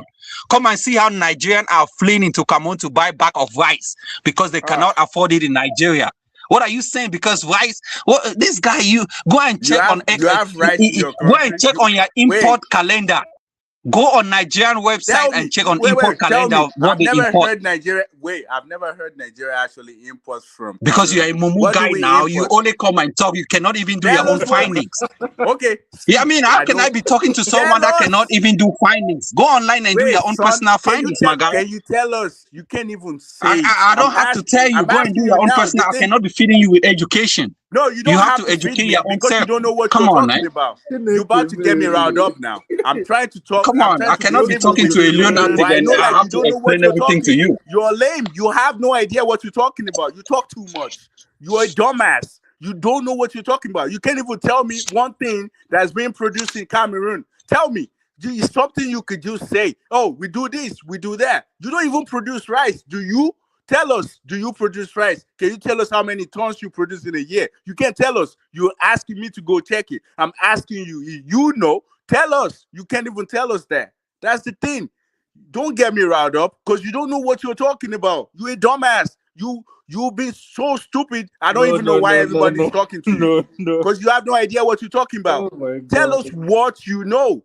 You don't have what we know about civilization. People don't move to an area that has nothing going with them.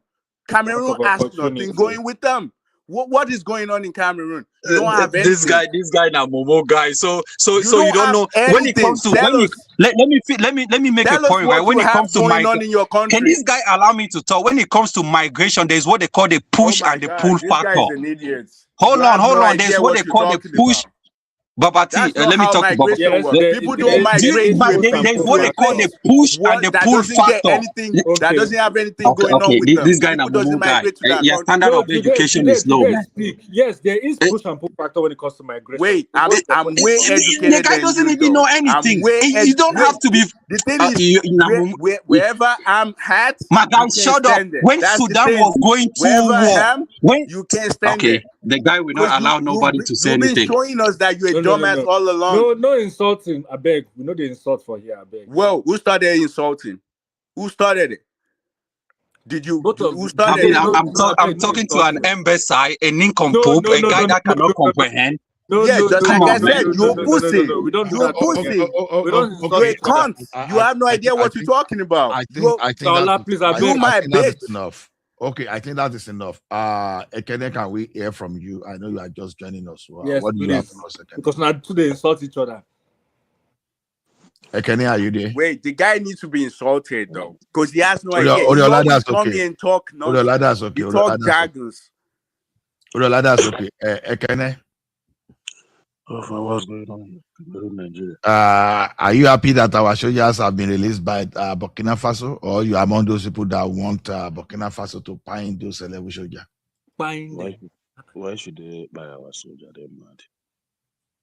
Are you? Because I've seen some people who giving that recommendation, especially the obedient and hypobians.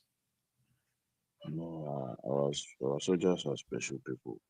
That whenever they get Your voice is low. What is happening?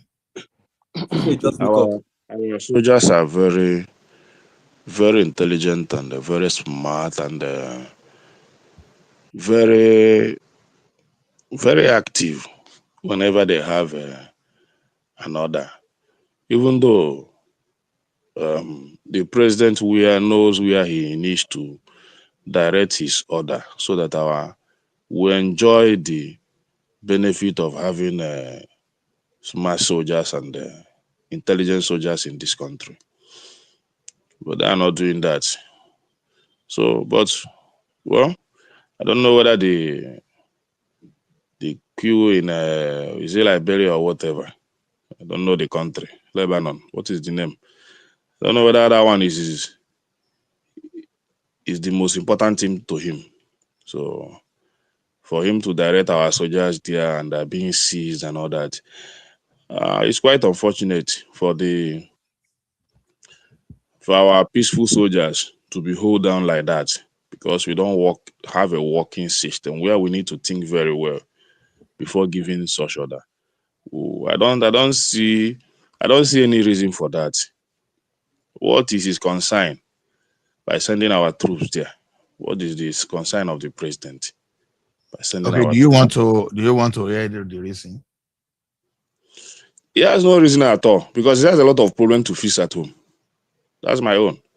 He will have Again, I quantums and thought you came because Adeleke did not decamp to LP, he went to Accord. You say? I said I thought you came because to discuss Adeleke moving to Accord. No. Instead of LP.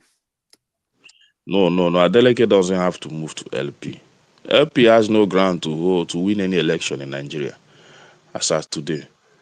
So he did the right thing. But I don't know whether Accord. That Accord, does he have a ground to win? Maybe as a sitting governor, he can win with it. By the way, when is the election? I think next year. So as a sitting governor, he can. He still has time. Yeah, he still have time, and he can utilize the party because of the power of incumbents and all that. So it's not a bad move. He will win. I see him winning. So, but for LP, just keep LP aside. I think he's just looking for a party that has no issue. So I think Accord is there without with not too much political issue and all that. Why so, didn't they accept him in APC, sir? No, because of the local government thing that it was playing. You know, it took them to court. It was blocking those funds now, and you know that money goes to the local. You know, locals is mostly party people now. So he already screwed up his chances with the locals with the way he went about the local government thing. So that was a point of no return. So when he was ready to move to APC, remember he went to see Tinubu with his brother and Davido, if you remember. But Tinubu could not save him from those people because we don't want this guy. So I don't understand the mathematics, because if he's blocking money for APC. You know when they changed the law that the money should go directly to local government in Osun River, remember? It was the only government that was giving the federal government wahala with that money, because the arrangement with it was party members at the local level were supposed to be the ones working for LGs that would benefit from those funds that he was holding. So when he was doing, he went to Tinubu, they dropped the case, but it was too late. They were like, man, this guy. So that part, he did not really handle that part very well. So that is the wahala he got himself. What I know is that Adeleke did what I think is right for him, and let's watch and see. As far as he's an incumbent governor. And by the way, why did the wife of the president disrespected him in that? No, that was not. No, you guys look at it in context. Let me. That woman, Agberu, I don't tell people that woman. Very big disrespect to a elected and a sitting governor. The man said he owed too much. They give you mic. Read speech. What is the singing? Just read the speech where they give you. Allow him. He is the governor. This is a sitting governor. So what are you saying? They give him mic. Do you have to count time for him? So 5 minutes. Even if she wants to convey a message, is it that manner that she did it? Is she the first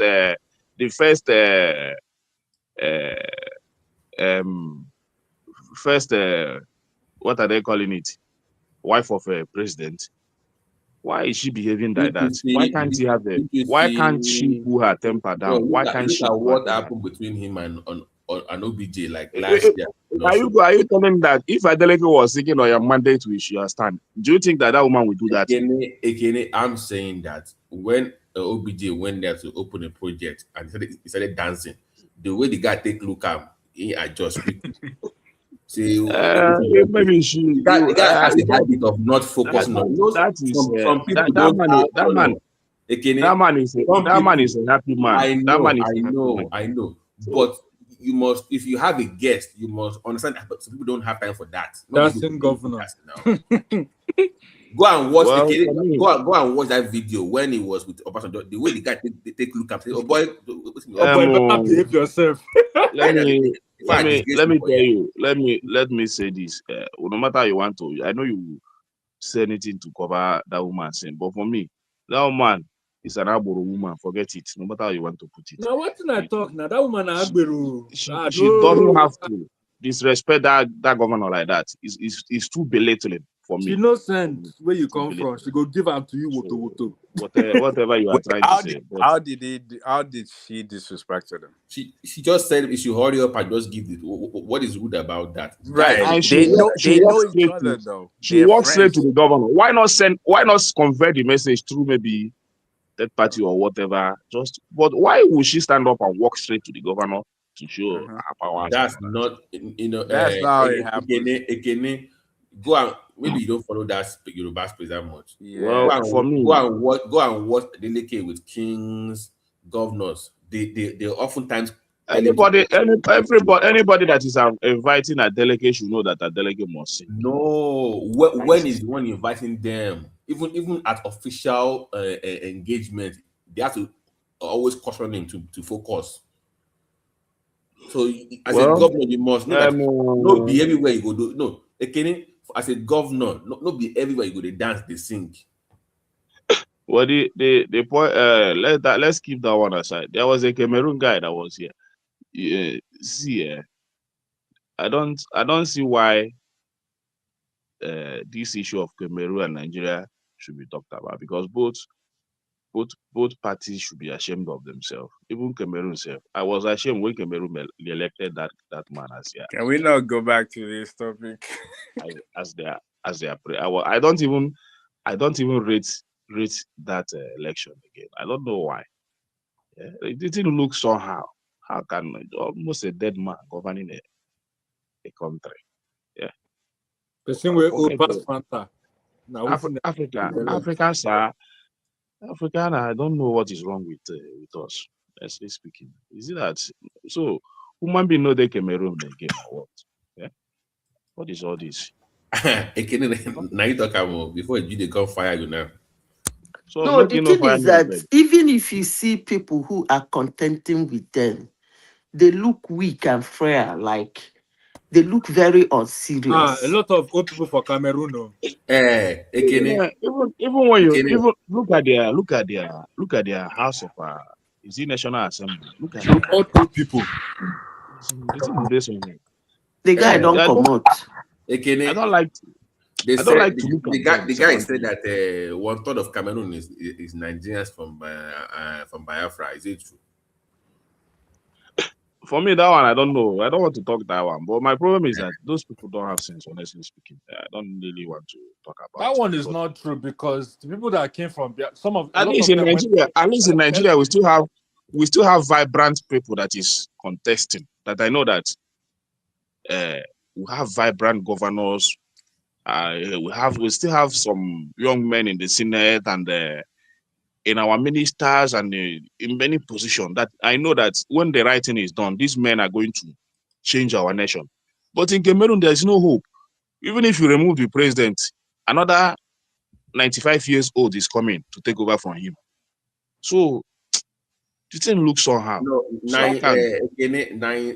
son is 62 years old or 64. That would be his replacement. That's the plan for next year. And that is the plan.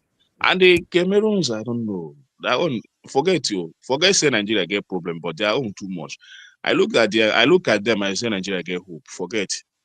Because that Cameroon, if you go your own day, for example, you go to see a red soil where they get. Yeah, but what does age has to do with anything though? because I don't think age has to do with anything. It just the capacity. If you have the capability, you're okay. Donald Trump is 79. Biden was like 82 when he was still What happened president. to Biden? Yeah, What but happened to Biden? yeah, I mean, he became now okay, but by the time he was president, he was like that was 81. that was a terrible example. That's a It's not a terrible. terrible. That's a Nah, terrible example. it's not No a matter what, terrible. How is it a terrible that example? example you are giving, is not. It's not. Do you know that this man is almost a like? Do you know that this man is almost a lifetime president to Cameroon? No, that's Almost what all I, the time. no, people don't understand. This man No, is no, no, no. older You're than talking Fanta. about the term. Fanta came I'm out not talking fighting about the for term that he Even if lived. Tinubu, He has been in let me office. say this. Even if Tinubu is 100 years today, we still have hope that Tinubu is going to leave office. We still have hope that man must leave office, no matter how. But the problem of Cameroon is that even if that man is 120 years, they don't have any hope that man is going to leave office.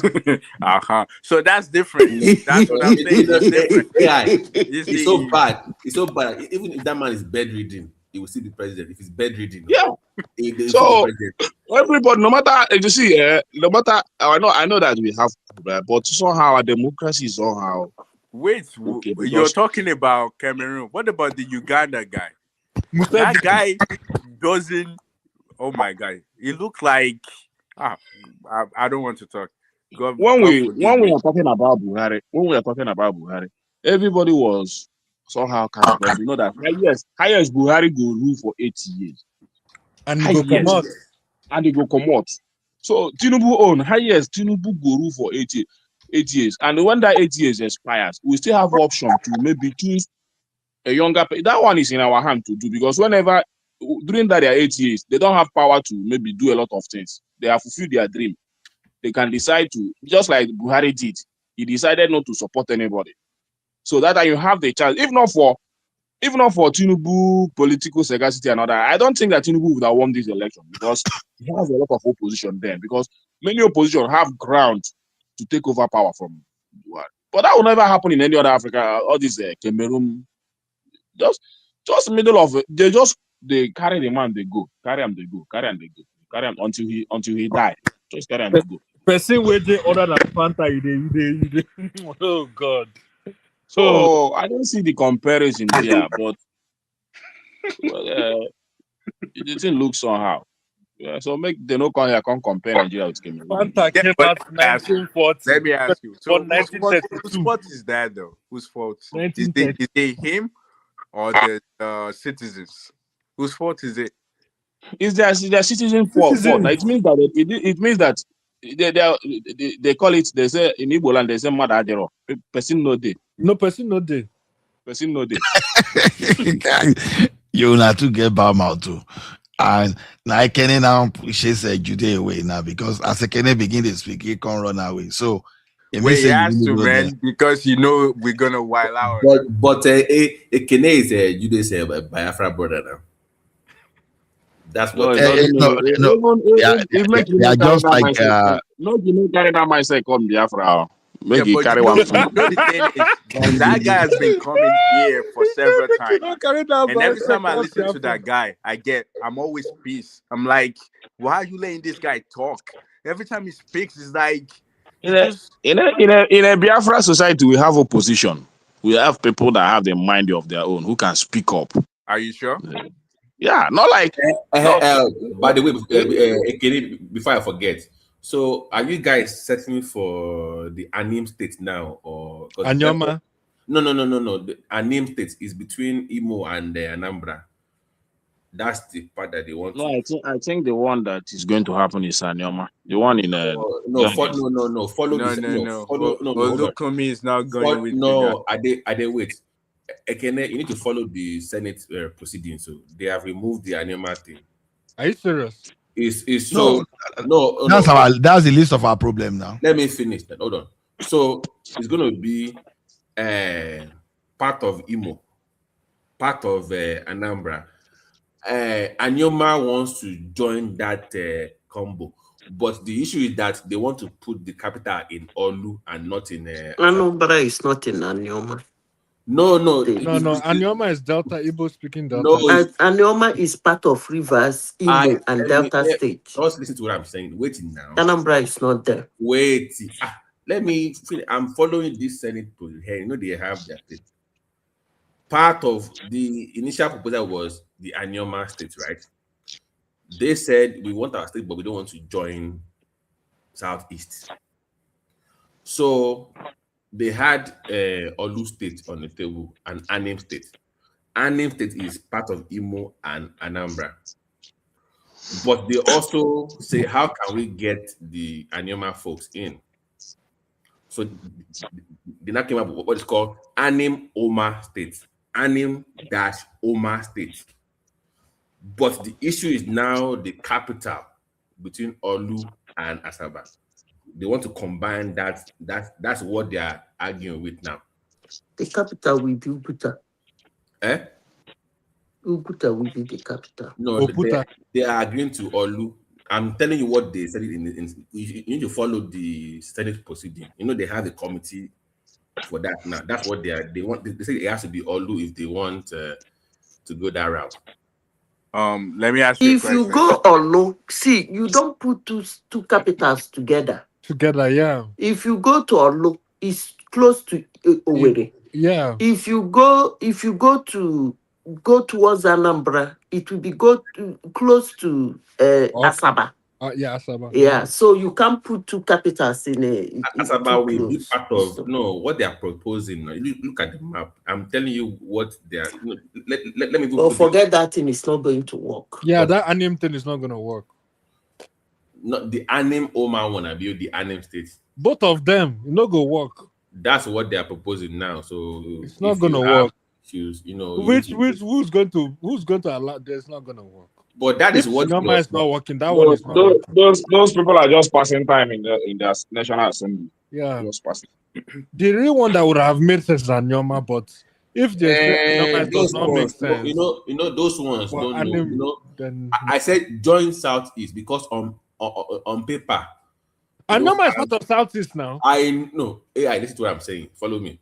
On paper, we don't have geopolitical zone in our constitution. It does not exist. But if you want your state, you do that, but you don't join them for anything, but you will still get your state. Because if you want to go by that route, when it comes to the South, like you call it, Anioma is not number one on the list. There are other places that want their state too. So if you don't get it now with this Southeast stuff, you will not. That is your only way of getting Anioma state. Because when it comes to, again, for new states, no way Anioma is first in the South.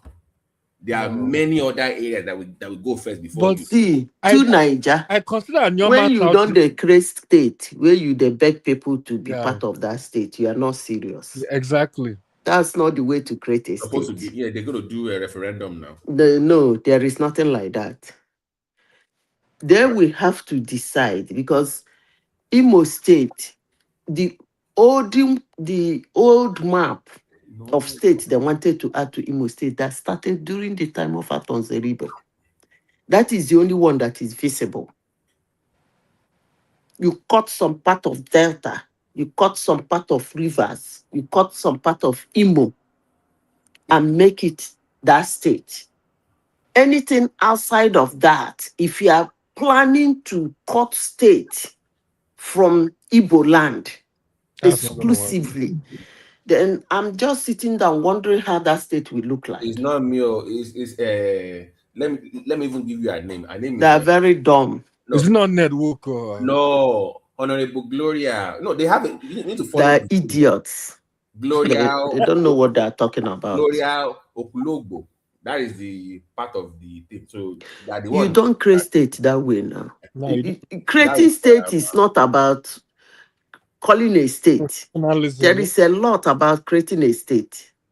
It's not all about saying this is a state. No. Because in the first place, the land area of Igbo, that is the southeast, is small. Yeah, exactly. It's landlocked. Yes. And again, already giving them 5 states based on their land area is too much. Yeah. So if you want to add a state to that one, You don't run around the same landmark trying to get something to create it. That is actually stupid. You should look around all those states around them, rivers, delta. Or you can even go towards, what do they call it? Where is that boundary between, if you look at the map, that Uguta Aziz? You go around that area and check it out. After all, those people are Igbo speaking. Yeah. The Anyama people say they want a state, but they don't want to join Southeast. I don't know I what. understand that too. You don't say what you join. Come on now. No, I agree with you. I agree with you, but at least get your state first. Get what you want first before you start arguing where you belong. Get the state first. You can say you don't want to, but don't argue that right now on paper because you don't have that in the constitution. Why are you arguing for region? There's no region in the constitution in Nigeria. We don't have Southeast. Can I say something real quick? So why are you arguing for we don't want to join this place? Yeah, but why don't they cut between Kogi and Benin? Because I know there's Igbo side in Kogi and there's Igbo side. Okay, what did they talk? Yeah, but wait, not right now. Are you sure you know map of Nigeria? I'm looking at it right here. I'm looking at it right now. Isn't Two-Face part of... How can they cut Kogi to Igbo land? How can they Kogi? Yeah, exactly. Wait, there's Igbo even Benue. No, I know Benue, Enugu. There's difference between moving there in large numbers and being an indigenous of that place. So don't conflict. I didn't know indigenous, but they always claim that the way to create a state, you don't go into a state and divide it into two. That's not what I'm saying, please. I did stop following all this online. Wait, please. Propaganda, please. Don't follow. Right. Okay, maybe that's a lie. If you listen to me carefully, no. After all, Biafra want the middle belt to be merged with them now. Exactly. So, that's why I was saying. If Igbo are indigenous to Benue and Kogi, but you guys don't do that now. Do you even know Kogi as demographic? Don't do that, Ola. Okay, whatever. I was speaking Kogi people. He's right. People are indigenous. Yeah. I know some. No, because if you do that, then you must cut part of Enugu. Exactly. Enugu as well must go. Where are you going to cut in Enugu and boy? Wait, why would Enugu go? Enugu is above. Because Enugu borders Benue and Kogi. Yeah. You don't even look map. I'm looking at it. Madam, may I ask you whether you know your map? Enugu and Anambra below Kogi now. Yes, now. So why are you going to cut? Well, wherever they're indigenous to. It doesn't work that way. But it's not that easy. That's not the way it works. Wait. No, it doesn't work that way. It's different from, it's not that easy. I mean, I'm looking at the map right now, and I think they can. But if they're actually indigenous, it's already that region is already constituted. How many five? There are really five states. No, I'm following the committee here. I've been following for like 3 months now. The house, and I have interest. I'm just nosy. Yeah, I have a question. You must first look at, because they said everybody should submit their own proposal. We have 5 proposals from Southeast. Etim State, where is that state coming from? Olu State, and no. I'm telling you what they you must submit your proposal now. What's Etim State? Is that Cross River? No, that one is in the middle of everybody. Yeah, wait. I have a big suggestion though. Why don't we just take the Cameroon part where this guy is talking nonsense? Why don't we just snatch it away from them? There is no part now. They don't know what to do with it. Let's just take it and put it to. I do done. There is another war. No beating. You can take Bakashi back. Hold on. There is no border between South. Ogbeni, hold on now. There's Cross River there and that blocks. Where are you going to take in Cross River? You can't get to Bakassi now. Look at the map. We can take Bakassi back. We should not have given away to start with. No. You didn't hear what he's saying. I hear you. Yeah, there's Cross River between Cameroon and Nigeria. So why are you gonna cut? Where are you gonna get? Yeah, I get it. Yeah, but they always okay. Let me ask the Igbo people now. Do you always claim that part of Cross River belongs to the Igbo people? It's they only can cut that place too, right? Need one more state. It's only Southeast that needs one more state. Yeah, but do you think it's going Any to other work? person arguing for state is trying to cause confusion. Yeah, Exactly. I hate when they do that. That was my question. Like, how is it going to work if everybody's? I think that the one that will win the bid, AI, I think it's going to be the Anim State, the one between. Anim State does not make sense at all. No, that is the one that is on the Between where? Between where and where? No, hold on now. No, okay. Which part of Anambra would you take? AI is hold on now. Just a question. I'm telling you what the committee is debating, not what I Okay, want. tell me where the committee wants. So what is on top is now is Anim State is between. No, cut the place. Don't call the name. Forget about the name. They will get a name later. Between the name is not the problem. It's the landmark and tribal area. Okay, let me give you Anim State. Let me give you the specific, so you know, Anim State is going to be carved out between Imo and Anambra. So you know that's what they are planning. It can't happen now. That means they don't want to give Igbo people state. Yeah, they want to come. Yeah, they don't want to, exactly. It can't happen. That's with. Listen, let me tell you. Do you know how dense between this place you call? There is no way they will put their capital that will not be close to the two capitals. You don't do such a thing.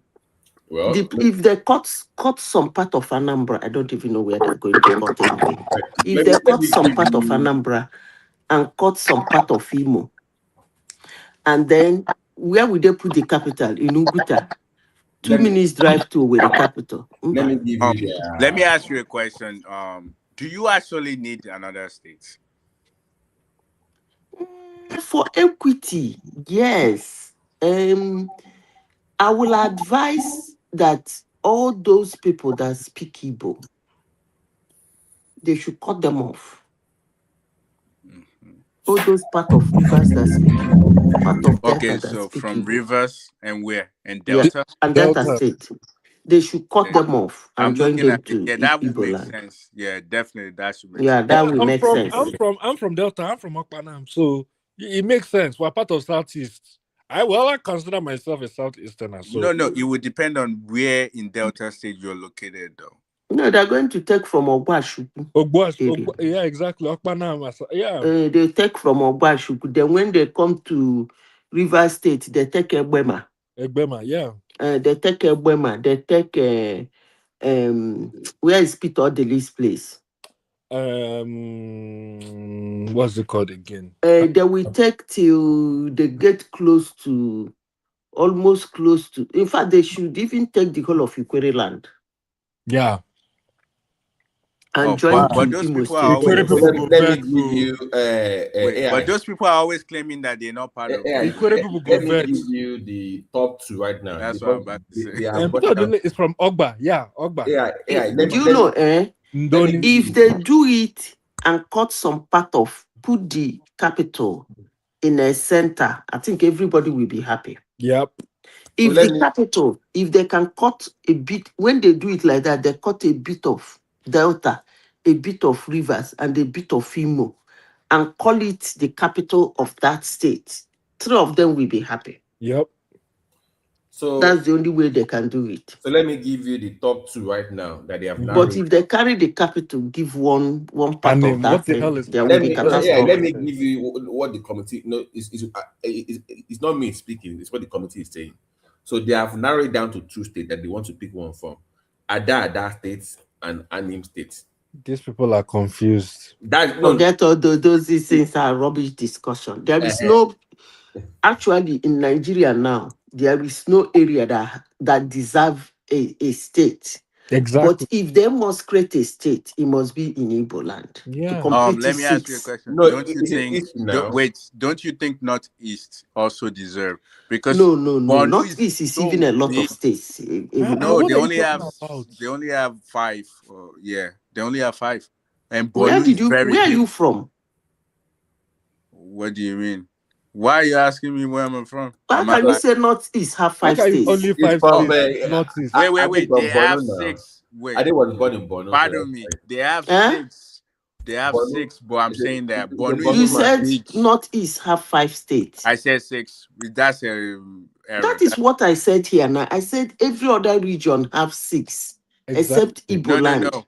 So if they want Northwest to has create a 7. state, it's only to Northwest. create one state to add to that place to make it 6. No, but Period. Northwest has 7. Northwest. Because has 7. if you create another place, it will be 7.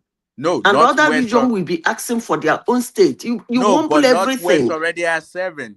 Northwest has 7. Okay, an exception now. How?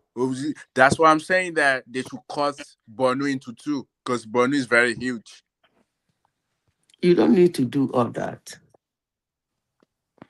So you don't need to do all that. If you do that, they leave the better bills that are supposed to pass for Nigerians and start discussing state. You don't do that.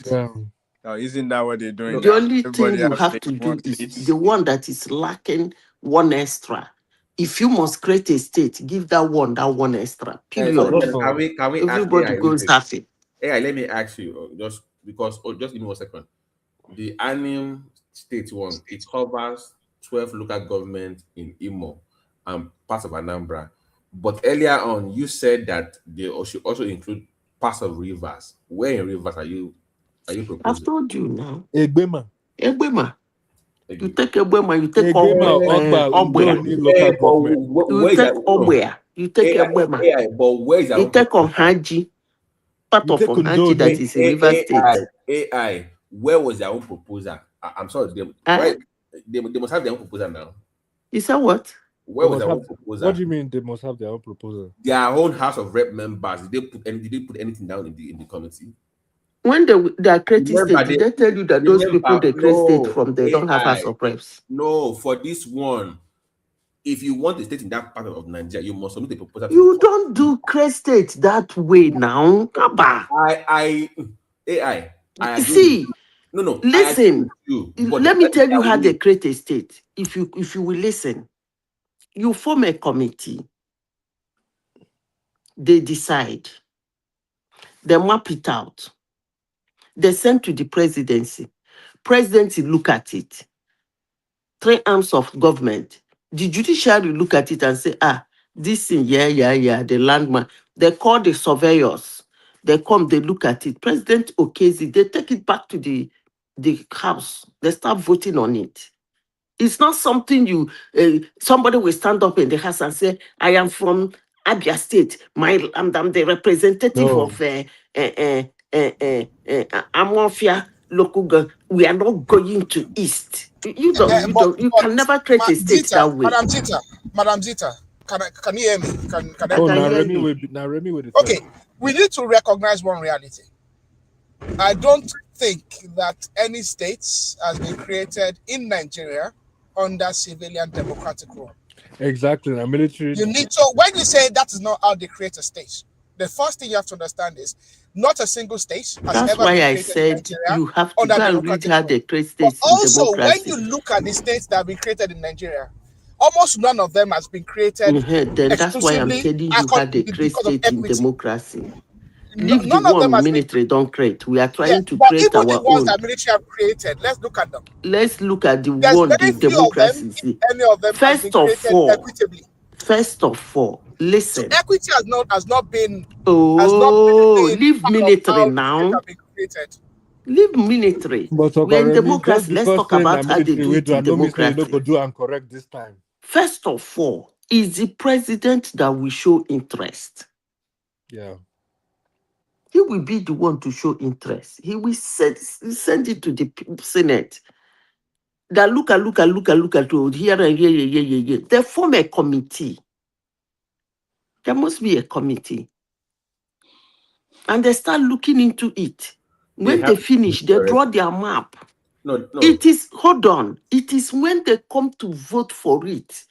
Anybody who thinks he come from that area that doesn't like it, we vote against it. Period. No, you must, because there are multiple proposals from the same. That means you are not ready to create a state. Yeah. No. That means you go to consult somebody and say, come on, you are from this. We want to create a state. Do you agree? Is that what you're saying? No. I'm saying you show no because there are multiple. No, AI, hold on now. You need to look at, to your point, they have a committee for that region. So the law, the bill said to create the committee. Hold on the now. committee might not necessarily be only from that region. No, hold on. Let me finish. So you know where I'm coming from. We're going to create a state for a region. There was no particular part of region or a region. So that means that anybody from that area that believes that they deserve a state in that region will put a proposal up. That is their plan they're going with. So you put your plan up, right? But based on what rationale? No. They have a criteria. AI followed. No, this is my time because you guys don't follow the committee, and I do. They have a criteria that you must follow. What's the criteria? In terms of viability was put into place. Where you're being carved from initially, historical and cultural, it's like a 7 thing that you must meet. No, everybody qualify you. There are more than 7 that was there, but they have their own requirement for that in the east. If you know when this Anyoma started, I'm sure we are not looking at Nigeria when they started this Anyoma. Please. Wait, can I help you out real quick? Hold on, guys, please. Wait, let me just go according to Constitution. So, who initiates creation of states? Is the president. It's not the president. It's the House of Rep and House of the Rep, Senate. not president. House of Rep. And after they pass the act of listen to me carefully. No. Who chose interest? I'm reading the You cannot. House of Reps cannot initiate it and go and force it down the throat of the president. Please. Okay, make una continue. What the Constitution book is, you can. The House of Assembly and the Senate, they will initiate it, which is the National Assembly, and they will pass a act for a creation of state. Referendum will be done, and after that, that's when they get it to the president for his to sign the bill to create a new state. Exactly. So it doesn't start. Let me tell you how it works. No, this is what. Listen, let me tell you. When you finish reading that your book, the president no go hold on. Let me say my word before I leave you people. When you still finish reading that your book, president must get when they finish initiating it, it's going to be with that president giving interest before that initiation. Is in anywhere in the world, though, is going to be a waste of time and a waste of money and a waste of drink and food. Exactly. Because that's what they will end up doing. Period. Yeah, but that doesn't start with the president. They just need to make sure the president is in line with them. So we hear that. Yeah, that's how it works everywhere. No, you must, because the bill, remember when Ned was saying that we want Anyoma, and they're like, no, this is for Southeast, not for your part of Nigeria. So they have to narrow it down. So that is the reason why they were doing, okay, we will join you guys in the Southeast. Even Anyoma is part of Southeast as far as no, I agree with you, AI. So he was telling the people, like, guys, we are Anyoma, we are in the South, but for us to get our state, we must join Southeast. That was what it was planning to do. Like, okay, guys, let's join these guys so that we can get our state. They're like, we don't want to join Southeast. And they're like, wait a minute, this is for us, not you. Wait, why? Why don't they want to join Southeast? No, it's like this. They had the Civil War thing. This is what's going on. All those guys that did the Civil War, Iziogu, all those guys from the 60s, they were Igbos from Anyoma. You get it? Nzogu was a northern now. The Igbo, the ones that are from that part of Nigeria, that's what I'm talking about. They are from the Igbo Anyoma. So they have their own beef among themselves. Like they are the one that caused the Wahala. BT, not all the people in Anyoma as well. Like no, it's not the Igbo. No, Aro. I said the Igbo. No, the Aro. I said the Anyoma. Not everybody. Anyoma. Not everybody. But when they come, Aro. Hold on. I emailed. They'll come the Lukumi as well now when they come them. Aro. I emailed some guys from Anyoma that are promoting this thing on YouTube to find out why. I trust me. I emailed them like, tell me what is the issue, and they gave me response of why. I'm telling you why. Is according to them, it's from the Civil War time. Yes, it's They true. have. So I actually emailed. They call this guy Spirit Almighty on YouTube. I emailed him. Like, tell me what. We know why you are watching that committee carefully. There's no Egba state, okay? So because there won't be any creation of Egba state. No, it's not that. Are they proposing about the states? Oh, it don't catch you. No, it's not that. No, it don't hold you. No, I think on a more serious note, because this is the plan. Maybe you guys don't know. They will get them their 6 states in the southeast. Then there's another round of state proposal for 7 for everybody. That's what you guys you're not seeing. Wait. Where are they going to find the 7th state? No. I'm telling you what the thing is.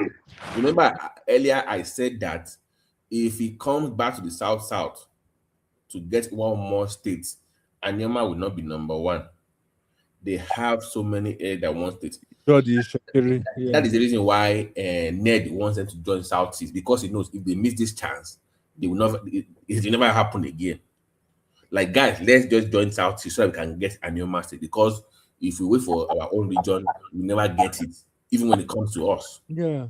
That is his own push. The Ijo and the Shekiri have. He's the one pushing them towards Southeast, because that bill says to create a state for Southeast, not South. But they can't give you their slot. You must join them first. You see the wahala now. You must join for you to claim that. Oh, he doesn't want to join them first. He wants to get it then join them. No, but that bill does not. But you can't join. You can't get it without joining them now, because it's for Southeast, not you. Yeah, but here's the thing. What does it matter if it's Igbo? Why don't they want to join them? I understand what you said initially, but I don't understand the thing. What's all the force? Because not everybody in Anima is Igbo. They have people. We have the Igbo people. Everybody in Anima is not Igbo. So yeah, but you can just carve out the people that are Igbo, the Igbo land, and join with. Those ones are the ones that have the civil war wahala with them. But even the Ika people are Igbo as well. It's just that they have they have their own history. No, Ika people are Yoruba. What? Yes. You should work. They see me. You need to read about and go ahead and watch so many kings coming out now. Are you the day of Agbo is not Yoruba, he's Igbo. Okay. What are you talking about? Let me tell you what's up, right? You know, right now they're even fighting to change the name of Olu of Wari to Olu of Ishekiri. I hope you know that. Yeah, because Olu of Wari doesn't make sense now. There's no such thing as Olu of Wari. There's no such thing as Olu of Wari now. That they use that name. That's the corruption, yeah. So they have their that place. You want state, So Ned is like, okay, we know we are Anyama, we want your slot. Okay, we will now combine it with Imo and Anambra. And that is the reason why he agreed to put the capital in Olu for the Anim Oma states. That way they will not combine them with Southeast. That is what he's doing. The guy is spending money on this thing. Yeah, he's spending money. I have another question. So when they have these 5 states, is there any financial gain? And I will say reason why I'm not now. Power in election, and then when they're doing federal government allocation between the states, now there's another extra state. No. That's where I'm going. Don't you think, because now they're still going to share the same money, it's just like more states. Don't you think at the end of the day, that money value will still be the same amount of money that's being given to Southeast? For the politicians, no. For the politicians controlling it is different now. It's their states now. They have a say. They have influence. So you see that's the difference now. Yeah, but the more they will be taken away from what the other 5 states are taking. I understand this. No. I think of it this way. It's not taken now. In a state like El Delta, for instance, the Anyama have to share everything with the Shekiri. And now they just share it. But when they have the Anyama states there, they will have it to themselves. They don't have to share anything with the Shekiri. Wait, you're not listening. Civil service jobs. Think about all those things. It's just between them. They don't have to share with the bigger portion of people. I hear you, but I'm saying that okay. So Talking about the Southeast states. Wait, the money that let's say Delta is getting now, and if they carve out a normal state, okay, that means that money is sliced into two. Yes, but yeah, it's the same thing. It's the same money now, just divided into two now. That's what. Now you get my point, because it's not really different. Not it's really. Just the fact that it's not like that money is not divided into two. Think of it this way. Okay, so let's say they get federal allocation. Federal allocation is calculated based on the few things: land mass, population. Yeah, right. It's divided against the 36 states. Right? It's not the Delta portion that will be divided. It's still the same. It's much more. They'll divide it at the national stage between 37 states. It's still the same. They're still going to take away money from Delta, though. And from everybody. No. Yeah, everybody's going to lose some money, especially the eastern states. The point is that even when you make all this calculation, when you add those monies together, it will still be the same that like they were getting it before. Exactly. You just divide it. No, it won't be the same amount though. It will be give or take. It will be less. Remember also that most likely they are going to also reduce the allocation to the federal government. Exactly. The percentage that the federal government is going to get reduced, so that the states and the local government they have to balance it. So federal government might probably lose 3 or 4% or 5%, and they will transfer to make up, to the local government and the states to make up for the states. Exactly. Yeah, but still, that 5% doesn't mean that they gain more. So, assuming they didn't create a new state, it means that they will get more money. But now that they have a state, that money won't make any difference, even the fact that the federal government is losing some percentage. It will balance out. It might not make a difference, but it will balance out. Nobody. Yeah. I'm not saying it won't balance out. I'm just saying it's not like we say we'll be getting more. Can I address Oscar Bone? Anioma wants to join the Southeast, but are they meeting the requirement of the Southeast? That's what you need to ask yourself. I think the issue they don't want Asaba as the capital because of their king. You need to follow the space. Who? The owner of Asaba? Yeah. But he's which one? The guy wants the state, but he said he no one join that side. Is it not the Ashagba of Asaba? Yeah. So they are having. So I know what I'm. I don't understand what is wrong. Yeah, but it's not up to him though. It's not up to the people. Exactly. But that's the thing about you don't understand is look at the history of state creation in Nigeria. The history of state creation in Nigeria has been influenced by individuals, by the traditional rulers. Please leave history on this one. History does not come to play on this one. History does, because every state has been created is by military. They never no. But to Remy's point, the military they did it with the consultation of traditional rulers.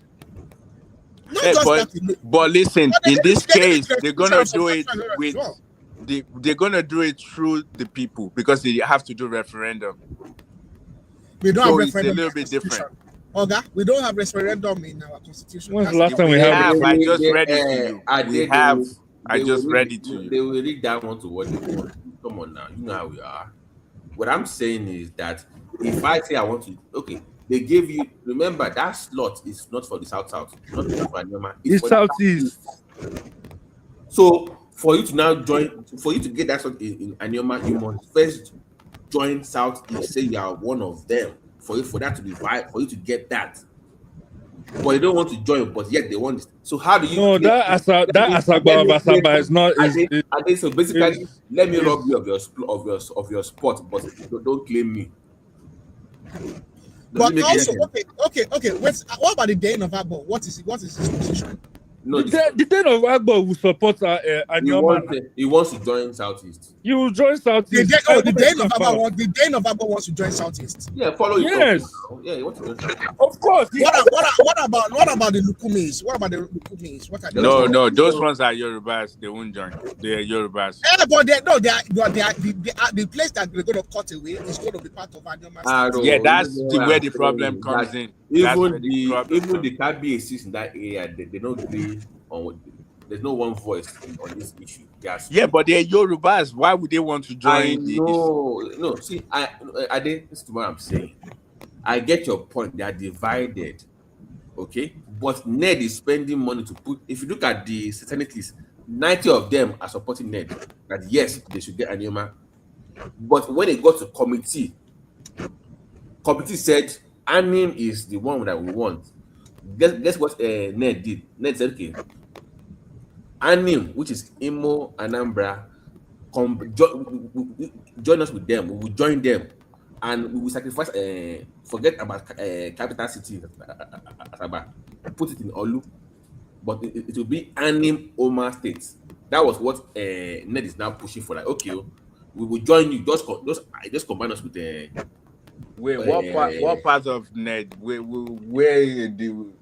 so Anyoma will now. Oh, from Delta. I see that part of Delta. Once that thing failed, that they kind of called Ned to the palace. If you watch that video, they say, Ned, we love what you are doing. We want our state, but we don't want to join Southeast. Ned said, "Oga, that thing is for Southeast, not for us. For us to get this, we must join them." So the deal, like it wants the Anim Oma, where it will be, that's Anioma State will now join parts of Anambra and parts of Imo, and they will now put it in Olu. But here's the issue with our people in Anioma. They're like, no, we don't want to join the Southeast, but we want the state. So, guy, it's not for you. So that is what is going on right now. They don't even understand who is even meant for. Yeah, but let me ask you a question. That part that they're gonna cut out from Delta is the Olukumi there. The one that don't want to join. But the Olukumi they also speak Igbo too, even though they're Yoruba. Yeah, that's because they've lived there for so long, but they know where they're from. So that's why I'm asking that. Do they because I don't think they are accepting. From every video I've saw, those people don't want to, and you can't force them. If this guy, when I go ahead and do it, it's going to create another problem. If you don't want to join the Southeast, then you can't get the state. They can't give you a state then now. Yeah, but you can't force people to join. If you do, so why are you not calling for a state then? Yeah, find another place to create. No. They are where right now? Where are they now? I don't know. No, but this guy, what is it? AI just told us now that no, are they part of Rivers now, Delta. Where is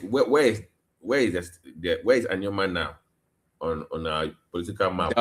Delta. It's Delta now. What region? I think it's the northern part. South. It's the Anyocha. Yeah, it's south. Yeah. South. Oh yeah, south. Okay, south. Okay. So the point is, when it's time to create a state in the south, if you look at the tolling poll, they don't even rank number 10. There are so many people from that area. Yeah, there's Ishekiri. Exactly. So if the only way they can get the state is to join Southeast. That's the only way. Full stop.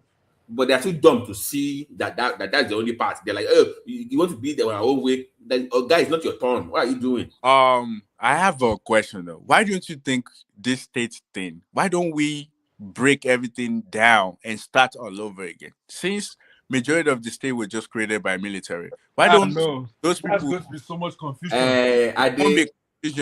Ask people where do you want to go? We have loan and gbese in our head. You're dealing with people, and then some of these states they've taken loan from bank. You know what they will say in Abuja Guard.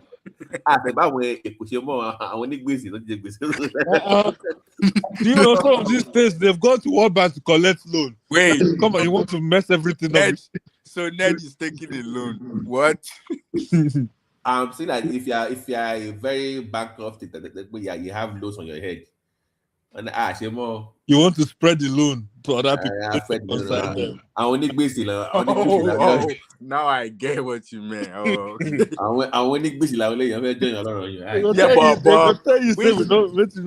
all the states in Nigeria have loan now. Is it one? All of them are. But some of them are worse than each other. They're not the same. There's levels to it.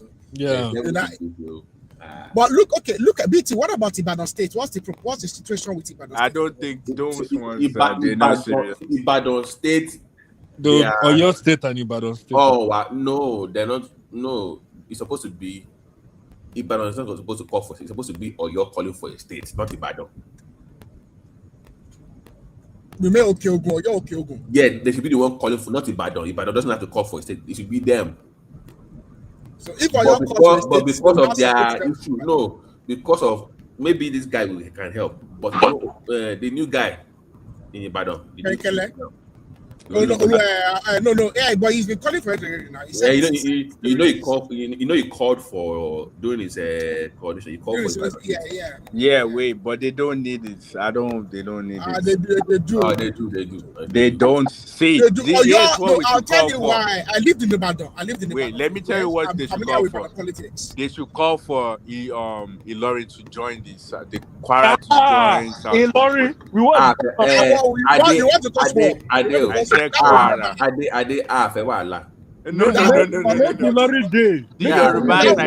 much strife. That will cause too much strife. What's going on with the? They have it. They have it. No, seriously, they have it. They have a. I forgot the name of that state. Combine Kwara, Kogi, I'm I forgot the name of the state of proposed mayor. I forgot the name of that. But okay, even if we say Kwara, you know the portion of Kwara that is Yoruba speaking, they will literally take most of Kwara. It's almost everything now. It's almost everything. They have the majority of the local government. Those people are just deceiving themselves. They are Yoruba people. Who says so? They never said that. They never. No, I did when I was joining in Yoruba. They never said that. No, they did. Where? Foreign people are Yoruba people now. No, I did. When I was buying shares, be like Muslim. Everybody be lying, man. I don't like talking about this one. Everybody be lying. Let them have problem now. They will remember they have won something in their family house. No, Ilorin should stay on their lane. No, we don't want. We don't. But even Babati Traore. Why are you denying your people? Why no. denying your people? No, what we want to do is this: cut Ilorin. Don't deny your people now. Why? Cut Ilorin off. You can add Yoruba speaking Kwara and Kogi to us, but cut Ilorin. Yeah, that's what I'm saying. Okay. Mr. Ola, did you notice 90%. That ambassadorial list? One of the Gambaris was made an ambassador. And did you see his name? Olusegun Gambari. I don't care. Just take Ilorin out. Just take Ilorin out. You can merge Ilorin to Sokoto. How you want to do it, I don't know. Whether they are going to buy land. Even their kings bear Yoruba name. Don't you see their kings' names? Even Ilorin. That's why we don't want them now. We're not forcing anyone. We're just saying that the Yoruba land that wants to join, which is part of Kwara, we're not forcing anyone. I found it. It's going to combine Kogi, Kwara, and part of it's called. But don't you think it would be too big? It's called Okun State, not with. It would be too big now. Okun State. Yeah, but it would be too big. That'd be very big state. That would be way too big. It'd be bigger than all the Yoruba states. Look, I'm minding. I expanding here. What do I do? But when it is Igbo now, Igbo say they have people in Kogi and Benue. You people will say no, they are expanding. But you two are expanding now. No, wait. I just said that. It's land grabbers everywhere. Land grabbers everywhere. What the Yoruba are doing exactly what they are accusing the Igbo. Akim, you should ashamed of yourself. You should be ashamed of yourself for saying that. If people said that, there are people in the Benue, there are people in the Kogi. They say no, they are expansion. That's what we are discussing. Stop dropping it. No, it's the same topic because you are expanding and you are grabbing land. He said the Kanu everywhere. The worry people are Yoruba now. They will still tell you now that anywhere they eat amala. No, they will we still are tell you not anybody that eat amala is we Yoruba. are not Nnamdi Kanu now. The title of fire is We are not doing Nnamdi No, Kanu. I the say time is coming Ilorin should now. join Sokoto. Yoruba will say anybody that eat amala is Oh, I Yoruba. get that. Tribalists don't come again. Wait, did we claim you already? We I never don't claimed know. you. Oh, They eat them like they don't. from now you are being Delta Lukumi. Ilorin should From join now is Sokoto. those states, Akoko Edo. You are from now you go to is that Ilorin, Calabar. Good morning. Wow. Good morning. By You see the God's problem. grace. See, Fashion for is me, everywhere. hello, Ilorin good morning. is a parliamentary point. Anambra is also Yoruba. I'm confused though. Please. I believe Why do you guys from Edo all sound Ishekiri is Yoruba, Olukumi is Yoruba, with Delta. Akoko Edo is Yoruba. This one in Edo is Yoruba. Now Kwara is Yoruba. Kogi is Yoruba. When there's Republic is Where's Yoruba. the lie though? Where's the Otodogo lie? is Yoruba. Where's Oh the my lie? God. Where's the lie? Where's the lie? Tell us. Where's No, the lie? it's true that Are we no. I lying? said no. I'm not disputing it. I said, but you. I said exactly what you are doing. The expansion is, but there's exactly the thing you are doing. You are accusing the Igbo of it. So I don't know why you are accusing Igbo. In this case, those people want to be part of the West. It's not like we're asking them to. Hello. I've never seen where the Lord said they want to be part of the West. Okay. Sorry. Well, you need to listen more then. They've been asking. I don't think he wants the Lord to be part of the West. He hates Yoruba people. You know that he hates Yoruba. We know. If I hate Yoruba, if I hate Yoruba, must I like Yoruba? What are you talking about? Baba T, don't forget Benin Republic as well now. Yes, now. Yes. Togo as well. Don't forget Benin Republic. Togo. Wait, Togo, Ghana. You didn't know about that? Ghana. Let me ask the German question. I'm hearing you. Now don't turn international land grabbers. Why were you all of you complaining? Why were you all of you complaining about the NNPC CEO that was appointed, that is from Kwara? Why were you people complaining about the INEC boss that was appointed, that is South, that is Yoruba? To my system here. Nobody complained about Yoruba is the INEC. Midwest. And Yoruba has never been INEC chairman since 1960. No, but it's a northerner now. Is a northerner. You are saying that Kogi is not Yoruba now. But people are complaining that it was Yoruba. Nobody's complaining. You are the one complaining. I mean, I don't even know this thing you are talking about. It's not just Yoruba now. There are Igbo people in Kogi too. There are Igbo in Taraba that have been there more than 400 years. In Taraba. No. That's not what we're saying.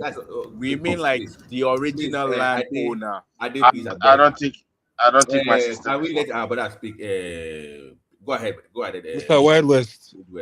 Wanna hear me? Yes, we hear you.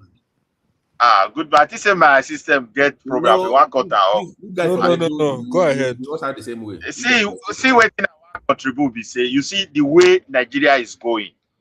It may end up as a recipe for bigger crisis. All this state creation is creating dissatisfaction. But I will be talking to my people from Edo. Why are you mad? Why are you mad? Wait now. I will talk to my people from Edo. No, tell us why you mad. Because Edo is not big enough, right? No, excuse me. I'm going somewhere now. Let me land my make you land your point.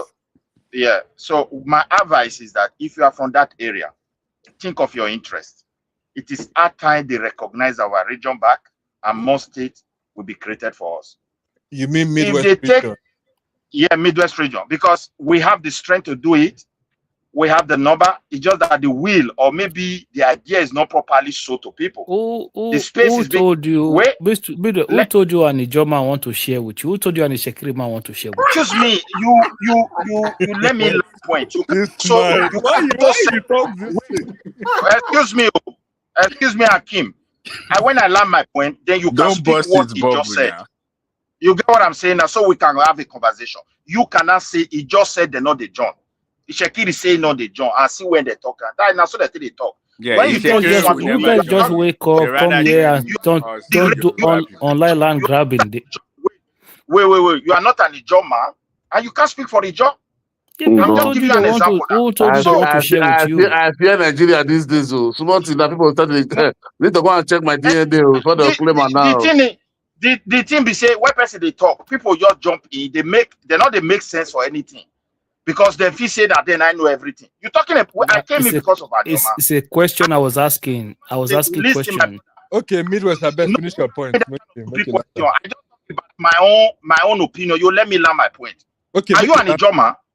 Have you consulted Ijaw? It's okay now. Have you talked with them? Continue now. It's okay. It's okay. Midwest, continue. What is it? Don't talk it to one now. You don't say Midwest gets leverage. Look at my point of argument. Edo and Delta is bigger than Southeast that wants 6 states.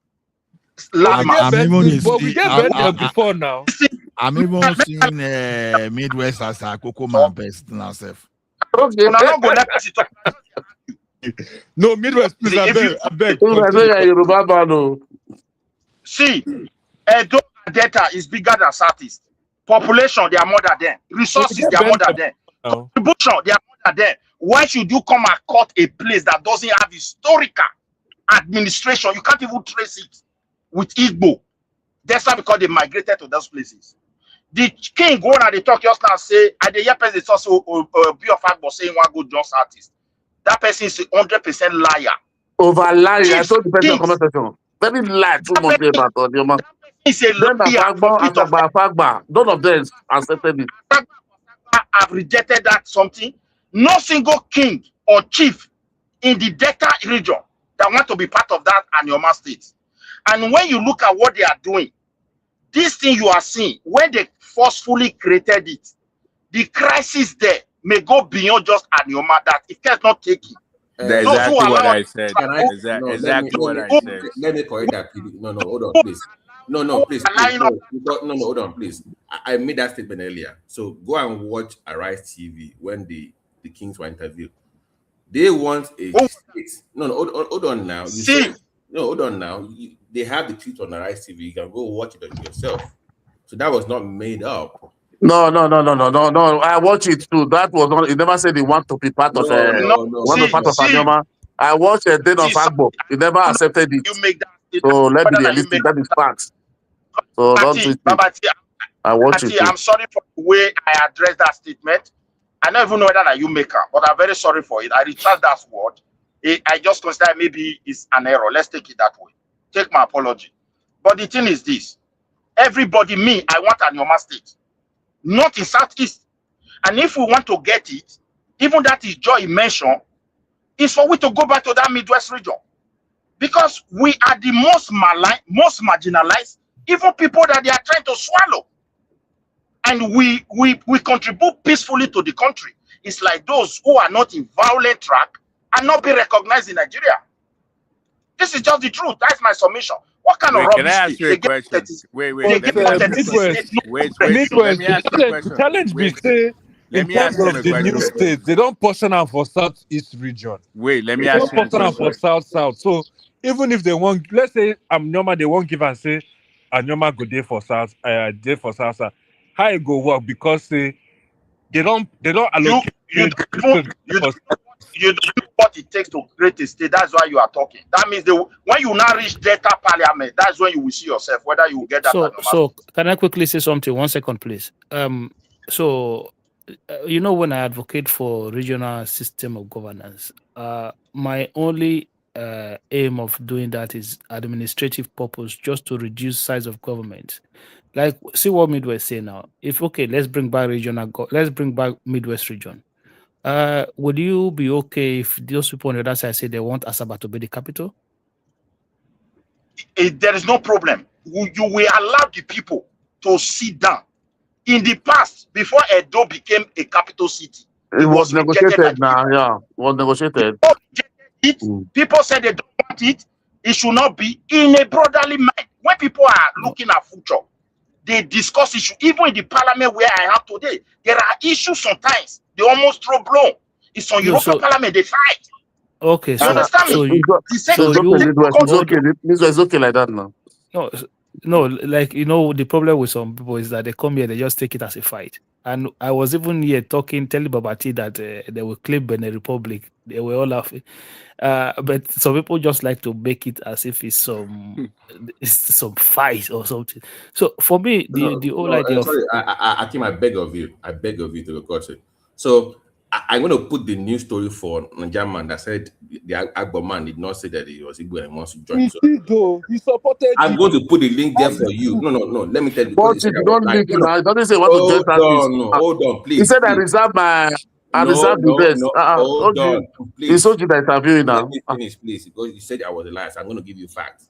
He said No, you're not giving me facts. I watch it. I watch the agenda of Agbo too. Hold on. He said they're historically Igbos and they want to join. No, so I will put the link there for you to read yourself. Which king are you talking about?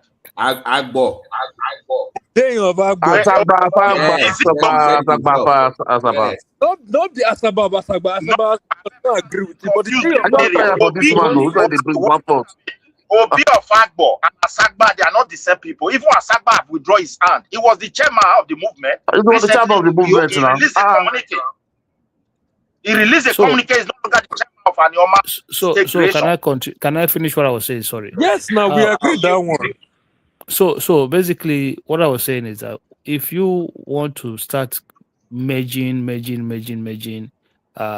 it's in a way whereby it is kind of bringing tribes together or people who speak the same language, you're never going to get it right. It's going to be difficult. So what we should advocate for is a governance system that reduce the cost of governance. That is the whole point of going. For me, not in the space like Nigeria. Local government is working fine. Just let me finish. Midwest, you don't like to be interrupted. Let me finish, please. Make you finish. So basically, what I would advocate for is that if you create, say, southwest region, within that southwest region, you have people. You have the Akoko people. You have the Ekiti people. You have the Oyo people. But if in that case you can create local government with these different tribes, you can have as many local government as you want.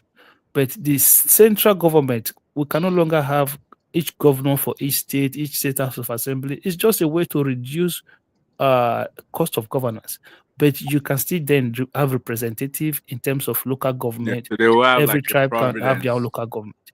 Because if you there come and say you want to go back and to Midwest region, guy, who told you people want to be conquered in this?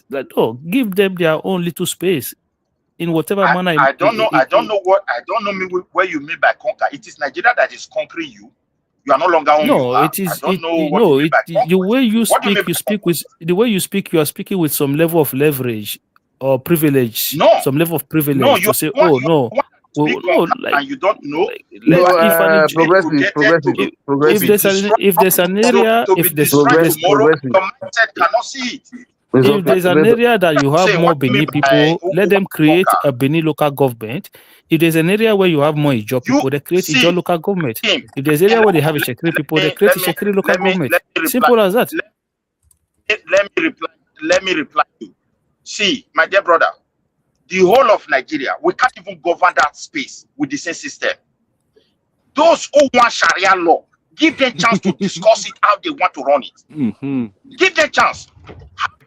You cannot give them. You cannot give them chance because we are operating a constitutional democracy. You cannot give them chance. But it's a secular state, you know. So what is secular state? You cannot be promoting religion, any form of religious law. You see. What is the definition of that secular state? We cannot agree on the same point. We have Sharia law in Nigeria already. We call ourselves but that is the part of the problem that we have today. It's not a problem. It's not a problem. It's part of the problem. You have to define what is secular state first. So it can't say the problem. Hold on, Midwest. The nation secular state when it comes to Nigeria. I don't know. Midwest, you the hear at all? I can worship tree. That is the. I can worship anything I like to watch. Anyhow, Okay, laugh, please. anyhow, you talk Midwest. You can't have mixture of Odisheshi, Christian, animal, she's animalist or whatever in Kano State, for example. Now, I want to put Sharia there. No. You know there's tendency of trying to intimidate others. Even where they are now, they are even trying to intimidate the South. They want to even bring their own Sharia to the. We can't allow anything religious law. Secular is secular. Let us just agree on. Okay, let me ask you a question. This is the deception. In Nigeria, do we have Sharia law? Do we have Sharia court? Are people that's not even the problem. We should even be looking at removing it. That's the problem we are talking about. We should be really looking at striking them out of our constitution. You would have allowed me to land my point, because that is why I said, whosoever that wants Sharia law, they will discuss it. The kind of Sharia there's no discussion. There's no discussion. Sorry, there's no discussion. You can't have that somewhere. People cut me off. Miss, Wait, I not have it. Make him finish. Make him finish. Yeah, I want to speak after him. Listen, my brother, if somebody said they want Sharia law, Nigeria government said we are a secular state, then you have to define that secular state, what it means to those people. If you cannot define, they cannot accept it. All you have to do, like what Hakim said, we come back to the regional government. They discuss how they want to operate their Sharia law. We question their intention. How will you manage it with the secular system? How will it operate? If they cannot find a balance, then we have to abolish it. Midwest, hold on. We've seen it. Ilori, you see now, I don't want Ilori today. Do you want why I don't want Ilori? Because at least in the 80s, Ilori used to be peaceful. We are Christian and Muslim, they used to mix together, do everything. Immediately they introduced that Sharia law. The first thing they want to do is to send everybody away. Whether you're a Christian, whether you are a worship animal, or whether you're Onisheshi, they just want to make sure that they eliminate you. You are not getting. Wait, calm down. You are not getting. Let me say something. These people go to Dubai, Qatar, Saudi Arabia. Government they pay for a pilgrimage to Mecca. Sharia law is not there. Nigeria is everything. I want to talk. Let me talk. The problem with Nigeria is that. Okay. Let me talk. Continue. I agree with you. And the reason why I agree with what you're saying is this: a state where almost 90 to 99% are Muslim, if they decide that they want to have a Sharia law in that state, I don't see anything stopping them, because it has to go through the legislative anyway. Oh no, they should have their own country. They should have their own country. Let me land. And if the legislators agree to it, that's cool. The only problem that I have is if a state has almost half and half Christian and Muslims and any other religion, and you want to enforce that type of Sharia law to them, then that's a problem for me personally. But in the states where they're like 90% or 99% Muslims, and they feel like they want to use that type of government systems to run their governments, I don't have a problem with it. No, I have a problem. They should have their own country. See, they should have their own country. You see where I have a problem with those something. By the time they discuss that law, you will not tell them what about the secular people. In other words, then the secular people will come out with condition. Look, if you operate this law there, we will be having right to deport you. We will be having right to screen you. Are we acting drama here, or we are discussing? This is not discussing proper issues. Are we writing a movie script or something? We are watching Hollywood, to be honest. Listen to me.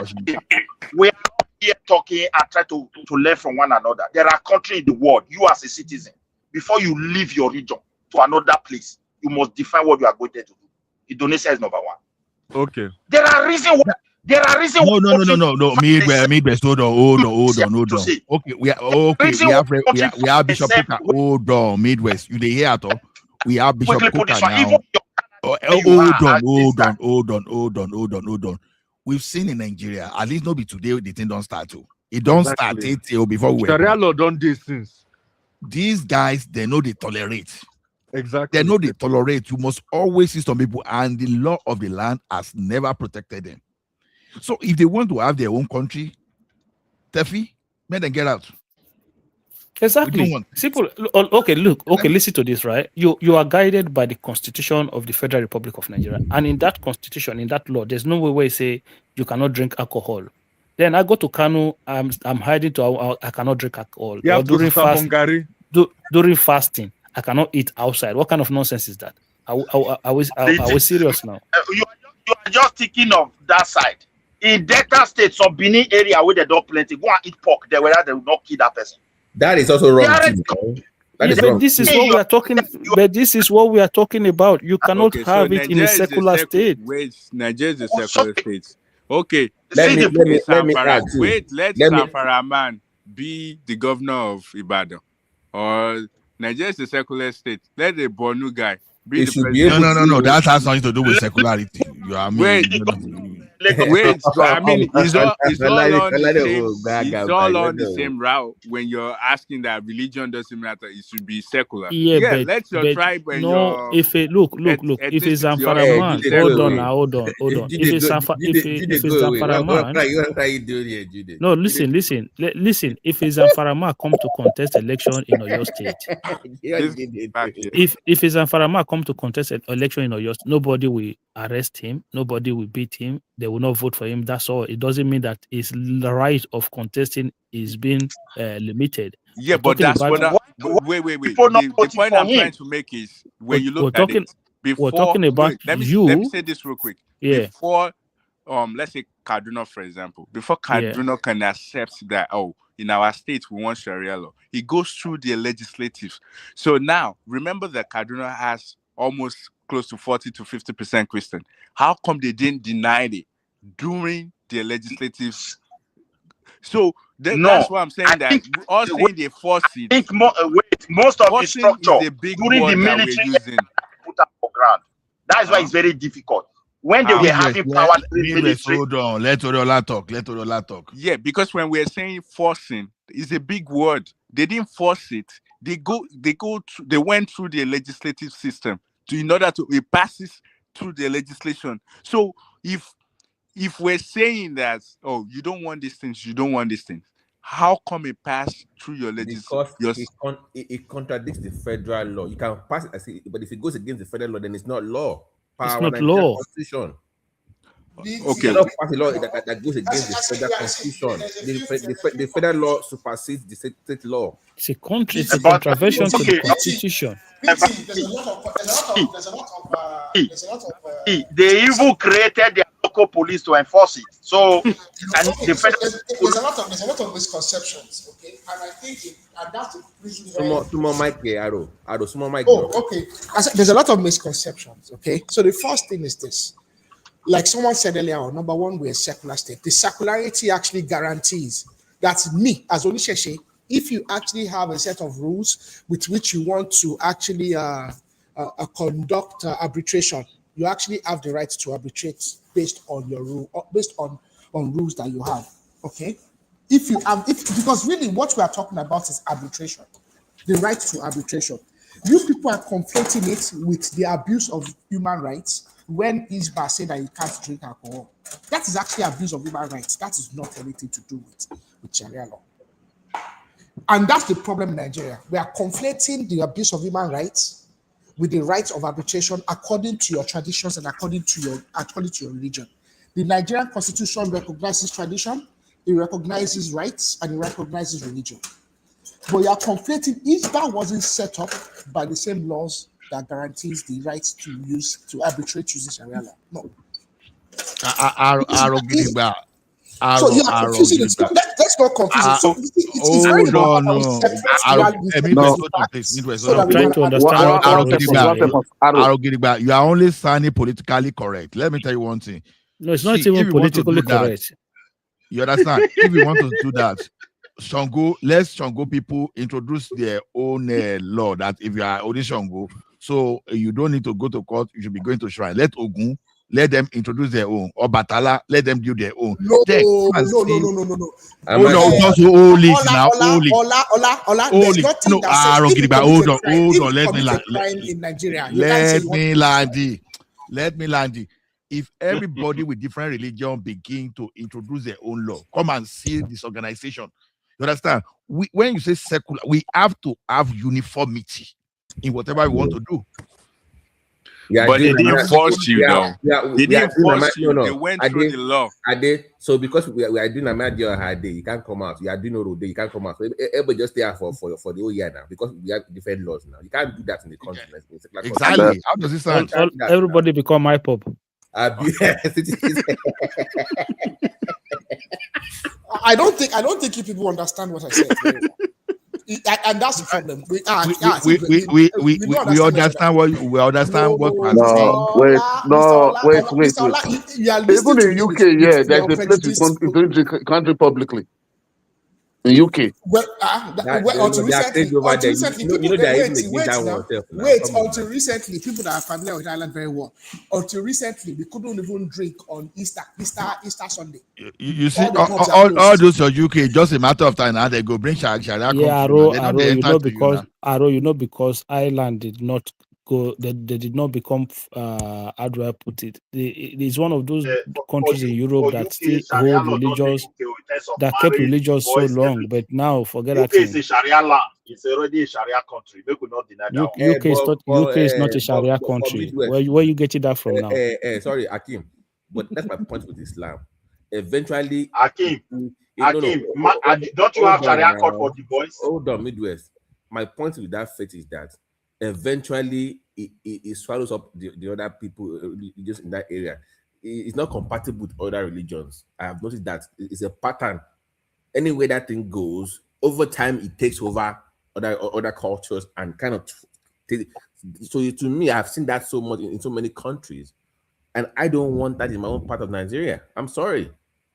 Wait, give us an example. If they want to have their own country, let them have their own countries. Oriola, let me tell you what these people push to full Sharia. You understand? In the UK now, there's what they call Sharia Council.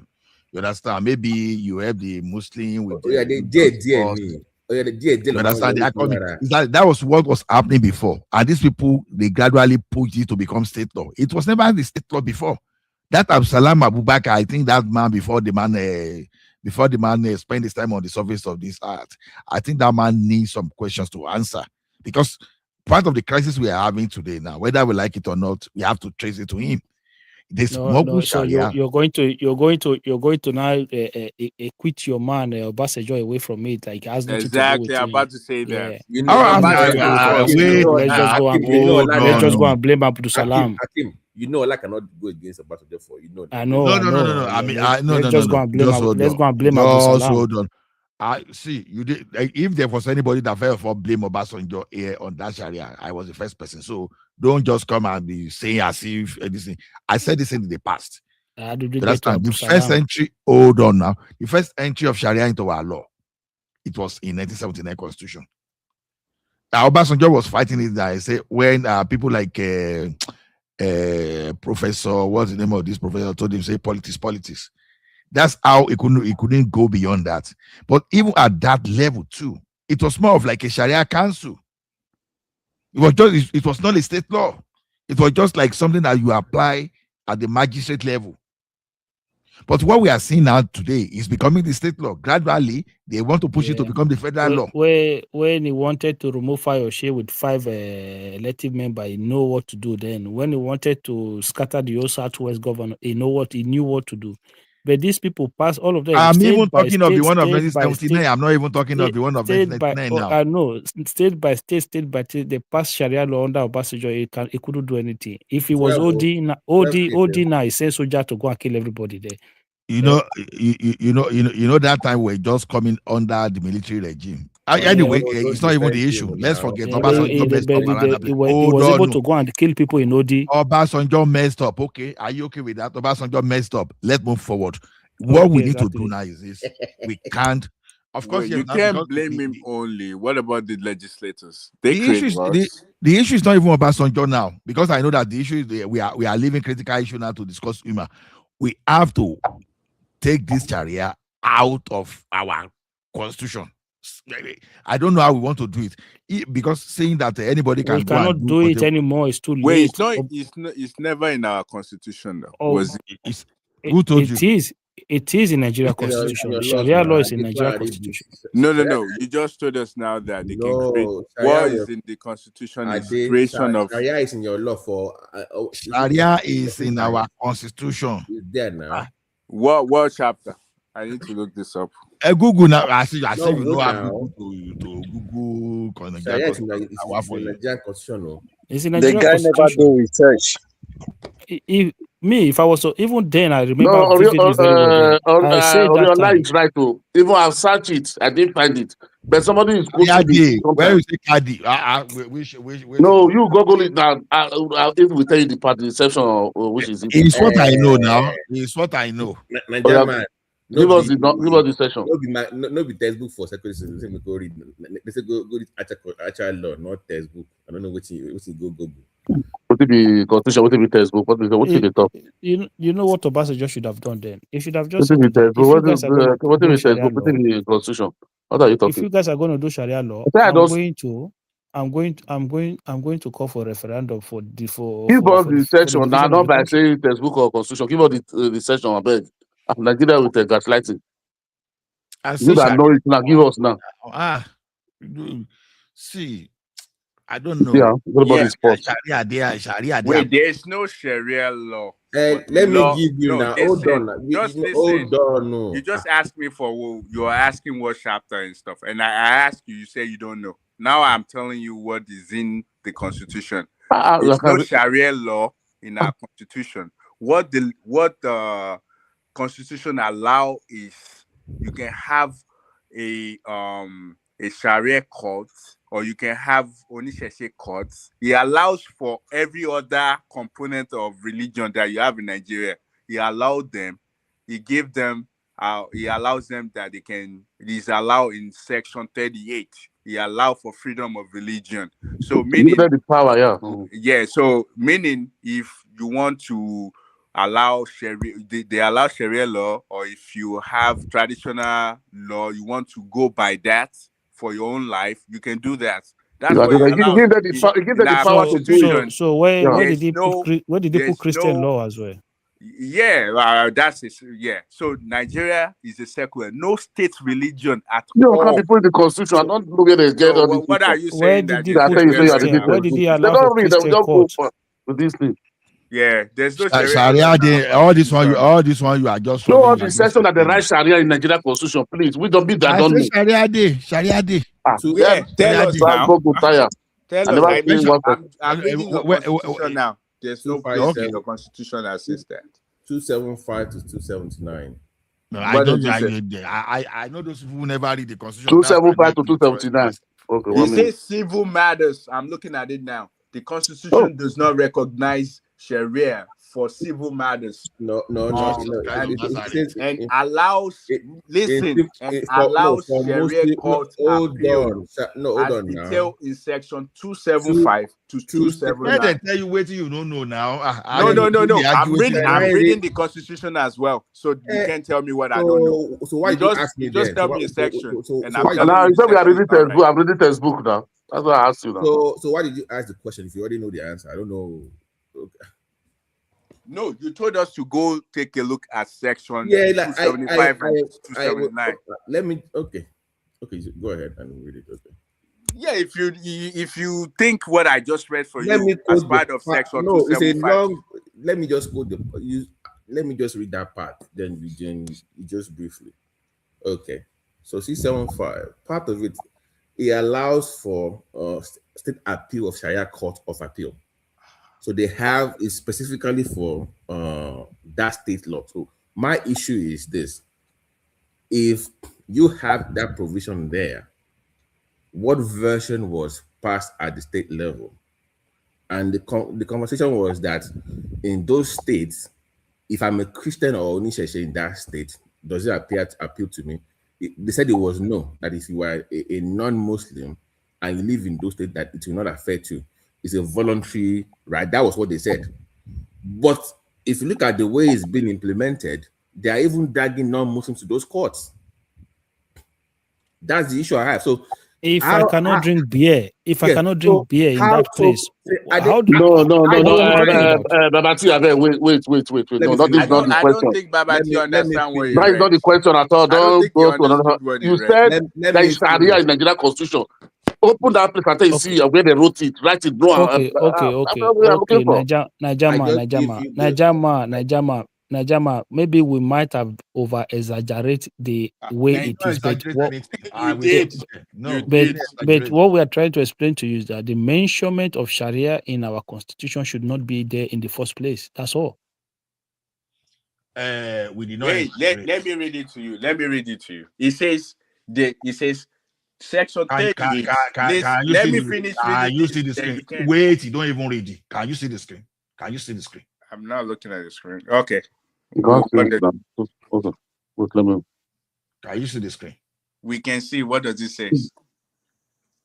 So you can't see Sharia on the screen. Stop Okay. asking if we can see the screen now. Some of us have cataracts. Forget that. Just read it out. Okay. Now, when you go to section 275, B now, there is a Sharia Court of Appeal of a state. That's okay. I said so earlier, establishment, because the Constitution allows establishment of Sharia Court of Appeal, appointment of Grand Qadi and Qadis of Sharia Court of Appeal of a state. That's part of our judicial system. 275, not 35. 275 is so right there. So it is very constitutional, because when you are talking of our judiciary, right, it's part of that judiciary. So Can I answer you? Can I respond to you? Hey, don't argue. No. I'm going to argue this one because don't argue. Wait. Oh my God, you cannot just read one part. Tomorrow school, you guys go and it's just the problem of Nigeria. Honestly. But the way you guys will say the Sharia law, as if they just atomize it. Sharia law, you must do this one, you must do this. Oh my God. Let me tackle what he said. You just told me the section 275. Now go to section 38. This is what it says. Guarantee freedom of religion. We support Jesus Christ. No. Can this guy just listen first? We supporters used to argue that Sharia's application to Muslim is protected, not a state religion. So your law, guy, how is Sharia as freedom of religion? How is Sharia part of religion? Wait, go to chapter 4. Authorizes Sharia. It's right. Authorizes, not. Hold on. Go to chapter 7 of our constitution. You will see judication. The judication is analyzing the type of judicial system we have in Nigeria. Then the Supreme Court of Nigeria, establishment of Supreme Court of Nigeria, appointment of how the process for appointment. It mentioned there. Then after Supreme Court, it comes to the B of it, the Court of Appeal, establishment, because 237 established it, and it mentioned every way they are going to do. Then it now comes to section C, the Federal High Court. Is measuring the level of those courts as guaranteed by the Constitution. Then it comes to section D, the High Court of the Federal Capital Territory, Abuja. He mentioned that. Then it comes to the E. He said the Sharia Court of Appeal of the Federal Capital Territory, Abuja. Now you can even establish that is your constitution. No, that is your constitution. No, where is the Christian law court in that is your constitution. No, hold on. No. So it now come to E. And that's federal we are even talking. Federal is still what we are talking. Then he say the customary court of appeal of the Federal Capital Territory, Abuja. Then it now comes to part 2 of that chapter 7. Now there, it now say the part 2. Now it now started mentioning state courts that are recognized by the Constitution. Now a state high court. Now the first one, the highest in the state, High Court of a state, is there. Then he mentioned how you are going to establish everything. Then he came to the second one, B of it, Sharia Court of Appeal of a state. It determines how you can do it and how you can practice it. Then section C, customary court of appeal. Ola, please hold on there. Stop there. Can you now ask him now if we have Sharia in our constitution?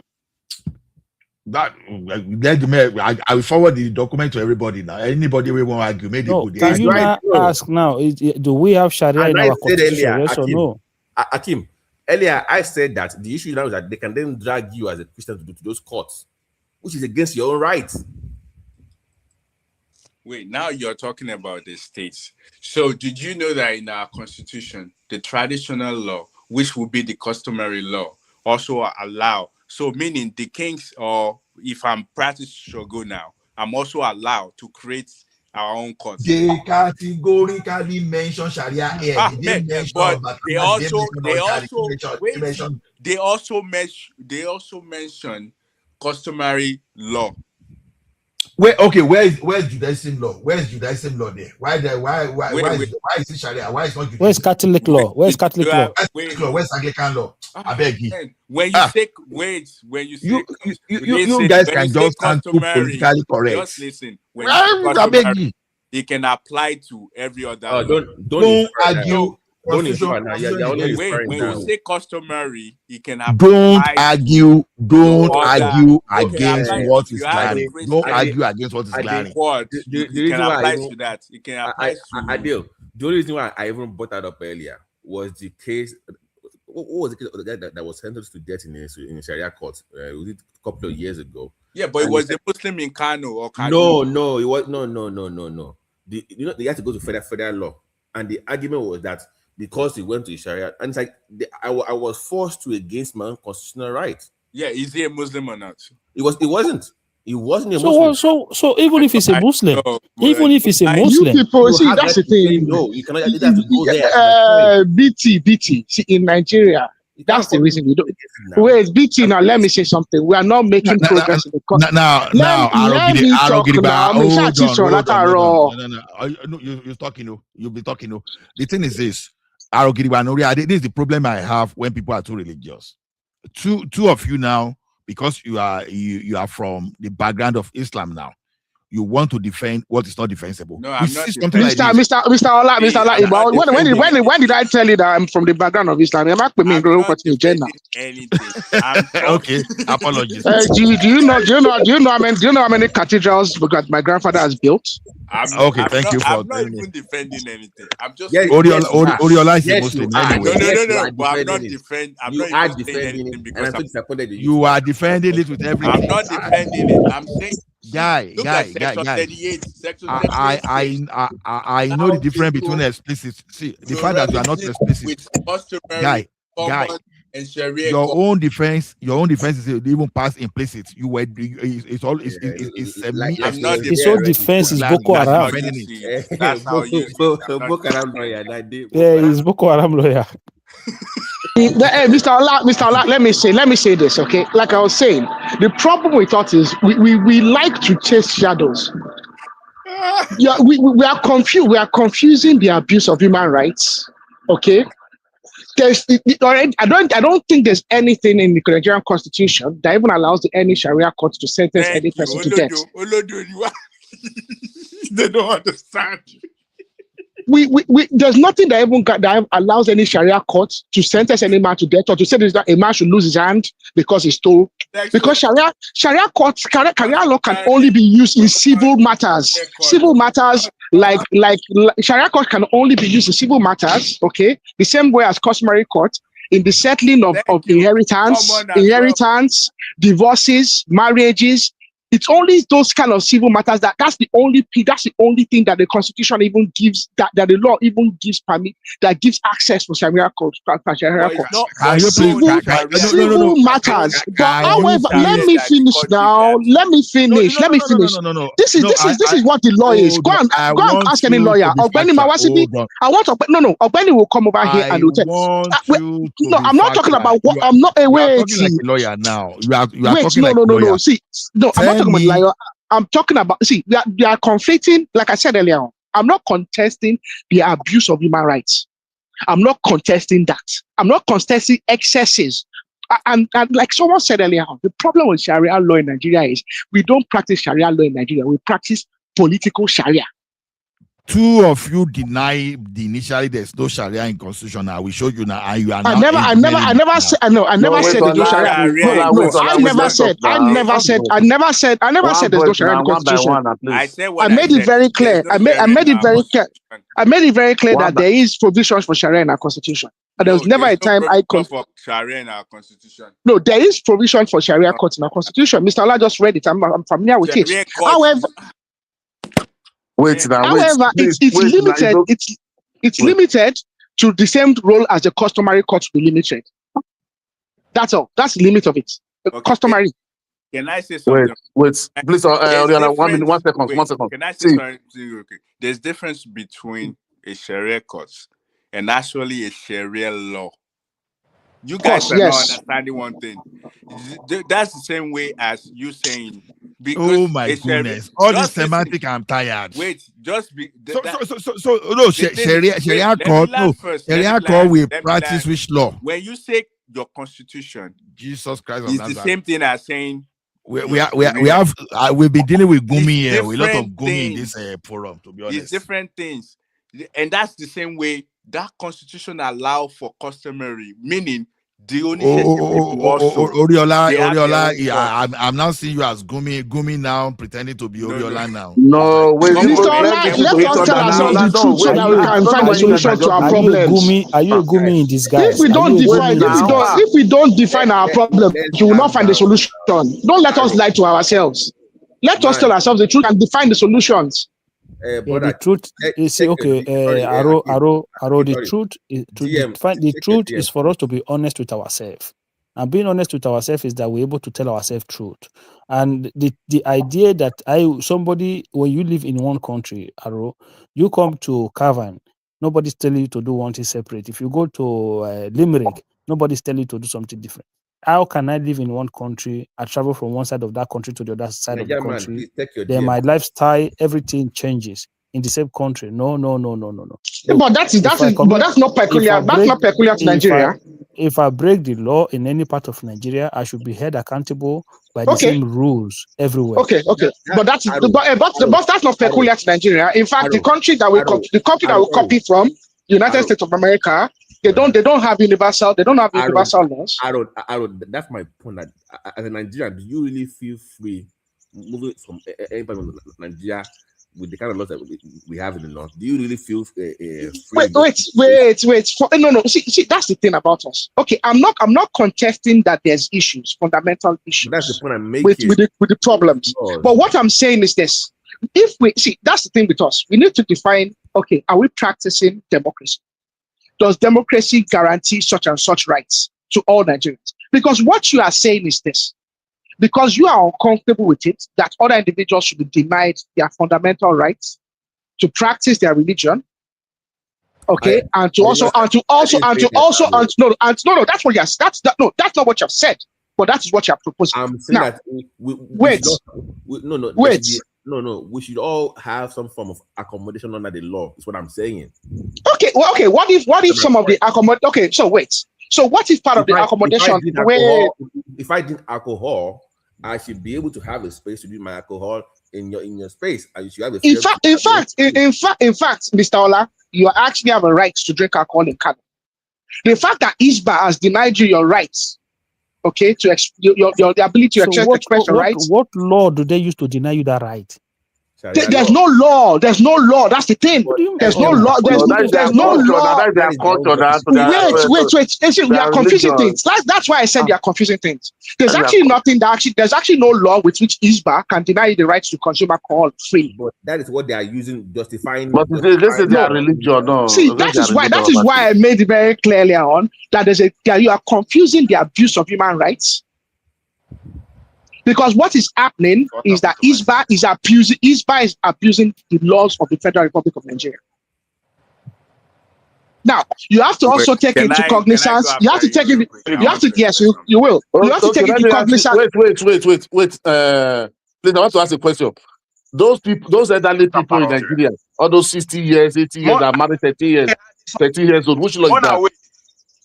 The Nigerian law. They actually in Nigeria, I believe the age of consent and the age at which you can marry universally across Nigeria is something around 14 years old. Actually, Nisba over this issue. And Forget. But you guys He like that has one, or you nothing. didn't complain? Wait, Oga. It has nothing to do with religion. In Nigeria, anywhere in Nigeria, I believe 14 years old is an age at which you can actually engage in marriage. That is not true. That is not true. Go and find out. Go and find out. I'm not talking about age of consent. Go and find out. You go and check. Nigeria is a signatory. Nigeria is a signatory to United Nations. Even abroad, 13 years with the abroad. 13 years. It's 13 years. With the consent of the family. Hold on, guy. Let me tell you something. Hold on. Let me tell you something. Hold on. Don't go to Nigeria. I've seen 2 years abroad too. What is 13 years? 13 years can matter, but with the consent of the family. Of the parents. Are you serious? That's the law. Okay, that's the law. Everywhere. Serious? Travelers marry at 14 now. You see travelers 13, 14, they're married. No.